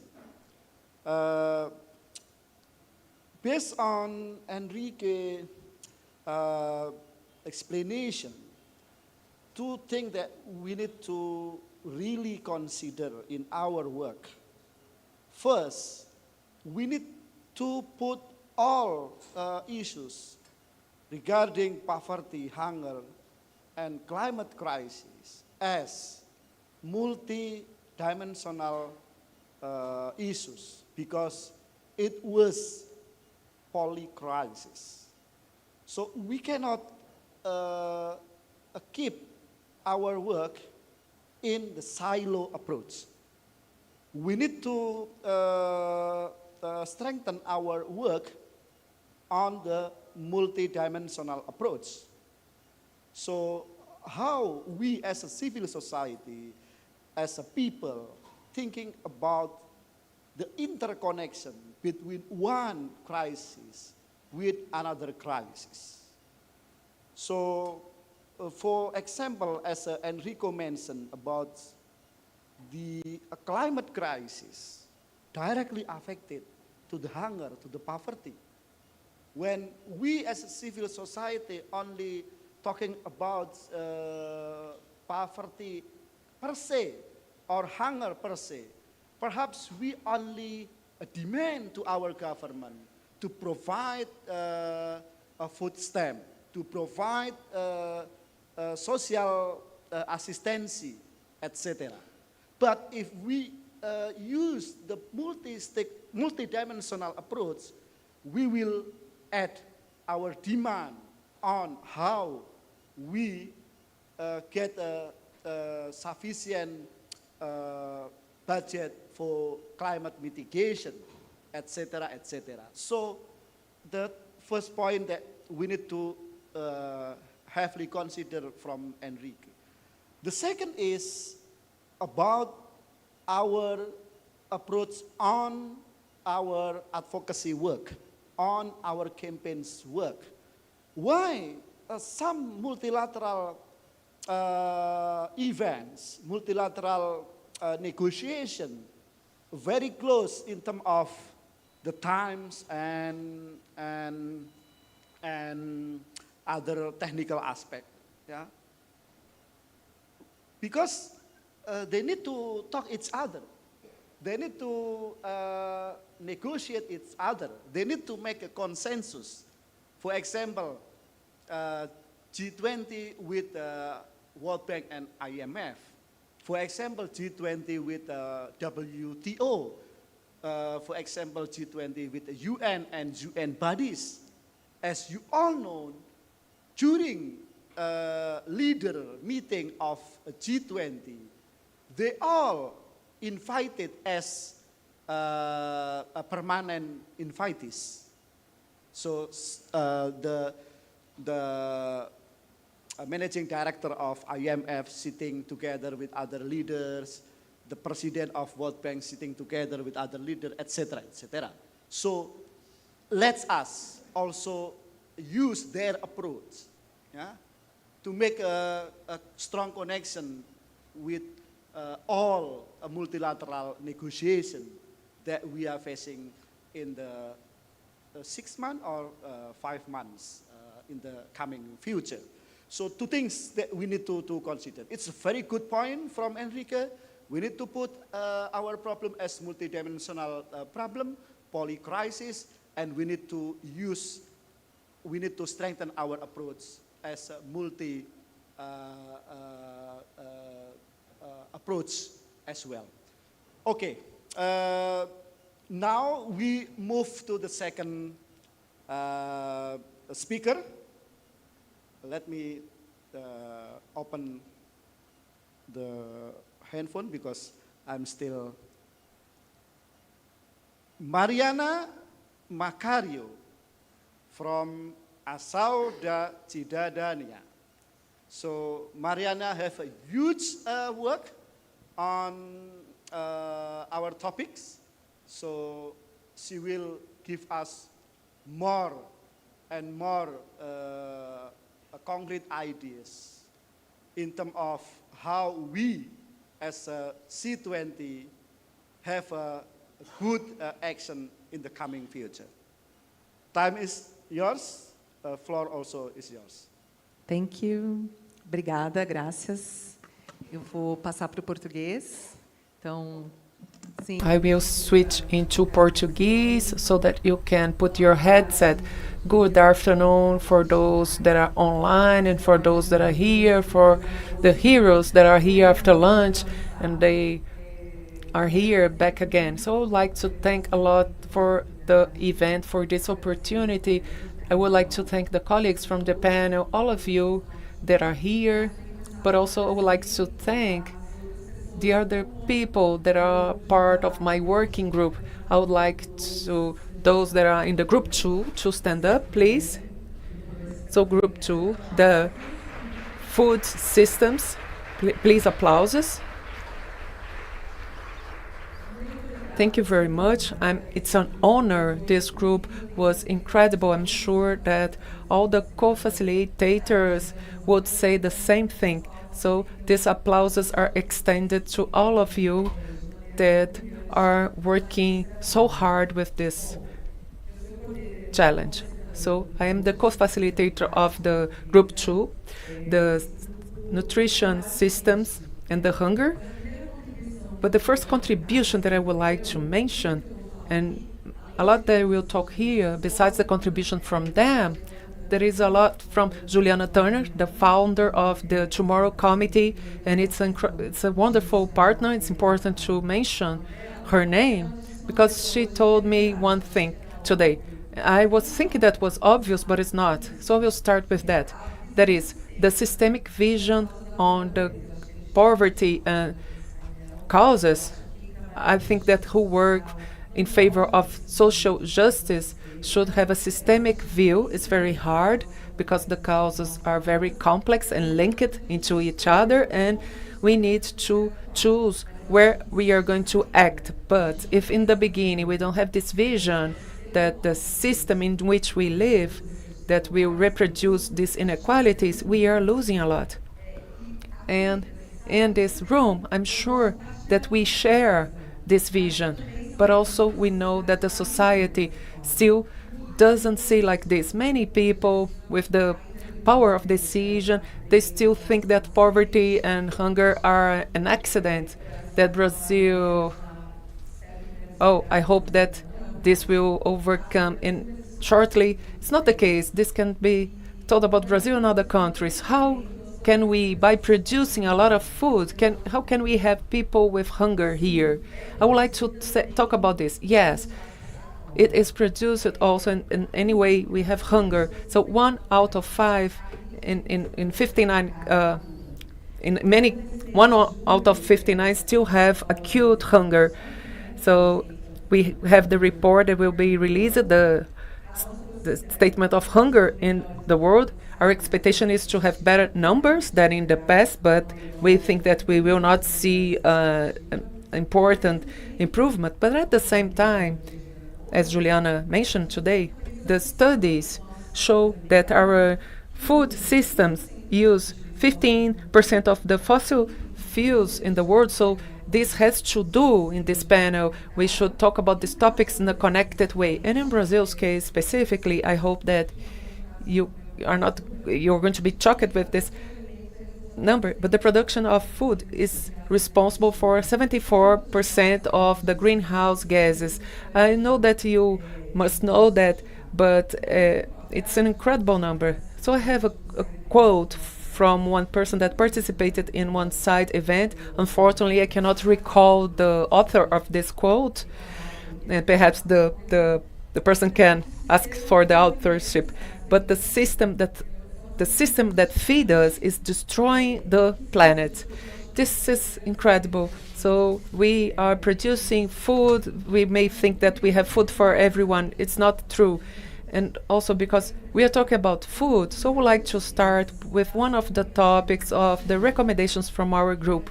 That is the matter of having our request for the countries in G20 can block what is very concerning, the increase of food and ultra-processed that brings us a bad situation in hunger and obesity and other diseases caused by the consumption of these products, ultra-processed.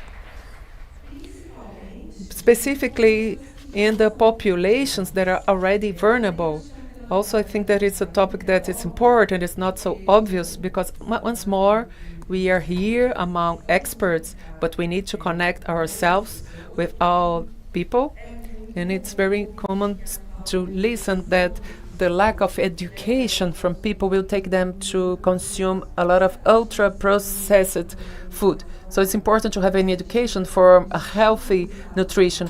But we are talking also about the stimulus, the support that the states are offering to have the global production of this food. If we don't have this, we will not be able to overcome that table. Otherwise, we can produce stigmas that is very common in our society. Another recommendation, I will not mention all of them, but I selected ones that are more structural. But it's important to eradicate the poverty and hunger, ensuring a decent work, social security, access to health and education. Once more, these are fundamental topics, but it's important to recall that we talk about hunger and inequality at the same time. And these are very interconnected. This is very important, the support to the agroecology and some agricultures that is regenerative. And this has to do with the communities and the traditional knowledge with attention to the indigenous and quilombolas population. This was already mentioned here today. I think it's very important that we are in a space of power as Casa Firjan talking about that. I think that we still need more traditional voices from Black and indigenous people in our works. I cannot talk on their behalf, but we can remember that we still need a better work. I know that it's not easy to connect the international dialogues, but this is important. So it's important to increase the spaces with these voices that are fundamental. At the end of the day, hunger reach more people, not only in Brazil, but all over the world, but they create the biggest technologies to fight against hunger, as we saw in Brazil, as the solidary kitchens and restaurants. But I'm talking about Brazil, but I'm sure that in other countries we have also good examples of work in favor of the vulnerable populations. We mentioned a lot about the fight against the food waste, the care regarding the threat of the urban expansion and other topics that are equal important, that are the fight against agrotoxics that we have in Brazil. We receive agrotoxics that are forbidden in our countries, a kind of neo-colonialism that is poisoning our population. And we always should remember that we are not talking only about the food that we eat that is bad. Only this is bad. But how this use of agrotoxics will make sick and kill people that are working on this chain. And the old topic in Brazil and also in other countries regarding the access to land, the fair access to land, so that people can work and to produce our food, to small producers, the fight against violence in different ways, also the ones related to the lands. Thank you.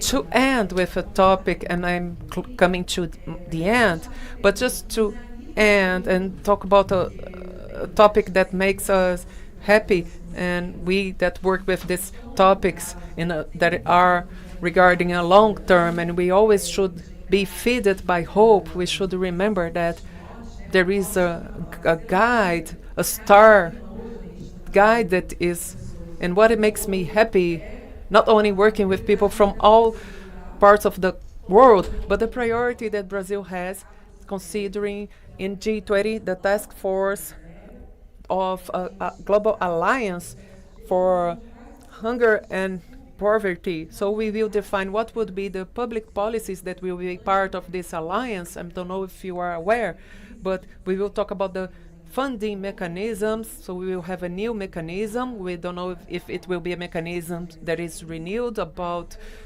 current structures, but we will have a public policy that will facilitate the cooperation on the north and south of the globe to understand what we have in common and also to adapt it. And our group focused on suggesting that this mechanism will not reinvent the wheel. This was a learning that we have in our debates. And regarding the public policies, we suggest and reinforcing the grant for food that we have in Brazil. And I'm going to talk about the Brazilian programs, but it's important because with this type of good export that we are talking about, the program to produce food, to support the family agriculture, the creation of a basic basket that we to have in Brazil to stop the tax waivers for foods that are not healthy and to ensure the and also, as Juliana mentioned, CISAN is the initials for the system of food security. There is a policy that Brazil has for a time that creates a structure integrated all the stakeholders that need to work together so that hunger can be fighted, and also that has popular participation. This makes us very proud because the participation of the people more vulnerable in this system is also a value from our group. So I would like to end. Thank you your attention in this Monday that is cold here, and it's not easy to be here debating this, but it's important to remember something that makes us with hope, not to talk about food, but the food, the truly food that is accessible to everyone, produce it without destroying our planet, without exploring people, in special the black people from the traditional communities, our originary population, women and children. Thank you. Good luck.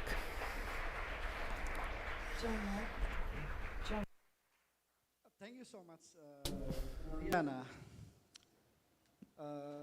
You bring so many evidence from the grounds, and I think we have one additional strategy in our work, which is the strategy to collect the evidence from the ground level to our policy work through G20. So I think it is very important because sometimes the leader of G20 underestimate us that our proposal not really reflect the situation at the ground level, because what we propose sometimes only case by case, one case or two cases, and then we bring to the G20 negotiation process. So if the working group can collect more evidence from more one country, I think it will be very strong enough for C20 position during the advocacy process through G20. So the agrotoxic, for example, yeah, if we can collect perhaps from South Africa, perhaps from Asia, perhaps from Europe also, yeah, and the Latin America, during our finalization of policy recommendation, it will be very strong. So perhaps not directly put into policy brief, but in the annex, for example. And we can use as our campaign and our negotiation process. So in the tradition of G20, as I has experienced before, don't use only one case from one country. So we need to have cases from some countries. Yeah, perhaps more than 3 or 5, it will be better. So the strategy to bring evidence, we grab from Mariana. So the other thing is about the connection between poverty and hunger with the decent work. Yeah, with decent work. I think it's a very good point from working group.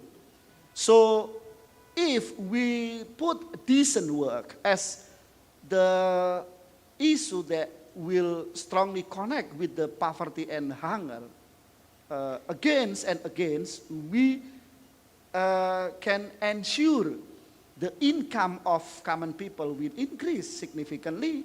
It means they're able to reach the market, to reach the food, yeah, and then we also can combine with the social assistance from the government, as we all know that to tackle poverty and hunger, we need to making sure the income increase and the spending decrease in terms of essential services. So let us making sure the income of common people increase and the spending of common people for essential services, for essential needs decrease because government provided.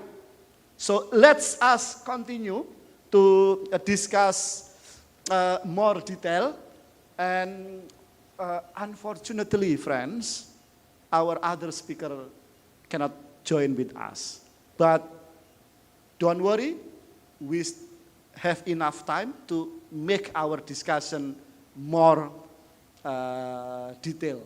And Pedro will assist us to make arrangement on the session question and answer and comment. Please, Pedro, take your floors. Thank you, Aha. Nós vamos então agora abrir para uma rodada. We will open for a round of comments, questions.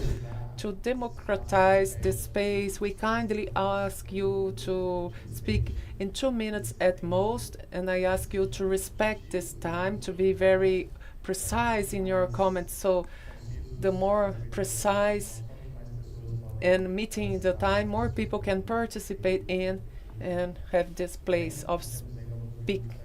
So we have some minutes left, so let's collect the questions and comments. Please, sir, if you can help me. We have many hands. If someone can support me. My question is regarding, my question is to Mrs. Mariana. Well, I'm Ibadi Santos from the Engineering Club. What you mentioned regarding the the name escaped from my mind. I will guide the question to him. I participated in COP20, so I saw in COP20. Is this being translated? Yes. So I participated in COP20. In COP20, we have 2 events, in fact. One regarding the climate change, another group regarding the Kyoto Protocol. In this group of Kyoto Protocol, we have the issue regarding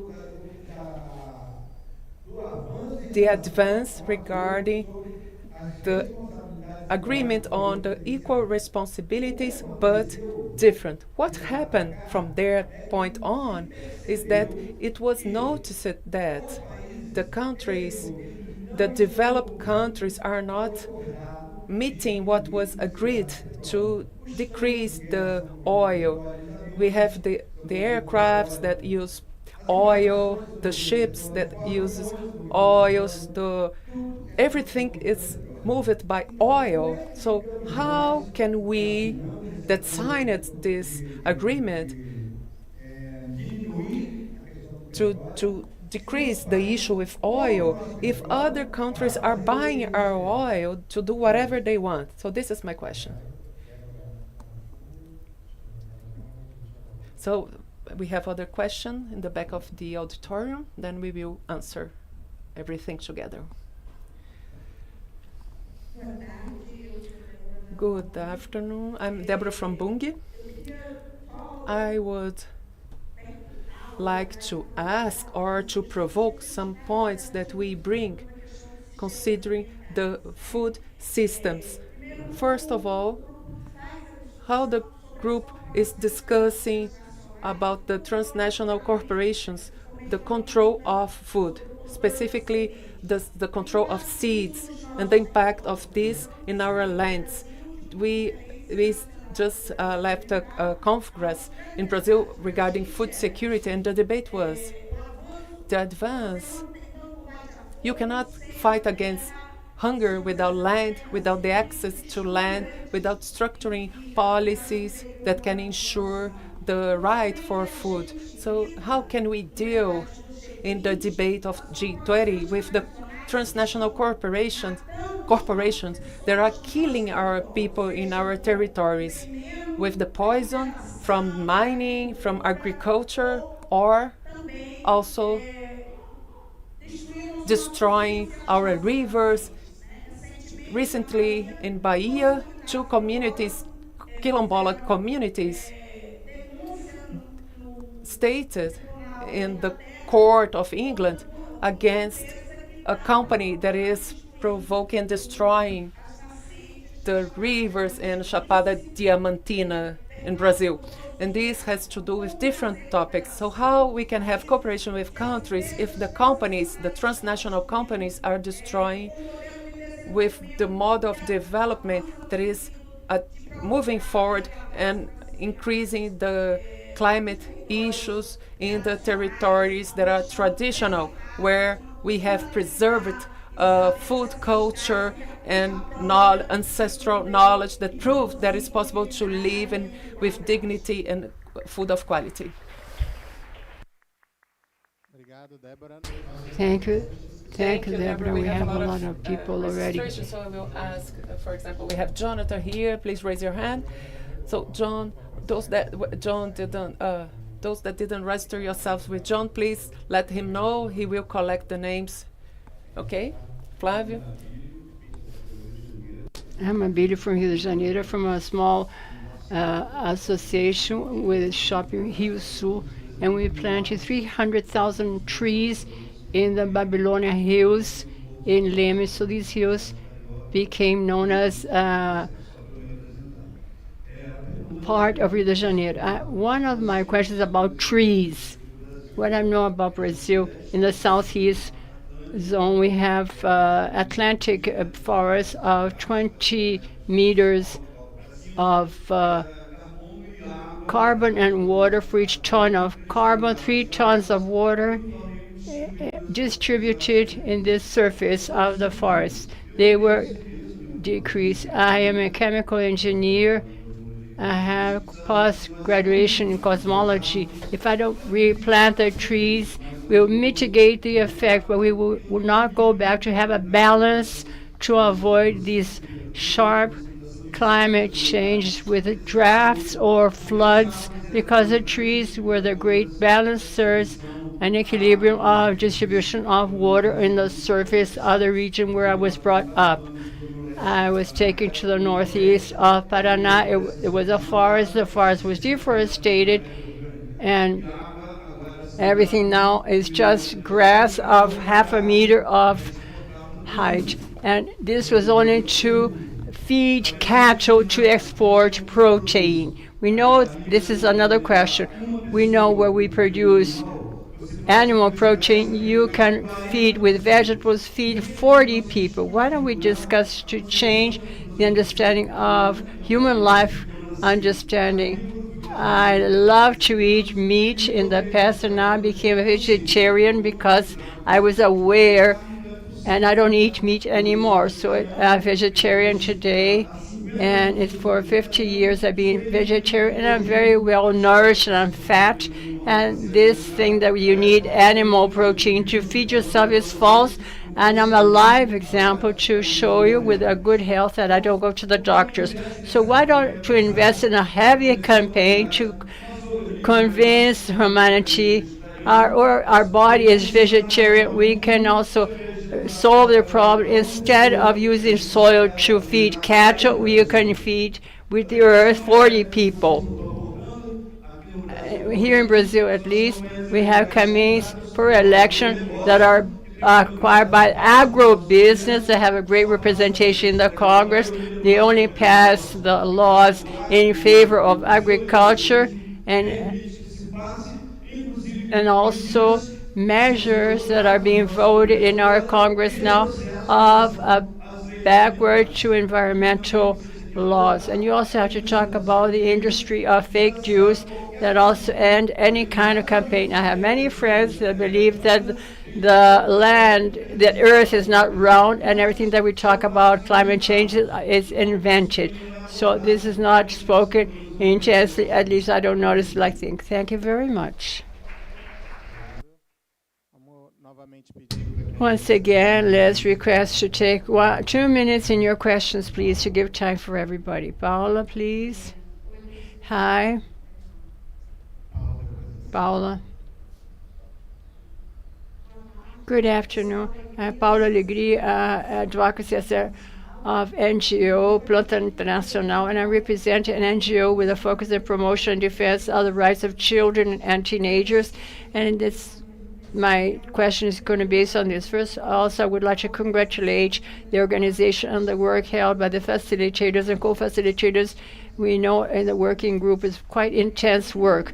But my question is, in the sense, which is the place of children and teenagers in the building of this fair and sustainable world that we're talking about?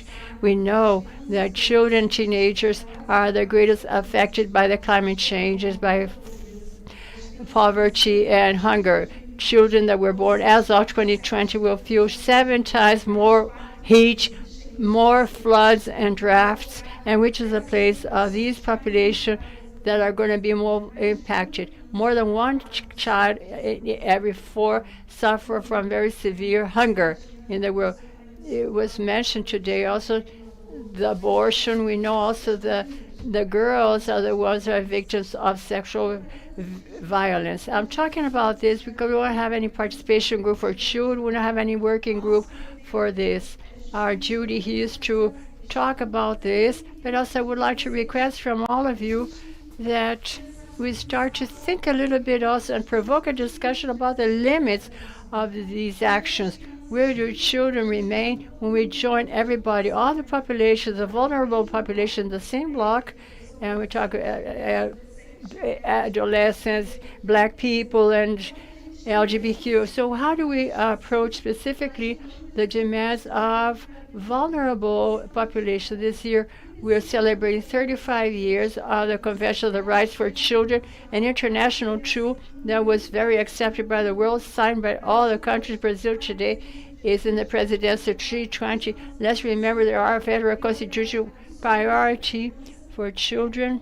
And how do we address these issues, specifically talking, considering the realities and impacts of this vulnerable population? Thank you.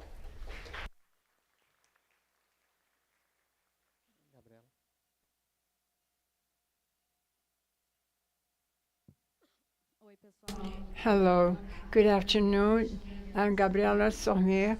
I am a campaign assistant from Amazon Norte. I live in Rio, and I participate in the discussion of working group number 2 and 3, and always with the same contribution, because I want to mention important issues that have to be considered by the civil society.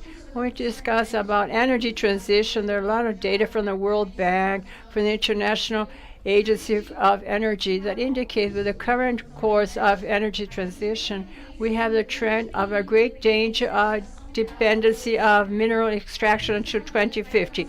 The forecast of increase of 50% of the mineral extraction in the whole planet in order to cover the critical minerals in order to comply renewable energy. Renewables depend on industry that is not renewable because the minerals end. So this is not being considered when we discuss the energy transition. So just to say what Bonji colleague said, we need an urgent measure to ensure the protection of sensitive ecosystems, indigenous territories that are understood as very important for the climate balance. So the proposal we have with indigenous peoples and other organizations that reached the policy briefing of the group, working group 2 and 3, is recommendation of definition of prohibited or forbidden zones for the advanced extraction industries, oil and mining companies and others. So has civil society to end. It's very important for us to take care not to change one villain against another villain, to talk about fossil fuels and then trust an industry that is painted in green, but with this justification of critical mining is advancing a lot of violence in the territories, dividing communities, and also with a great threat of going back to the mineral exploration indigenous territories. So it's very dangerous here in Brazil, the single country representing the Amazon. We have a great responsibility in G20.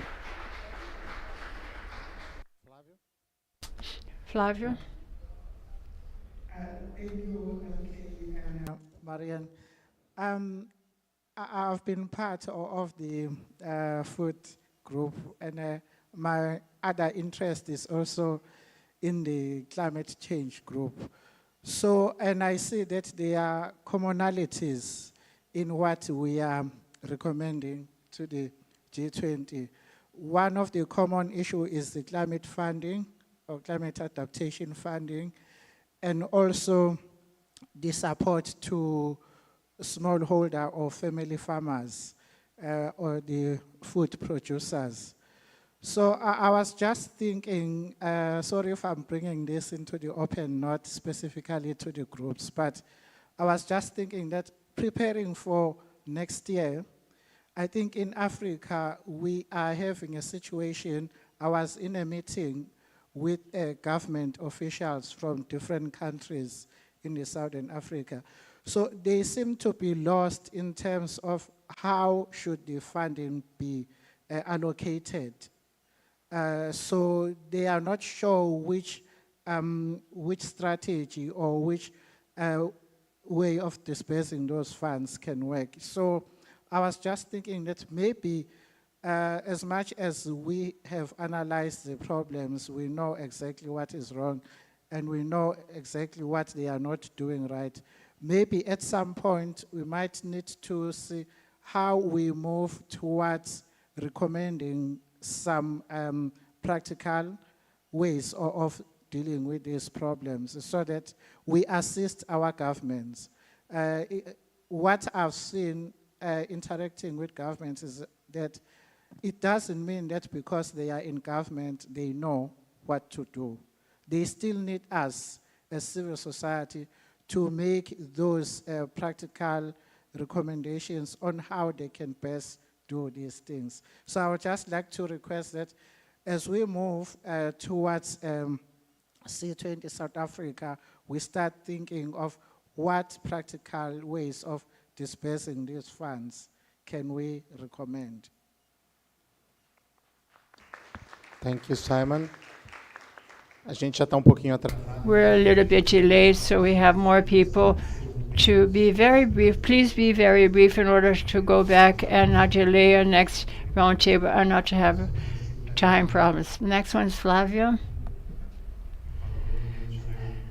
Less than 2 minutes, please. Good afternoon to all of you. I am Flamer Lima, and Municipal Secretary of the National Members of Street Population. I want to congratulate our dear representative that is here at the front to mention that we're very happy to be here. However, we know that the working groups have worked a lot, the GTs have worked a lot. But in what I analyze, we need to analyze the street population, globally speaking. We're talking about this. We're talking about a decrease of inequality and fighting against hunger. We have to think about the people that are living in the streets, the homeless, because what happened in Rio Grande do Sul, people had homes, work, and families. These people now are living in the streets. They're homeless. Although we have a government helping, but the catastrophe was so great that they were not able to cover everybody. So we have people saying that they were homeless, they were being prohibited to be in shelters that are provided by the city hall. Let's say that these spaces that are open for civil society like this, or where we have to mention what is happening, when we have to clap hands, we clap hands like we do with Henrique, and we applaud the working groups to which I belong to in G20 and C20.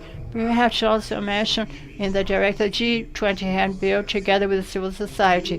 What I understand as a former homeless, that I lived from 12 to 16 years old in the streets, and now being on the other side and seeing who is in the streets, and the policies are not reaching the streets. There's no way to ask funding for climate change if we don't have the awareness of having a fund for the global homeless people.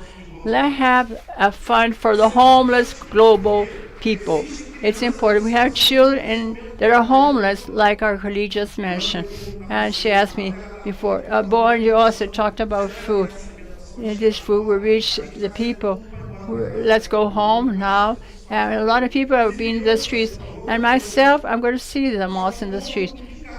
How I'm going to tell these people with my flag and say, I'm struggling because of you. She said, but nothing reaches us. So we are organized. We have to have a specific participation to help these people, globally speaking, because the same disaster happened here can happen anywhere in the world. And the climate disasters are provoking displacement, mass displacement, and people are living homeless. The wars are bringing homeless people, children, elderly, and what I request as considerations for G20. And here in C20, let's talk about an objective approach, SDG for in the G2030, to contribute with the matrix of 2030 to decrease the number of homeless people and to increase the amount of people with a good home, and they're also able to work also. And I would like to have your opinion. Thank you.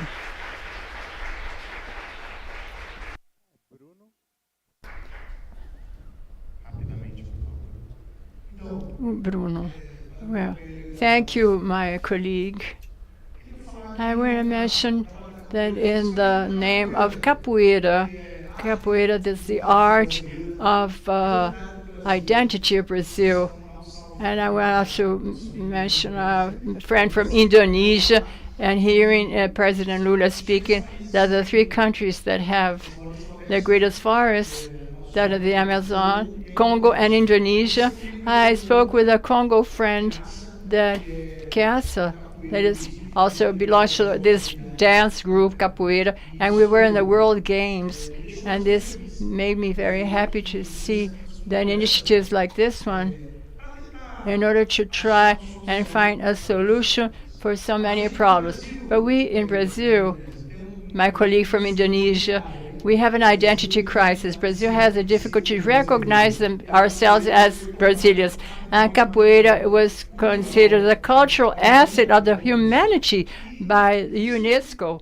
And it's difficult in Brazil. Brazilians talk about capoeira, samba. It's very difficult for Brazilians to have the understanding of the importance.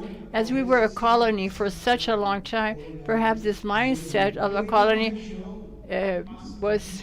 I come from a climate crisis region from the northeast. Every time in the year we had great droughts. The horses used to die, cattle, and we used to say, oh, we suffer this also. I live here in Rio currently. I'm going to end my master degree, and I want to know what Indonesia thinks about the future with this increase of BRICS. And I think we changing our places is very good. What does Indonesia think about the future? And also, I think the culture and education can help us a lot in this. I'm sorry it took so long. Maria Celeste.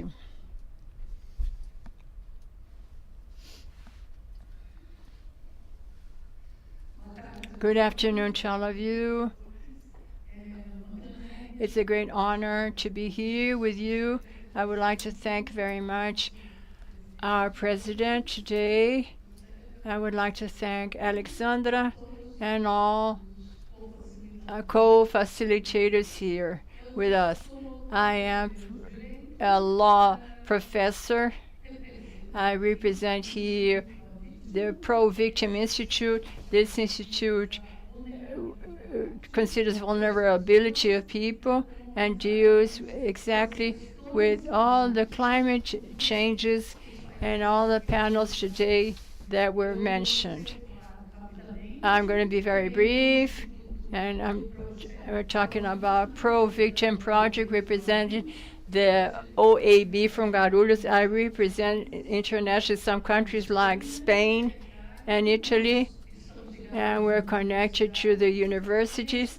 And in this sense, I would like to tell you that I had the great satisfaction of being accepted in the group G7 and G7 group of AI. I could contribute with the inclusion of refugees and migrants. And so regarding this subject, we have this project in OAB Guarulhos, and I would like to tell you all that law is like the air that you breathe. It's everywhere. Much has been spoken and very little was spoken about the rights, human rights. We have to remember in our recommendations that they are not human rights only. They're the human duties, and these human duties cannot be forgotten. Thank you. And lastly, to end, last one.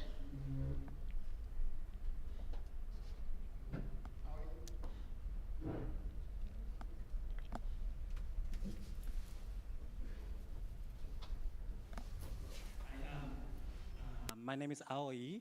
I'm from Japan Asia Center for International Cooperations, and I've been involved in the C20 activities for more than 6 years since Japan hosted the G20 summit in 2019. And I'm really thankful for the discussion today. I learned a lot from the presentation and also learned from the questions. And I actually have questions about public financing on delivering the food and the nutrition. And I think this is a common issue about climate finance and also food and poverty issues. Because in the end, how we can finance this project, climate issues or poverty, is that how we use or how we spend the money. I'd like to give an example, one specific issue in Japan. Even we have a called restaurants for the children. This is the people's initiative to provide free or low-cost meals for children. But this is not publicly funded. This is voluntarily organized by the people in Japan. So although the Japan as one of the G7 and the G20 countries, which is considered to be a developed countries, have there are several, many children and family who needs support of this kind. And we also, as my previous speaker said, we also have some hopeful homelessness in Tokyo, one of the largest capital in the world. So I'd like to know how we can provide public support for delivering the food and the nutrition and the people everywhere in G20 and also in the world. Thanks. Arigatou gozaimashita. The floor is yours again. You have 10 minutes for closing the session. Thank you very much. So the speaker not respond anything to the audience? Yes. You and the speakers, 5 minutes each. Okay. Okay. So, lot of proposal, a lot of ideas, but we can see a lot of spirit to contribute solving the current global problem, the current global challenges. So it is very good in terms of our work, because we still have 1 semester to finish our work. I will give the floor to Mariana first, and then Enrique. So go ahead, Mariana. Microphone. Oi. I will be very brief because I didn't understand anything, because I don't agree very much.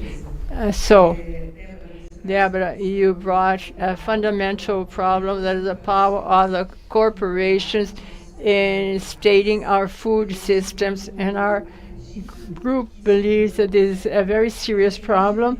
It defends limitation for this, and they work in order to, we have recommendations on conflict of interest, among others.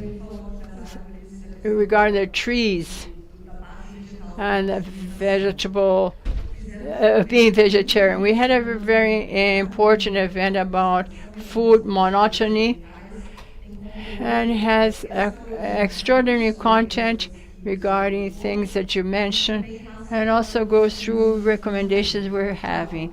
Paula, total priority mainly for the children. I'm not at risk to comment when you talk about transversality, because that would take a long time, but I think Flavio has something to do with it. Children are black children.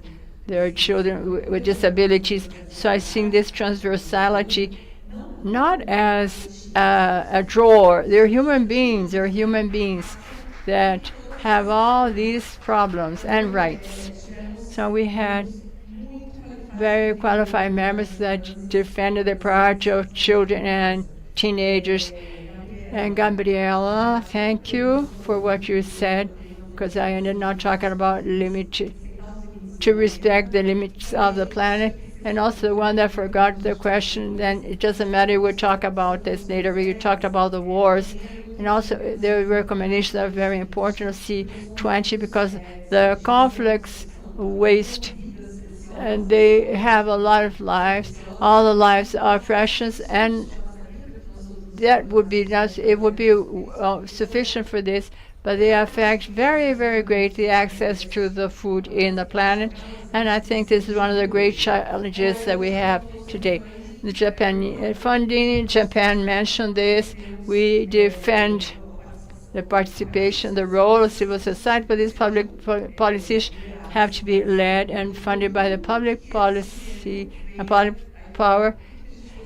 And we're talking about fair mechanisms, taxation of wealth. Didn't mention this, but this is included in our group. And Flavio, I echo to everything you said. Thank you very much. And I think that we lacked this, and when we talk about other approaches, it will make the problem invisible. So Anne saying, having a great amen to everything that you mentioned, Sheila Lameko. I left yesterday a city that had bill of law to prohibit the donation of food for homeless people, which is terrible, and we're together, okay? Thank you for speaking in this space, so important. If I forget someone, my apologies. It's not to delay, please. Well, thank you very much, and I hope to make justice to some of the questions, and because there were plenty. Thanks for all of that, because I think that one session to talk about this issue is probably not going to be enough. And so I'll just pick up on some points that I was collecting from your questions.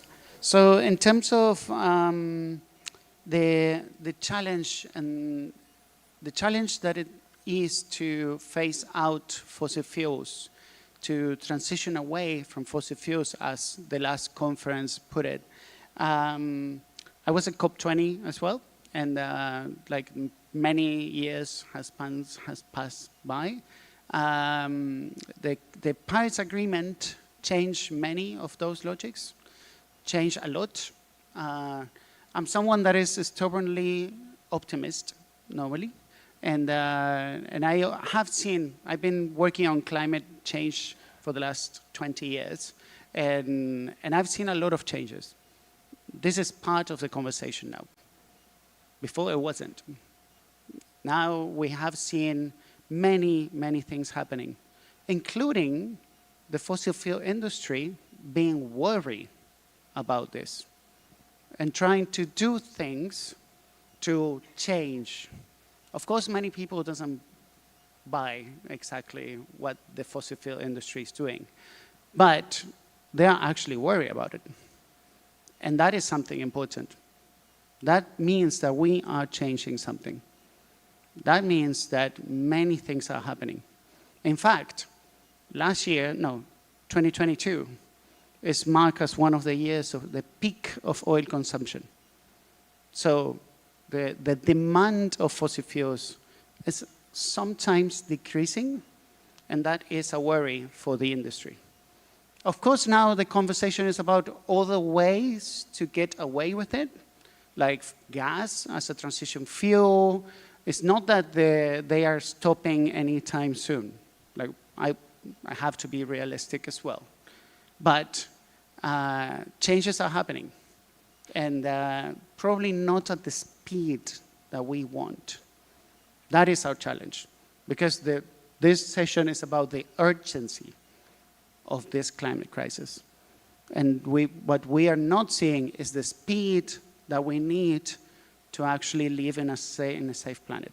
That is the challenge. That is the one pressure that we have to keep up in all this. And for that, all the solutions and all the people has to be included. This is key. When we talk about just transition, it's just transition for all. And that is important because everyone has to be part of that.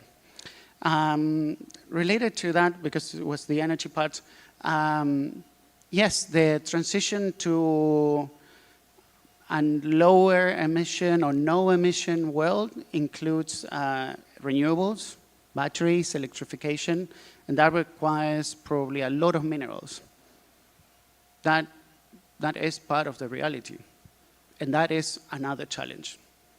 Because yes, we have to be, it's not that because of the transition, we have a free way to do whatever we want. Because again, it's about the people. Because it's not only that the oil, gas, coal is just the bad thing and everything else is good. Everything has to be in line with the highest standards and the highest rights respect possible. So we probably have to determine no-go zones. We probably have to say that the 3 basins of the world, there's 3 basins that were just mentioned, the Amazon, Congo, Indonesia, probably they should be no-go zones.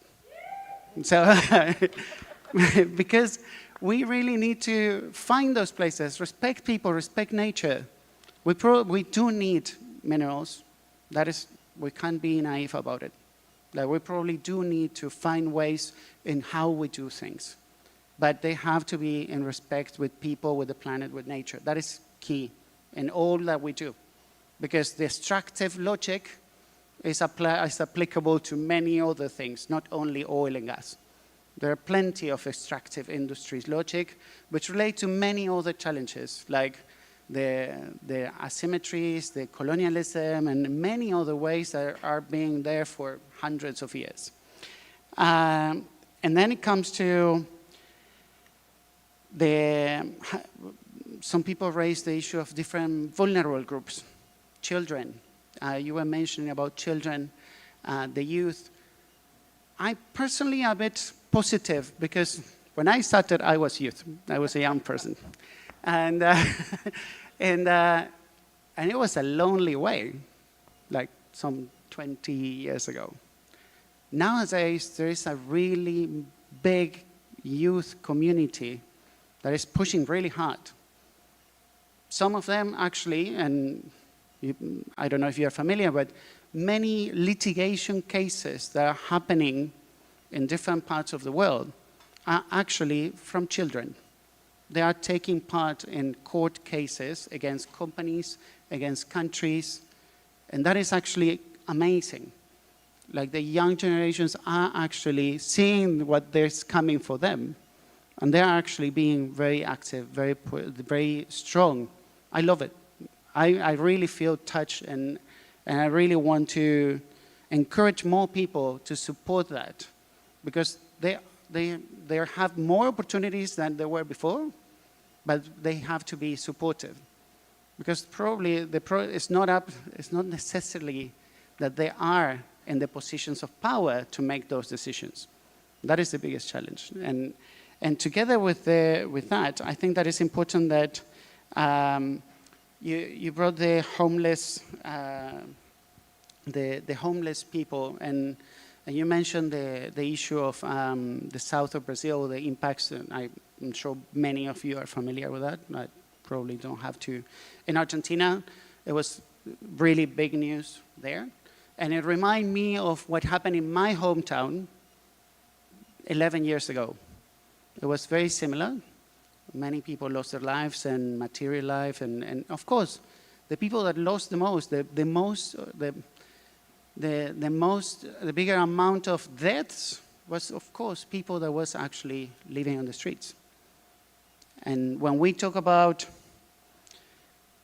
climate displacement, when we talk about climate migrants, when we talk about the people that is actually doing that includes, and it's there as well. People that has like no opportunities, or that they actually live in the street, that they see no future, they migrate, they go somewhere else. And the future migrations will be because of climate change. Some of them are already happening.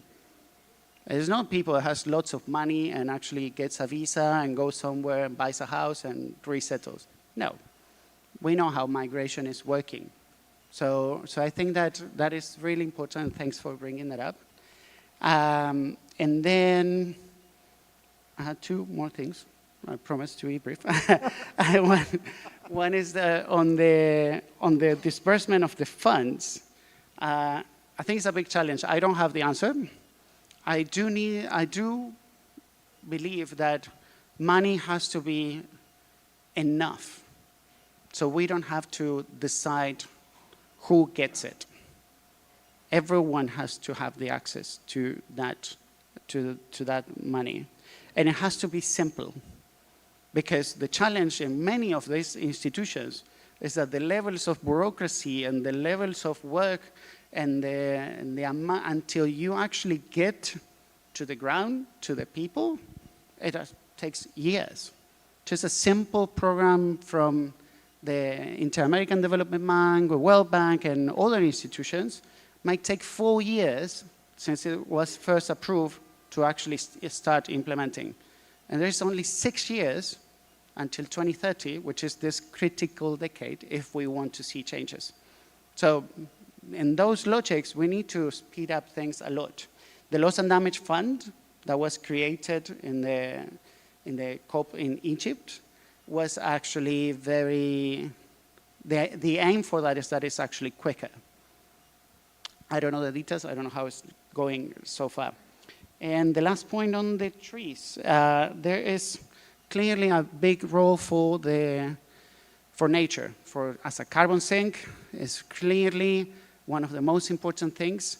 But it comes also with a risk, because nowadays the conversation is how to monetize that, how to make a carbon market with the trees. So that is also a risk, because then it wouldn't matter what kind of tree, where do you put it, and what you do with it. So it's important that we really, when we think about those solutions and connect it with all of this, we do it in the best possible way, because it has to go aligned with nature, it has to go with benefits for people. So that is really important, and I would leave it there. Thank you very much. Thank you so much, Enrique. I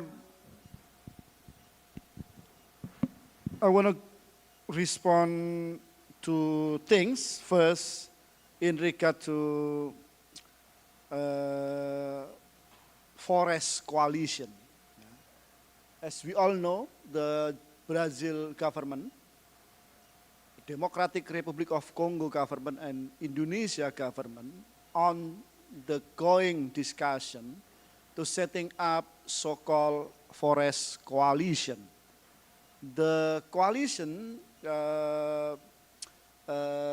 will put a forest as the main agenda of three countries. That the three countries has a huge forest in the world, and as a South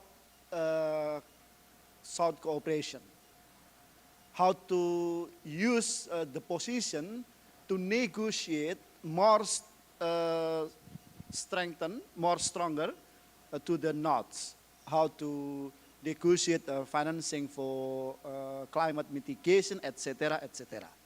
So, yeah, if and only if we inspire for the setting up coalition, we can also develop a coalition or alliance among us, among civil society organizations from Brazil, Congo, and Indonesia, focus on forest issues. Perhaps we can add river issues or land issues, etc. I think the proposal from civil society organization in Indonesia is how we as a South country more consolidate, more collaborate each other to find the good solution for South countries, and how we as South country also have a strong position in regard the negotiation with the North. So I think we need to discuss more on this issue, how to collaborate beyond C20, beyond G20. The last one from my side, following the request from Aoi from Japan, I think the public financing for essential services, for basic needs, for basic rights, is about how we strengthen the tax reform. So the working group 1, led by Miranda and Claudio, already work very well in terms of how to continuing the process during the previous C20. For example, on taxation or taxing to the rich. During Indonesia presidency, we as Civil 20 already proposed the one thing that we need to push globally is how UN have role strongly on tax issues that currently dominated by OECD. The second is how we strengthen the idea of tax justice, which is reflect on how the wealthies pay more compared with the salariat, compared with the precariat, and so on and so forth. Indonesia government not put tax the rich as a recommendation, and then we continue to the India presidency, and the India government not precisely use word wealth tax, but they use property and inheritance taxation. So during Brazil, I think the C20 have a good progress in terms of taxing the rich, because the government of Brazil already declared one of priority is wealth tax. And when I was in the UN International Meeting on Taxation Cooperation, the representative from finance track of G20 Brazil already declared in the UN that wealth tax will one of priority issue of G20 Brazil presidency. So if we push harder and harder, after Zuchman released the commission paper by the government of Brazil on wealth tax, I think it's not impossible. I think it's a huge opportunity for us to have a new fiscal architecture at the global level, and we will have a more adequate financing for the development, for the climate mitigation, for the food, and so on and so on. So the work of C20 through G20 is not only in the 1 year's process, but year by year. So if in the Brazil not achieve A, perhaps in the next coming G20 in South Africa, we can achieve A, and so on and so on. So let's continue our work. Once again, it is an important process to wrap up the session. On behalf of C20 Brazil 2024 leadership, I thank to you all, especially speakers, Enrique and Mariana, and all participants here and online. Let us continue our work until the summit of C20 Brazil in November in Rio as well. I'm really confident, and I'm sure that we can achieve something during Brazil presidency 2024. So let's push harder to the G20, and let us produce policy recommendation that more ambitious, but politically and technically feasible. Let's moving forward.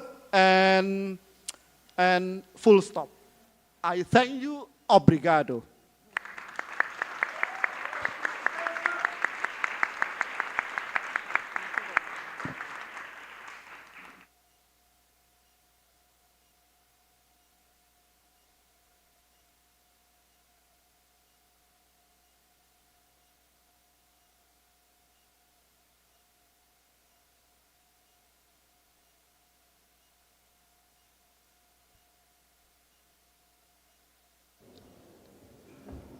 Tá quebrado.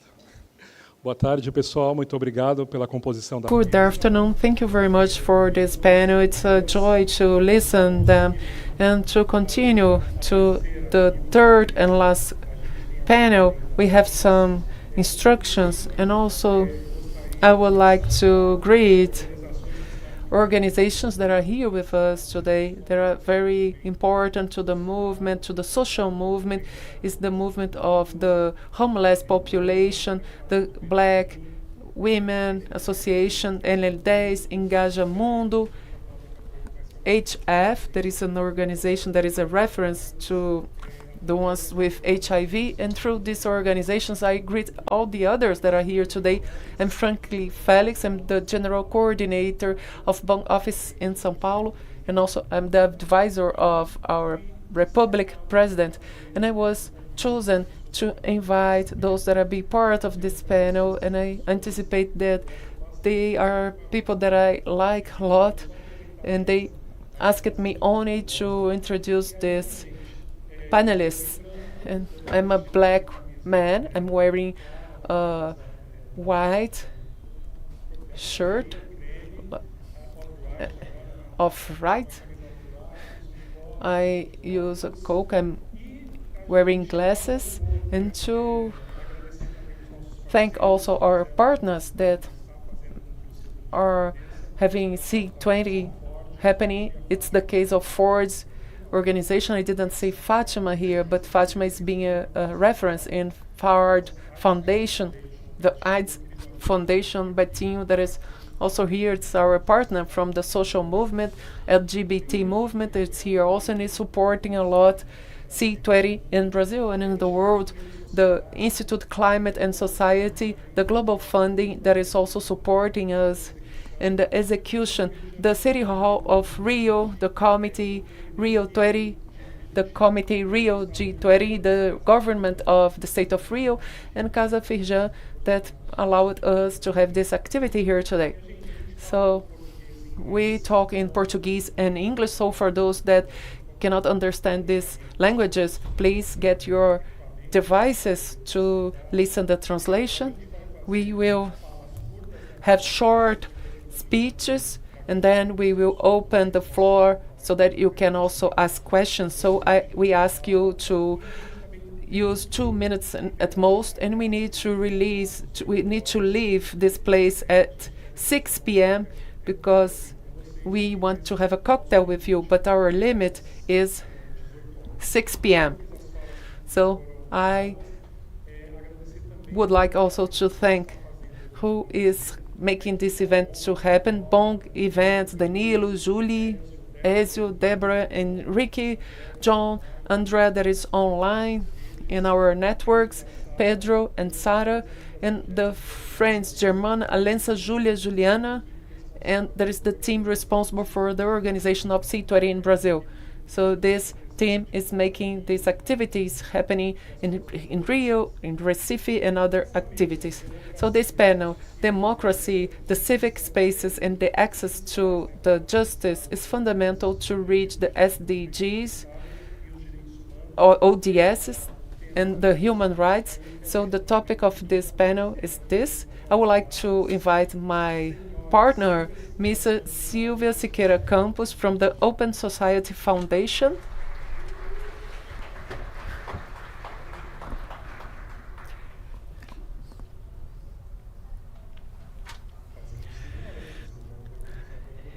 I'm reading what is written here. I would like to call Pedro Pérez from the Lab of Public Policies, LACUN.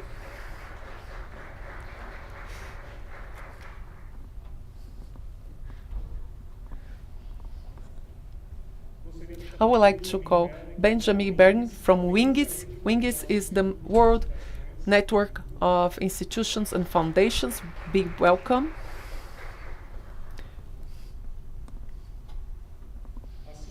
As well as we have GIF in Brazil, the group of institutes, foundations, and companies. WINGS is a world platform of the institutions, foundations, and companies. And the dear for André Amaral from the Pact for Democracy.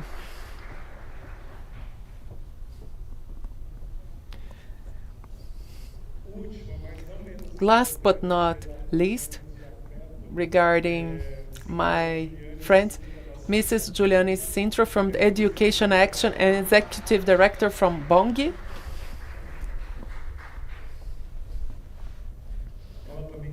She's also is a co-chair of C20. So dear Silvia, I will pass the floor to you, and I'm here if you need, okay? Good afternoon, folks. This is more or less, right? So, after 2 hours sitting down, what do you think to stand up a little bit, just to stretch a little bit? I don't know about you, but in the morning, in 3 hours sitting, I was needing to stretch. So it's important to care about your health. You shake your body. You can take a look to the one that is beside you. Just move your shoulders. It's a whole day here together, and so you can have a deep breath. 1,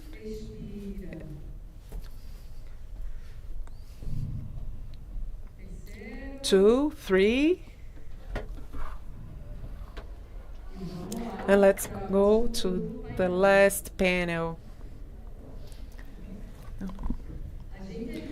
Sometimes we forget to take a breath during the discussions, and our mind requires a lot of activity. I'm Silvia Siqueira. As Franklin introduced me, I'm a black woman with black hair. I have curling hair, and when I am with a black power, I have 1.65 to 1.7 meter. I wear white and jeans jacket with a stamp of animals and forest. I'm a woman that, due to my accents, you can notice that I was born in Pernambuco, and since I was a child, as being born in an organization to defend democracy, also I traveled the world, and I'm proud to share this moment with you now. Thank you, Boom, for the invitation. Thank you, Gestus. And to get started, I ask applauses for you that are in this intensive process, participating, having the civil society in G20. I had the impression that over the day, and you can share or not this vision with me, but that we are talking about democracy. But democracy is being disputed, and I think that we have been facing more and more intensity that is different in the democratic values and ethics. So, frankly, you said that we need to leave Casa Firjan at 6 at most, right? So this is important. It's 4:25 p.m. Let's try to have this session in 1 hour, so that I ask each speaker to spend around 5-7 minutes, so that we can return to the audience and have a wrap up between 1 and 2 minutes, okay? Then I ask you to coordinate this time together with me, okay? So, this is an important agreement, and I think that there is another agreement that we should mention. And if you agree with me, I would like to have your feedback. G20 represents 20 countries from the world, right? But for me, C20 represents all the popular fights from the planet.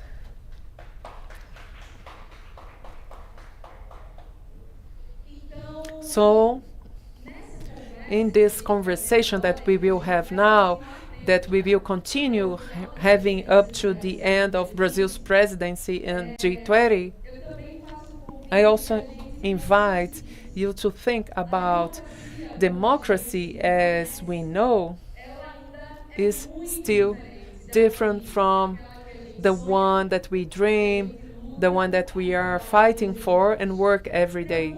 For a lot of people, and this will touch your heart in the agreement for democracy. For many people in different places of the word democracy doesn't have a meaning. The political class in the power it seems to be more and more distant of what the society is talking about, what the society is demanding, is presenting as a proposal. And I'm talking about the political class that is in the power. And the political system, it seems that is not so open to be adapted to this new era and to have a new ideal and democratic practices. To participate in these processes and international spaces of fighting for rights, sustainability, justice, I understand that we need to be very connected with the cities that is where life is happening. If we are going to talk, for example, in a homeless population, the city that I was born, Recife, has around 2,000 people homeless. Rio reaches almost 2,300 people. But Paris, you have 4,300. New York, you have 4,100. So this is if we believe in the data that we have. So in fact, we need also in our construction regarding national policies, international dialogues, positioning of Brazil abroad, how can we reflect these discussions where we are living with all the complexities of this territory? Because this will make sense. And then I call Pedro. Pedro, you have from 5 to 7 minutes. You have this place of public policies and internet. I would like to listen you on how can we have the public policies more closer to the reality, to the majority of the people, so that we can dispute democracy as something meaningful in the daily life, so that we can get a bus that is not polluting the environment, for example, and we will feel that this bus that is not polluting is democracy. Good afternoon. I'm here to speak about the work that we've developed in the last 3 years by the working group number 7, digitalization technology. Talking about territory, Sylvia, our group talks about technology that overcomes all the 10 working lines that were developed in C20. We start with an online territory, but more and more it mixes with offline. We don't have any more the barriers of offline and online. Historically, technology was for the progress of humanity, and we're disputing this nowadays. Technology is essential to solve the challenges that other working groups are talking about, being hunger, justice, inequality. So our work in our working group was detailed by understanding how technology can not only face the established inequality, but also avoid that they reproduce and automate this inequality. I prepared a presentation for you, my group, to speak about how this semester was for us. So I'm going to give an outline. We are 3 facilitators: Internet and UDEC, Institute of Defense of the Consumer. It was a collective work with many people involved. We have 5 meetings online. We had 3 rounds of written contributions by forms or plenary meetings, and we had 2 drafts that we achieved. We had the participation of 3 side events, of 2 regarding AI and 1 of information integrity. We also reached, I think it's in the next slides, but it was about 20 recommendations, and we had the participation of more than 100 people and institutions of the whole world. Our work was achieved with three thematic priorities that we chose in our digital economy group. We talked about information integrity, meaningful connectivity, AI, and digital governance. All our policy brief was covered by other discussions that are already happening.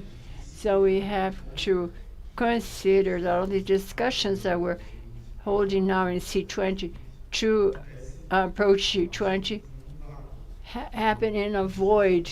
So we have to pay attention to all the other documents that are being formed. The UNESCO recommendation about AI, Digital Pact of the United Nations, the ethical code, the guiding principles of the UN on enterprises and human rights. There are only some other procedures that are very sectorial that are covering technology and democracy. And we are also, when we had our policy brief, we thought that all the recommendations are crossed by intersectional reading. So it's very important that we think on how all the recommendations must address the specific requirements of different vulnerable groups. So we're talking about race, gender, territories, and different groups, sexuality, all the social markers that are important, and demand specific approaches in order for inequality to be better understood. We're going to speak about now how was each one of these working lines. We had 5 recommendations for each of our 4 thematic subjects. I won't have time to talk about everything. I'm going to talk about some of the subjects and we spoke about each of them. When we talk about information integrity, the lack of information are embedded in this new concept that is information integrity. What is information integrity? It has to do with precision, reliability, and consistency of information. This refers not only to be able to rely on the information that's circulating online, but also in the promotion of a digital healthy environment. I have very little time. I can't believe it. 5 to 7 minutes. Oh my God. I have to go very quick. But we have to talk about subjects like concentration of platforms, power, the requirement to promote more balance between the users, the ads, and the little players that are in the digital platforms. We also talked about the requirement of promotion of information integrity and facing the hatred speech, this through many strategies that you can see on the screen. And lastly, we also stress the requirement to develop specific platforms in the election processes, because we talk about platform regulation, but not everybody in G20 is interested and be able to support this kind of process. We have to develop specific protocols that address the difficulties faced in the lack of information in the elections, as you can see on the screen. Significant connectivity we have as enormous priority, and Brazil has 23% of penetration of internet. India 60%, South Africa 2%. So promote connectivity among people. It's not only to when they access internet and the IT capacity, but also take advantage of the opportunities that have to do with the technological empowerment.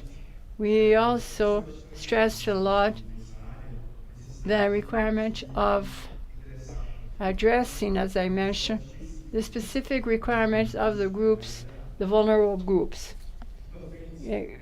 Continuing in the digital governance, in spite of many of the parts of the world having difficulties in this. The governments have advanced investment of digital policies. Oh, they told me my time is over. I will have to be very brief. But I would like to say, I would like to love about AI, but I invite you all to read when we have our policy brief ready. And only to end to say that on Wednesday we will launch W7 together with 2 other C20 groups, a joint statement with G20 as the think tanks groups. And besides, we also have a very multi-sectoral statement regarding AI that will be launched very briefly. Unfortunately, that was my time. Thank you.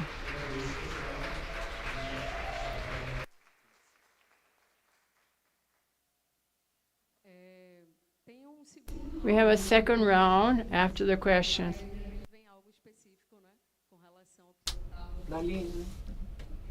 Guilherme. Now we pass you the floor. If you can talk a little bit about how was your work during this last month in G20. Be at ease, please. Thank you very much. Good afternoon to all of you. So, Executive Director of WINS, and WINS is an international network of enterprises that develop donations in the whole world. So it's very diversified when we talk about this. And I'm going to talk about this because there's a lot of things to mention. And there are a lot of bias against this. It frightens people because many times, with a lot of reason, we in WINS, what we do is to have a collective organization in order to have a unified word from all kind of donors from the world, because in philanthropy, only very gigantic organizations like Gates, for example, were allowed to have a chair in decision making or influence, and nowadays we're trying to have a collective thing, because philanthropy in the world, in fact, doesn't seem like Gates, but it seems more like you and me. There are small organizations or average size ones connected to families and people, and also people that donate resources to NGOs and the civil society. That is a fact of philanthropy that is very diversified and near the communities and near the field. And we try to show this diversified perspective, also considering the relevance of the global fund players, that their voice will not only be about Europe and the United States, for example. So that's why we organize ourselves as a group of players in order to have a voice in G20. And something that I would like to mention that is very positive, very good, to have this first group about philanthropy, this group 9 in the C20, because in fact both are totally connected, because philanthropy exists to support the social changes and civil society, and it's also a way of civil society, because there are people and organizing themselves to support and improve society. So it has to do with some specificities, but we would like to thank Avon for having this opening, creating this space, and also for us to, as was mentioned, to include also the privilege that philanthropy has. Many times you talk to a corporation or a government, and the answer, the perspective, if you say that it's a foundation, it depends if it's very different if you say it's an NGO, civil society. Even the values and the idea are the same. So we can take advantage of this to reinforce the voice of civil society, to join and having more strength in this privilege. This is something that's important, so it makes sense to be together in this. Very briefly, this process was a very inclusive process for us, which will be the recommendations of philanthropy. So it was very inclusive, with more than 7 meetings, 400 participants. It was extremely intense also. And we have various recommendations. One is that philanthropy, not necessarily gigantic with resources compared to governments and markets, but it has a capacity of risks of innovation, of supporting some new initiatives that is difficult for a government to support or a company will never be interested in. So they have this dimension of innovation to have risk and also to be a bridge between civil society, government, and other players. Philanthropy can also bring this dimension of being a bridge. So we would like to have more space in order to be able to do this and influence in this sense. And we also spoke a little bit about partnerships among different players. And then also the governments need to have more spaces for these link between business, civil society, and philanthropy.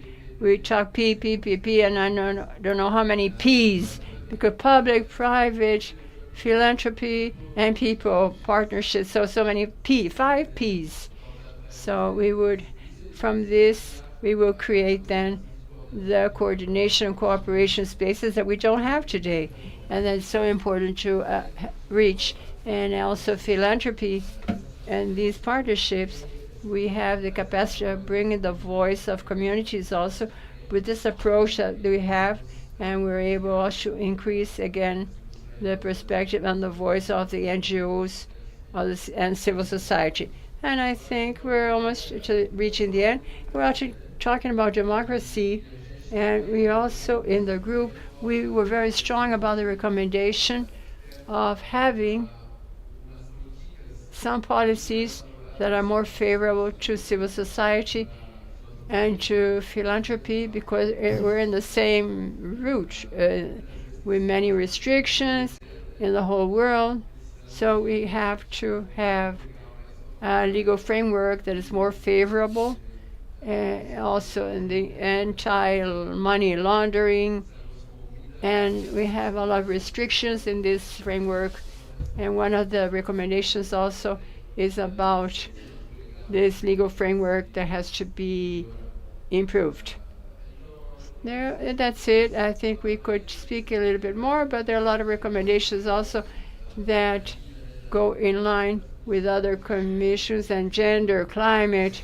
So we also had these connections, thematic connections, but I would like to also speak about sectorial spaces to have more voice for philanthropy, helping and working together with the civil society.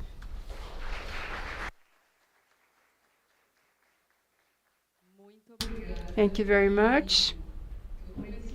I committed a mistake. Your name is Benjamin, and I was talking with Guilherme. They didn't allow me to come to the... You already made a mistake with the name of people, right? I'm sorry. So we're going to listen to the Democracy Pact perspective. Is it possible to make democracy pop in this work that you're holding during about 6 years and something? Well, first, good morning, good afternoon, good evening, depending wherever you are, where you're listening to us. Thank you all, to everybody that is here, all the people that are on this Monday, cold Monday here, participating in these discussions to see how we can advance in these important issues. Thank you, Silvia. Well, if it's possible to make a democracy pop, we're trying the best to reach this. We even called Anita Singer to help us, and we had reasonable results. But I think that in this last semester, we were able to have the privilege to co-facilitate the working group number 10 that dealt exactly with the SDG peace, justice, and effective institutions. Very easy subject to solve tomorrow, and we're in an excellent climate in the world to do this. And we had I had prepared a long speech, and then I came to know I only had 5 minutes, but we have Sylvia already mentioned much of the things I would want to talk about, and then we can start from where you stopped. I have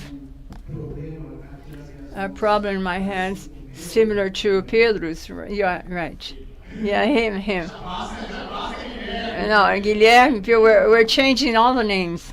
Well, our group, because of the outreach of the subject, we try to divide ourselves in some focused subjects and to talk about this. I have to be very brief, but perhaps in the questions we can deepen a little bit more the answers. And this privilege of working together with people of more than 20 countries and with hundreds of people of different subjects and approaches, it's a privilege. The multiple holistic view of the subjects, but also to consider which consensus are achieved. And the consensus was very evident since the very beginning, was that democracy is in crisis. And that's under any approach that you have, any kind of analysis that you make. Data for Vidam, the last report that was produced was that in 2003, 50% of the people in the world used to live in autocracies. Now we're 73%. So the last 20 years, we had an increase of 20% of people living in autocracies. And when we have a detailing of this, thinking about the SDG that we're talking about this subject, why democracy is in crisis, looking at under this approach. We can mention other reasons, but when we consider institutions, we go back exactly to what Sylvia mentioned. Democracy that we dream about is just a dream for most of the people. It's a concept. To defend democracy is equal to defending joy, happiness, in a very abstract and not hands-on speech, let's say. Democracy that we have in the world is not complying with the desires of the population, mainly vulnerable population like the homeless, like black people, or with women, LGBTQ plus, and other vulnerable groups, which is also a problem. This search for transversality, we always lose a little bit the specificity of each group. But considering this, we divided into 3 subjects that drew our attention, that affect the trust of people in democracy. The first one was civic space. The civic space is being reduced in the whole planet. This happens in different ways. The civic report showed that of 198 countries that they analyzed, 118 are suffering severe restrictions in the individual rights. One of the main rights that are being cut off in the whole world, and I believe many of our organizations here are facing also, is the restriction in the performance of civil society organizations. This can happen through funding that is used in different anti-democratic groups or extreme right-wing, or that these movements are communism and that you want to have a gay son, for example. That's what they say.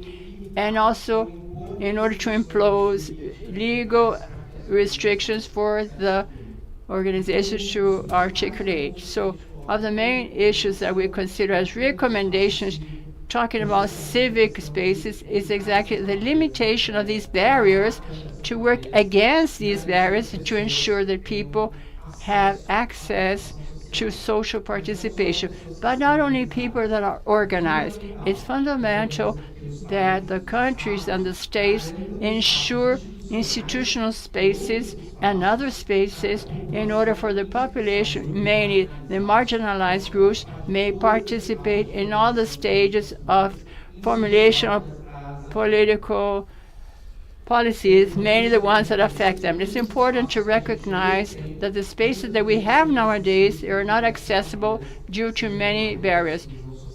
Social exclusion, and so to consider these barriers is very important. When we talk about access to justice, things are broader, more comprehensive. We have a great challenge that the countries have to be responsible for structural barriers to access to law. Historic exclusion based on racism, bias, gender violence, among others.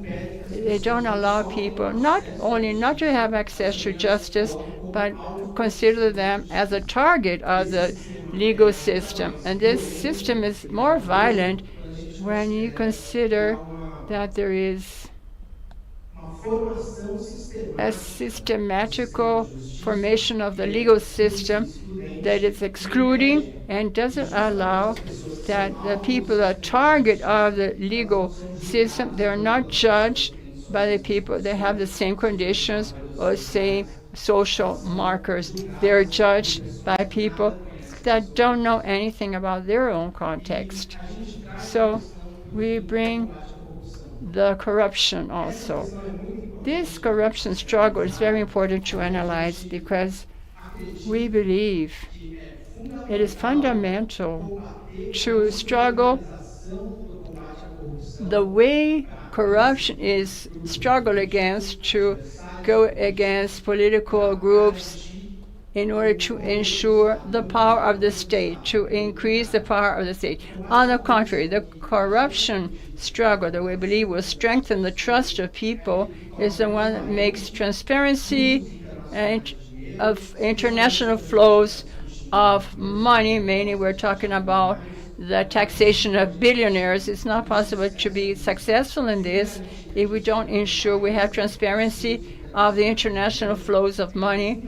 And it's fundamental minimum parameters of lobby regulation in order to know who is behind the political policies, and also to allow equal access, not only the powerful to power, but also common people. And looking under all these approaches, we believe that these factors are interdependent and reinforce themselves. There are a lot of many other things that I could deepen. I can hope we can do it during Q&A, but answering what you asked, we believe that the role of the institutions to defend and protect democracies, they themselves become, in fact, more democratic. And to protect and defend democracy, we have to not have the idea of protect and defend democracy, but the focus protect and defend people. Thank you.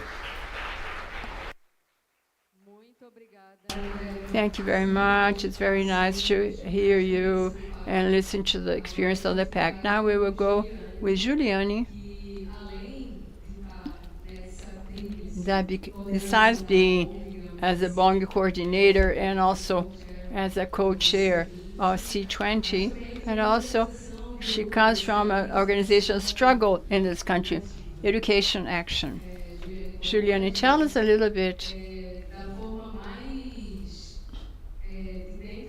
from the deepest of your heart. How was this for you? What Bong has achieved as a legacy that goes from Brazil to South Africa, but also as a black female, one of the greatest cities of the world, based on life, based on other life model. Thank you, Silva. Can you hear me? Okay. I would like to start and also to have a dialogue with Silva's question that facilitates the process of having a reflection in 5 minutes but they represent not only a process, 1 year or 6 months, but a process of my activist performance. I start thanking my ancestors for being here. I request permission to the elderly and start my self-description saying I'm a black female. You can see I have curled black hairs. I have a beige coat, and I would like to share with you the use of this T-shirt. This T-shirt, it represents a community of a region of Angola, Botswana, and Namibia. They are, for me, it's very important the use of wearing this T-shirt today because it shows an exhibition 2011 that shows my beginning as an activist in the Organization of Human Rights. When I start my words and thanking my ancestors, because it's thanks to my ancestors that they show the first genocides of our history. It happened in 1904. And we start discussing the agenda of human rights, and when we discuss the agenda of financial global architecture that's being proposed in C20 proposal, we're talking about life. We're talking about unequal links of power that manifest as we, society, Occidental, Western society, we organize to reproduce, which are the costs that we have to consider in order to give a meaning to our existence. And we, in fact, have the right to reproduce and exist with dignity. So my place in C20 is a double place, because it also talks about who I am, my starting point to think about economy and financial global architecture, and talks about my presence in a human rights organization that faced a challenge of having a debate of facing inequality and democratizing the debate on economy based on a place that has centrality in the subjectivity of subjects that are treated when we talk about these agendas as numbers or target audience or beneficiaries. So how we change the reflection to build dialogues with communities and with social groups that are in their daily life, reinventing not only their existence, but also reinventing the possibility of existing in a world that denies this humanity.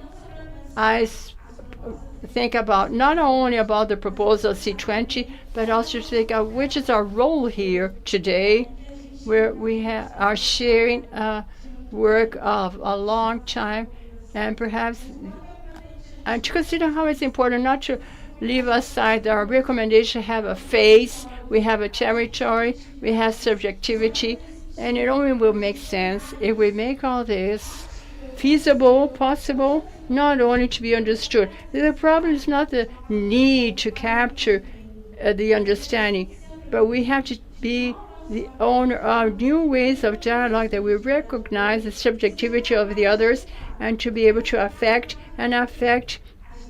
mutually. We affect and we are affected not only by the policies through the recommendations, but also by the recognition these recommendations already exist as proposals, and we recognize the historical work of Brazilian activism. And here it's important to highlight in my assessment, which is the track record of the Black movement in education. I know I overcame my time. I think to end it's important to mention, to establish this dialogue, that we have to say that the review of a financial global architecture, democratization of economy debate will only be effective if we bring to the central and the spinal facing the inequality. And I would like to end my words showing the importance of having a reflection of different relationships of power, because based on different relations of power, we can revert all the achievements to exclude. How we have decision spaces. We're the civil society nowadays in the influence zone or the incidence zone, which are effective spaces for the community that is in the streets, the homeless, that are building the existence and the survival, in order for this perspective be represented and be part of these recommendations. So it was based on these questions that Bunge is in the role to lead as chair of the presidency of C20 without losing our place. We're talking about equal relationships of power. We're talking about historical process that is colonization. And we cannot think about global architecture of economy without thinking of the responsibility of the global north. Recognize that if today we have inequality process in the power and wealth and unnecessary extractivism to understand our economy, this happens because our intellectual reference, Nego Bispo, that is a quilombola reference, and he compares colonization to, he says colonization is based on the lack of identity. You deny cosmology of the others, and you demand a new way of life. Historically is what we did regarding the thinking of the organization of a city and the connection with other ways of life.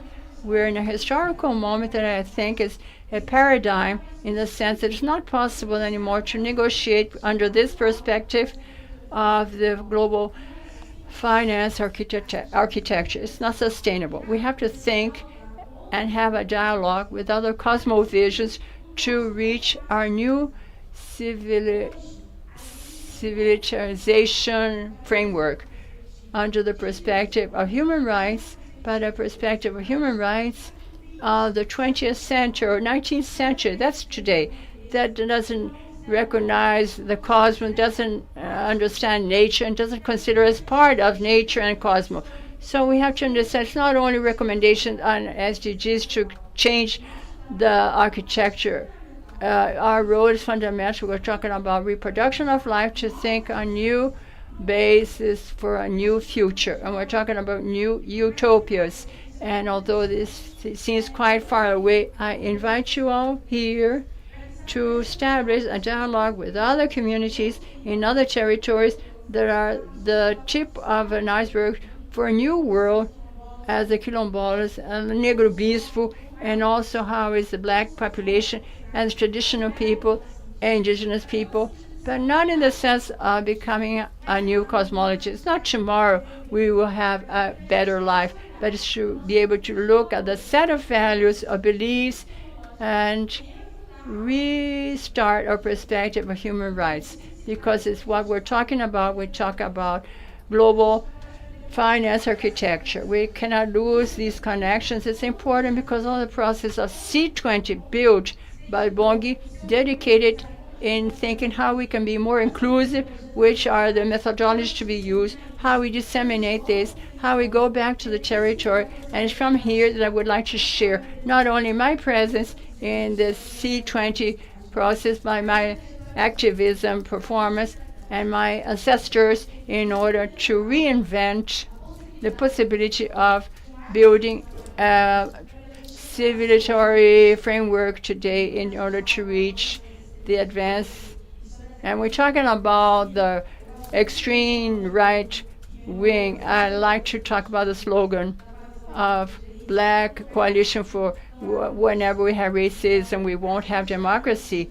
We indicated to refund old concepts, not important concepts like democracy, relation with the state, social participation. All this is something we never had the right. It was tight and never represented us. And based on the daily reinvention of our own existence, Bunge intends to we have a dialogue and based on the perspective of civil society in order to start a process of rebuilding C20 that has a starting point recommendation. But we don't stop here because of the transition to South Africa, and we have a collective work that is ours of making democratic economy that starts with the historical struggle of social Brazilian movements of defense and the struggle against inequality. Thank you. muito obrigada, Juliane. Foi It was an inspiring. Now we have some people here, many hands raised. Franklin, you're going to coordinate this. What's your name? Lydia. Who else? More? How many more people? A lot of people. What do I do now? Luciana.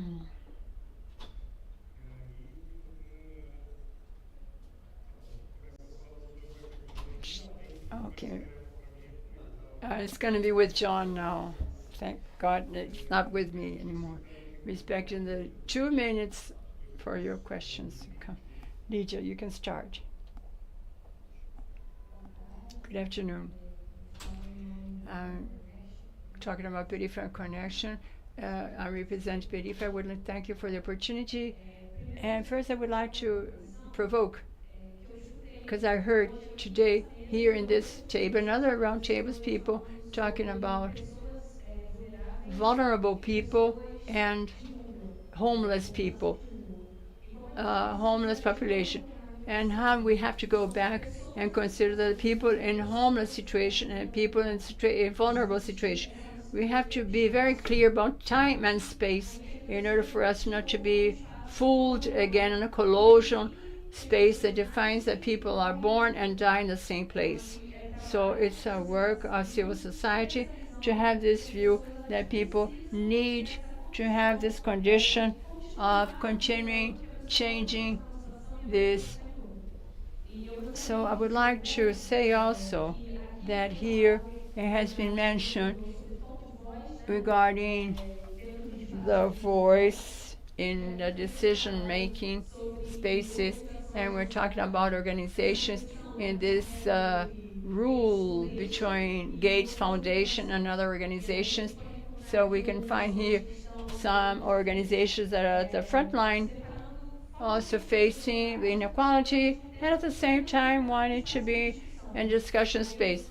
So I would like to know from the speakers, how do we organize ourselves as a civil society to be prepared to be in both places, because we have to have mental health to see everything that we're seeing in our surroundings regarding social problems, and we still have to be able to talk to people that seem to be the villains in the poor corporate areas. That speaks so nicely, beautiful words, and thank you. Luciana.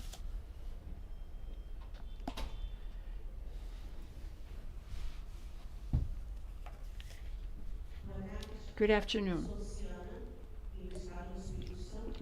I come from Espírito Santo. I represent a literally collective group. We work with literature. I have a question for all of you. Are you able to understand that everything has been said here since the beginning overcomes education and school?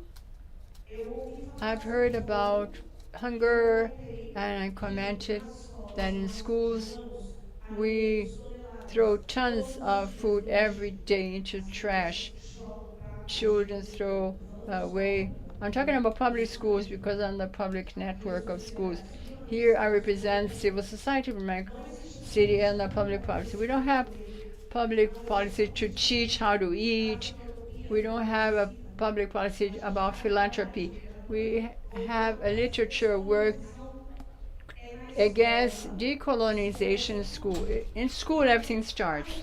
So the recommendation that I'm requesting you for G20 is to think about these children of today, because we will reach 2030, 35 speaking about the same things. A lot of dialogue, a lot of speech, a lot of narratives, many reasons, and very little action. The advance of the extreme right wing in the world shows that it's private initiatives and this process of patriarchism where women are left aside, men have the power and decide who eats, who lives, who is able, who has access. Please put in your minds that everything that was dealt here today starts in schools. The children are the target, the focus. You being a child, you learned this. You were a child, you learned this. So, can you imagine?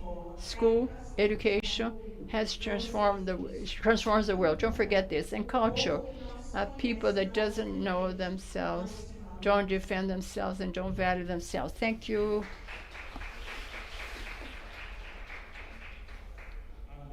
Alice. Hi, good afternoon to all of you. I'm Alice Lana. I am represent Global Voices, that is an international NGO.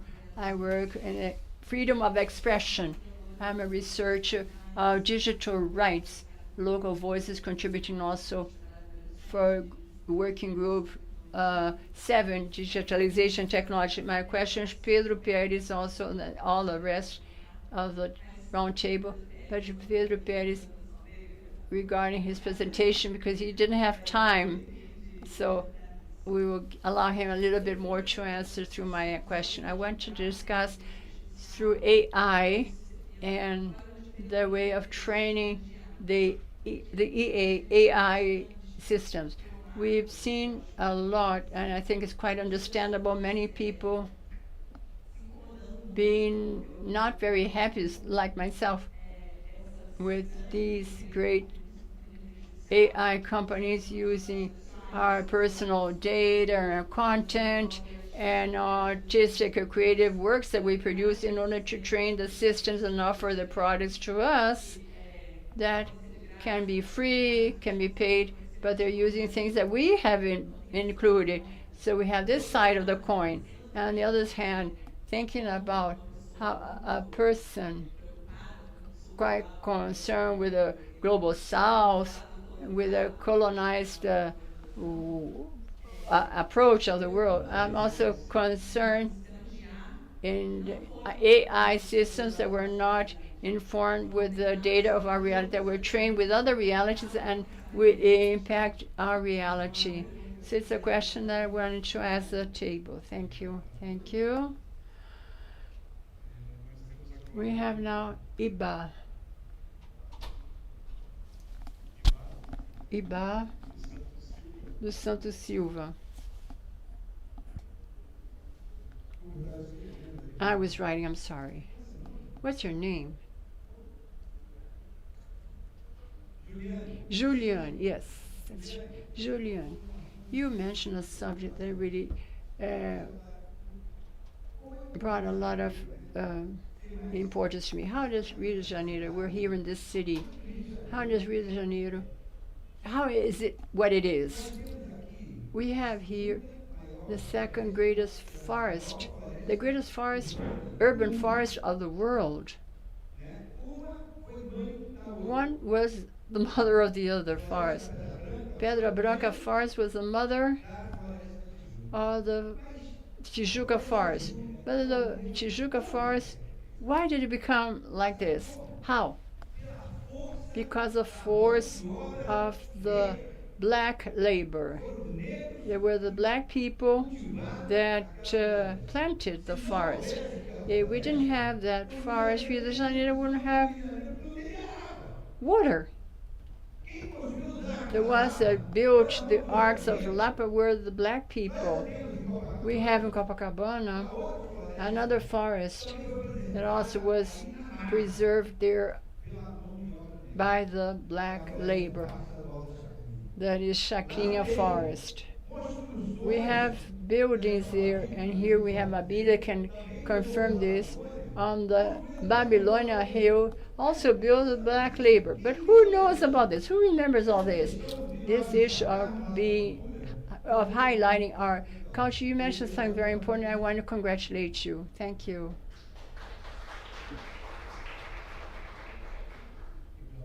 Thank you, Buck. Very nice. Now, before passing the floor to another person, Ana Paula, I want to embrace Lele that I saw here. I didn't see her there in the corner. Ana Paula, you.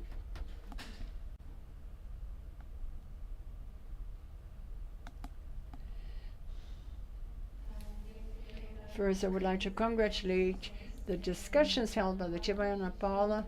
We work with migration refugees, and we have Afghan refugees in Brazil, and we came also from a conference that dealt about migration, Comigrar, and Brazilian government, and it's very important in C20 we have the space to talk about the displacement that are forced and that end going through many topics, as Silvia said. G20 are the 20 countries, but the problems that we face in the whole world, they end crossing many of these aspects, and refugees and migrants are testing many of these problems, climate changes, democracies, or coup d'etat. So we also go through many delicate, also gender and ethical problems. So it's important to have more representation also in organizations, associations that work with migration. And I would like to ask exactly how would be the recommendations done by this group for this great number of displaced people. We'll have 120 million people that have been displaced, reminding also about Juliana's words now, about the responsibility of the North, global North, in this great number of people, and how many countries afterwards deal with this. We come with the advance of the extreme right wing that end having also their migrants and refugees, including as a great target when these democracies and having extremist governors.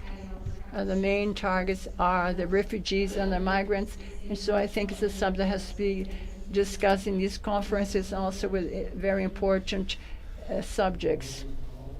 Thank you, Ana Paula, for your participation. I will ask two more people, then we can feel how the answers will be provided. Abílio.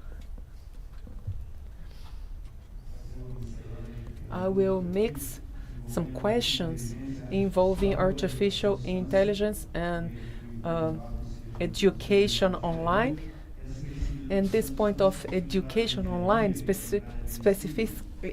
especially in medicine and engineering, when you record a class and then you replace professors forever, so you generate unemployment to the professors. We see the North America artist that had his voice and image reproduced by artificial intelligence. So we should concern about the unemployment on regards of having robots performing roles on behalf of humans being. So I think we should discuss this also. And also regarding the youth, you mentioned, Julienne, in the meaning of the words. I think this is very important because when you have the re-meaning of the words, you have a new meaning about, for example, if I need to choose the artificial intelligence, I prefer the non-thinking of the humans. I think that we should fight a little bit regarding the replacement of humans by machines. This is unavoidable due to the pressure of big companies and also for the youth, specifically the more excluded one.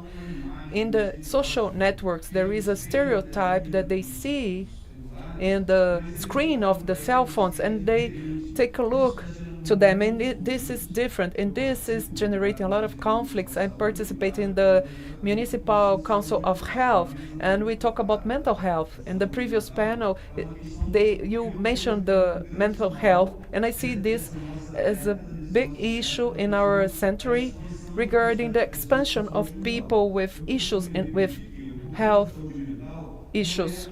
And I used to say that this is not from an individual. We are in a society that by itself it's being affected by mental health. It's an issue from the planet. Thank you very much.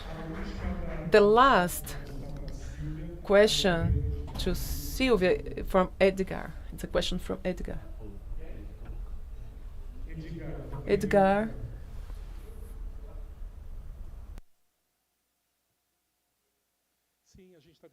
controlar o tempo. Aí se a gente conseguir, a gente devolve para vocês. Good afternoon, everyone. I'm Edgar Moura. I would like to congratulate the organization that we are here today in this fantastic event. We have Mariana Nakali that coordinated our GT, but just remembering that for us, Black people, LGBTQI+, we have no doubts that we need together, Black and white people, a public policy that can have a purpose to repair, because as we see so far, we notice that the word to repair, it's a word that will be a link between the intersectionality, because our group discussed it this week, and we know that there is a point from the capitalism involved in this oppression and this inequality that we have today, and how we are going to approach this topic. So to use this methodology of intersectionality is very important. And I would like also to raise two questions. The fact of having cell phone doesn't mean that we are inside the new technologies. This is another important point in Brazil, and I think that the entire world is facing that. And considering that, I see that having this statement in the public budget from the world, this is a pathway to move forward to repair this situation in the budget, in the funding of the companies and organizations. How can we work the funding, considering also the organizations that are working on the fields? I work for an organization that is working for 41 years, and we know the difficulty that is to have to participate in a bid, to have a voluntary work. So we really need that, and we cannot stop mentioning that in this democracy, thinking that companies like this that provides the signs of internet or Uber that receives a huge amount, and how can we tax the billionaires? So it's important to consider that this moment a lot of neighborhoods in Brazil and the world don't have the access to internet. However, they pay a lot of tax to receive 5G, and when you're going to measure, you are receiving only 1 or 2Gs. Or many times you're paying, for example, in Bahia, you're paying 100 reais per month to have the access to internet. So we really need to discuss this democracy. We need to discuss this repair in the public scope. Thank you. So that's it, Sylvia. And while we were listening to him, my apologies, because we need to control time. And they told me here that we need to end at 6 p.m. So we would like to leave 20 minutes for a coffee, because we have a coffee break outside. So I will return the floor to you. And those that want to mention other points, we can take a note in order for you to have your topic addressed, okay? Thank you, Franklin. Thank you, everyone that was able to come and to ask questions. And I think it's about to share also the pains and the fights from our daily life.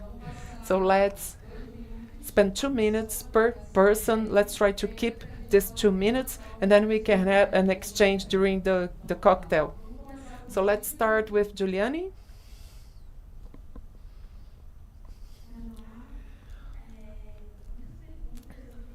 We have a lot of questions. I'm trying to summarize them. I will respect the 2 minutes so that we can have a moment of exchange, thinking about how can we deal to interact with all the topics. I would like to mention to answer the first question. How can we organize ourselves to participate in these spaces? I think that the process of the construction of C20 is a process with a lot of learning, to all the organizations that were available to understand how this process works, how we should or not elaborate the recommendations. I think my colleagues can talk a little bit better about that. But regarding your point, this brings something that, in my opinion, it's very important when we talk about multilateralism, when we talk about a crisis in the multilateralism, the need of an international cooperation. And when we think about this international system of participation, this is a system that cannot consider our trajectories. And I think there is an important element that connects to what the other colleague mentioned, that is this dimension of mental health. I had other experiences participating in meetings and activities in United Nations, and sometimes we have some reports and we spend a whole day talking about cases of violence against people that are part of our reality. And many times these cases in these spaces, it's something that is very distant. But for us, it's part of our life. This is not something that is just one more number, one more issue. And what I can share is the understanding that the strengthening of the collective political action through social movements points a lot of pathways. I learned a lot in my pathway with the popular movements. And another dimension is the need to keep in mind the importance to review and to reform this grammatic that is not being enough. This is a process that we can transform by doing, because we may face some cases that are not predicted, or demands that we couldn't imagine, or recommendations that had nothing to do with that group. So I think it's important. And just to end, because I cannot say everything that I want, I would like to dialogue with Luciano. I think that the school also, due to my trajectory, it's important an education action, and this has a power to join the community with a mobilization of a protection network, and we're talking about social assistance, health, and culture that should be valued. I think that the work of the group that is dedicated to think about the recommendations of education and culture should take this into consideration. But beyond the bias of financial education, it's important to have an understanding of this student and the integrality. And starting with the student, how can we make feasible other systems of protection in protecting people that are very important in the community, and also moving forward with the political background. So your words were fundamental, and this has to do with what I believe. Thank you to share with us. Thank you, Ju. So let's go to André, please. Well, we have a short time and a lot of comments. I would like to thank, I'm sorry, I cannot recall your name, Lydia, for pointing my mistake. I was talking in a way that is really wrong, that fortify and increase and shows that there is still a work to be done. I think that regarding this point that we brought, Juliana's speech in the beginning, her first speech has to do with this. And I think this is the process that we had in our working group. People come from different contexts, and we are talking about issues that for some people are only one more issue or a fact that you know. You have an academic knowledge or statistic knowledge. It's a fact. And for others, this is what is going on their daily lives. And based on our experience, it was very important really to know and to give a step back so that people that feel the context could bring their own experience and reality, so that we can think about the recommendation that the person can talk better about it. I think this is very important, and in many aspects this increased the scope of understanding of what we were talking about and bringing this link to, and regarding the last question regarding repair, when we talk about the access to justice from these groups, it's regarding the fortification and the boosting of these global initiatives that are being asked in special from the North through commissions of truth, memory, and to repair processes that are excludent and violence that happen, in special, for example, the process of slaves and the colonization, so that we can provide the responsibility to the actors and countries that were engaged in the formation of the system that we live today with the consequences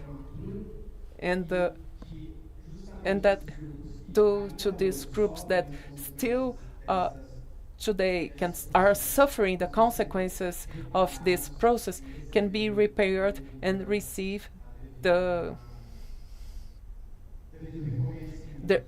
acknowledgement in special. Thank you. Very good, Andrea, by your feedback. It's very important, especially in a debate with Banco do Brasil, Brazil's bank. Now, Benjamin, please. Thank you for all the issues and ideas. It's good to exchange ideas. From my side, I would like to say that regarding how people and the leaders and the communities can find time and energy to talk to whom has the power. So I think it's a good question, and perhaps time and the effort may arrive in another way. And we need also to have more platforms of dialogue, because there is a lot, and we have some actors, but we have sometimes a difference in values. So it's important to dialogue, understand a little bit better. But I think that in different cases, perhaps in the majority of the cases, the actors from foundations, philanthropy, many times they don't understand the reality. They have a vision that is different from the reality. But if we have the spaces for dialogue to understand, we can change things many times. I would like also to mention that I agree with what you said regarding the cosmovision. Working with philanthropy, we should have this reflection regarding decolonization and philanthropy also. How this is done usually is reproducing the model of business, centralized, having the power in top-down, without understanding, without listening. So we have this work also that we are trying to accelerate and support also. It's fundamental, but I think that this has to do with a more comprehensive question by the civil society and all the stakeholders to think about what is fundamental, the vision of values, to think and to be inspired with the ancestor knowledge in different traditions. I think this is very important, and I would like to continue this dialogue with you about that. Thank you. Thank you, Benjamin. Pedro, I don't know if it's going to be enough, but please. Okay. Sylvia, I will approach the points that I saw that has to do with my speech. So if I leave something behind, just let me know. First of all, Alicia, thank you. She asked about representativeness of the bases to develop AI models. This is very important because we approach this point a lot in our recommendations. First, we have a recommendation that says about the need to work AI on regard of human rights, because we are automating the processes and doing what before we had a human element, and this is being replaced by the models that use AI. So it's important to have a database that is representing the populations that artificial intelligence is intending to work with. This is very important because this may generate serious problems for fundamental rights. We see that on the area of face recognition. How many cases in the last years were registered in Brazil by different recognitions by mistake on the face recognition? So people that were arrested wrongly and were redirectly, and for example, the person may be identified in a football match and they are arrested by the police, and it's proved that there was an face identification wrongly because the database was not correct considering the ethnical diversity in Brazil. For example, the black people are the ones that most suffer this system of face recognition. So I will answer another question here. Okay, thank you. I don't have time for other questions. Thank you.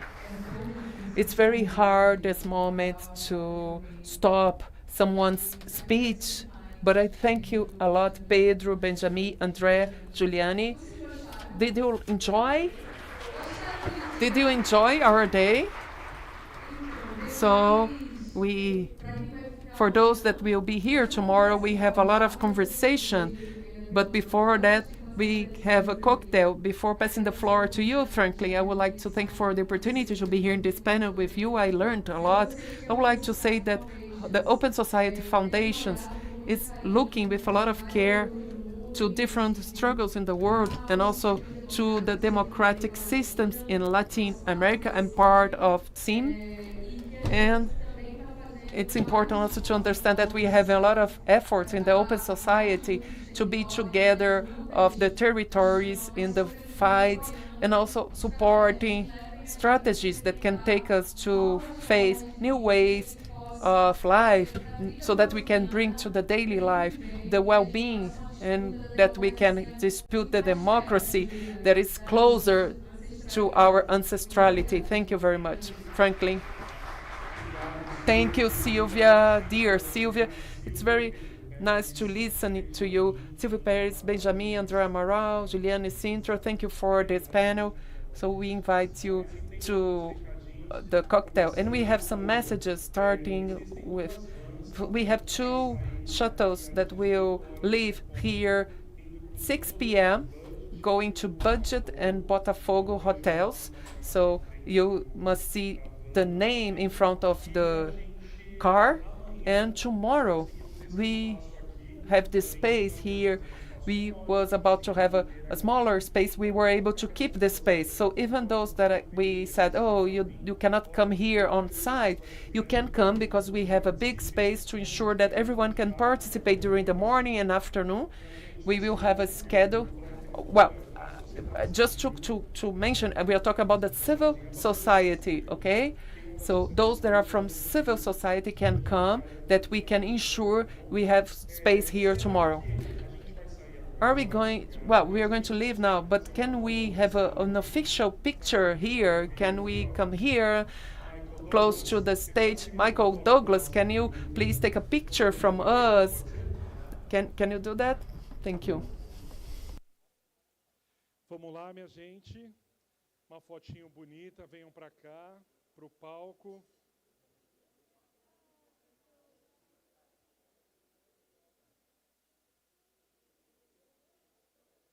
Todo mundo, vem cá.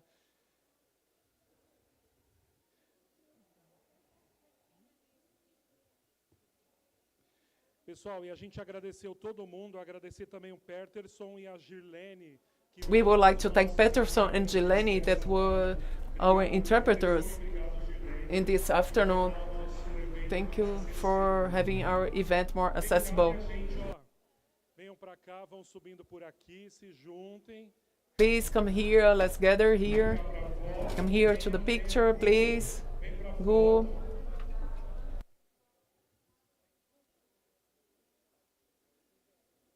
Se ajeitem aqui na frente, venham.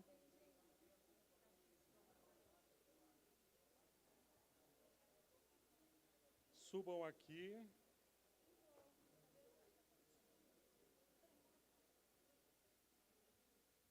O senhor quer ajuda, seu Ricardo?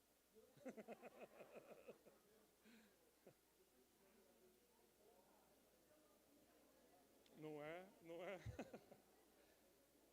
Cadê o pessoal para foto? Venham para a foto oficial do C20. Se ajeitem, vem, amor. Super.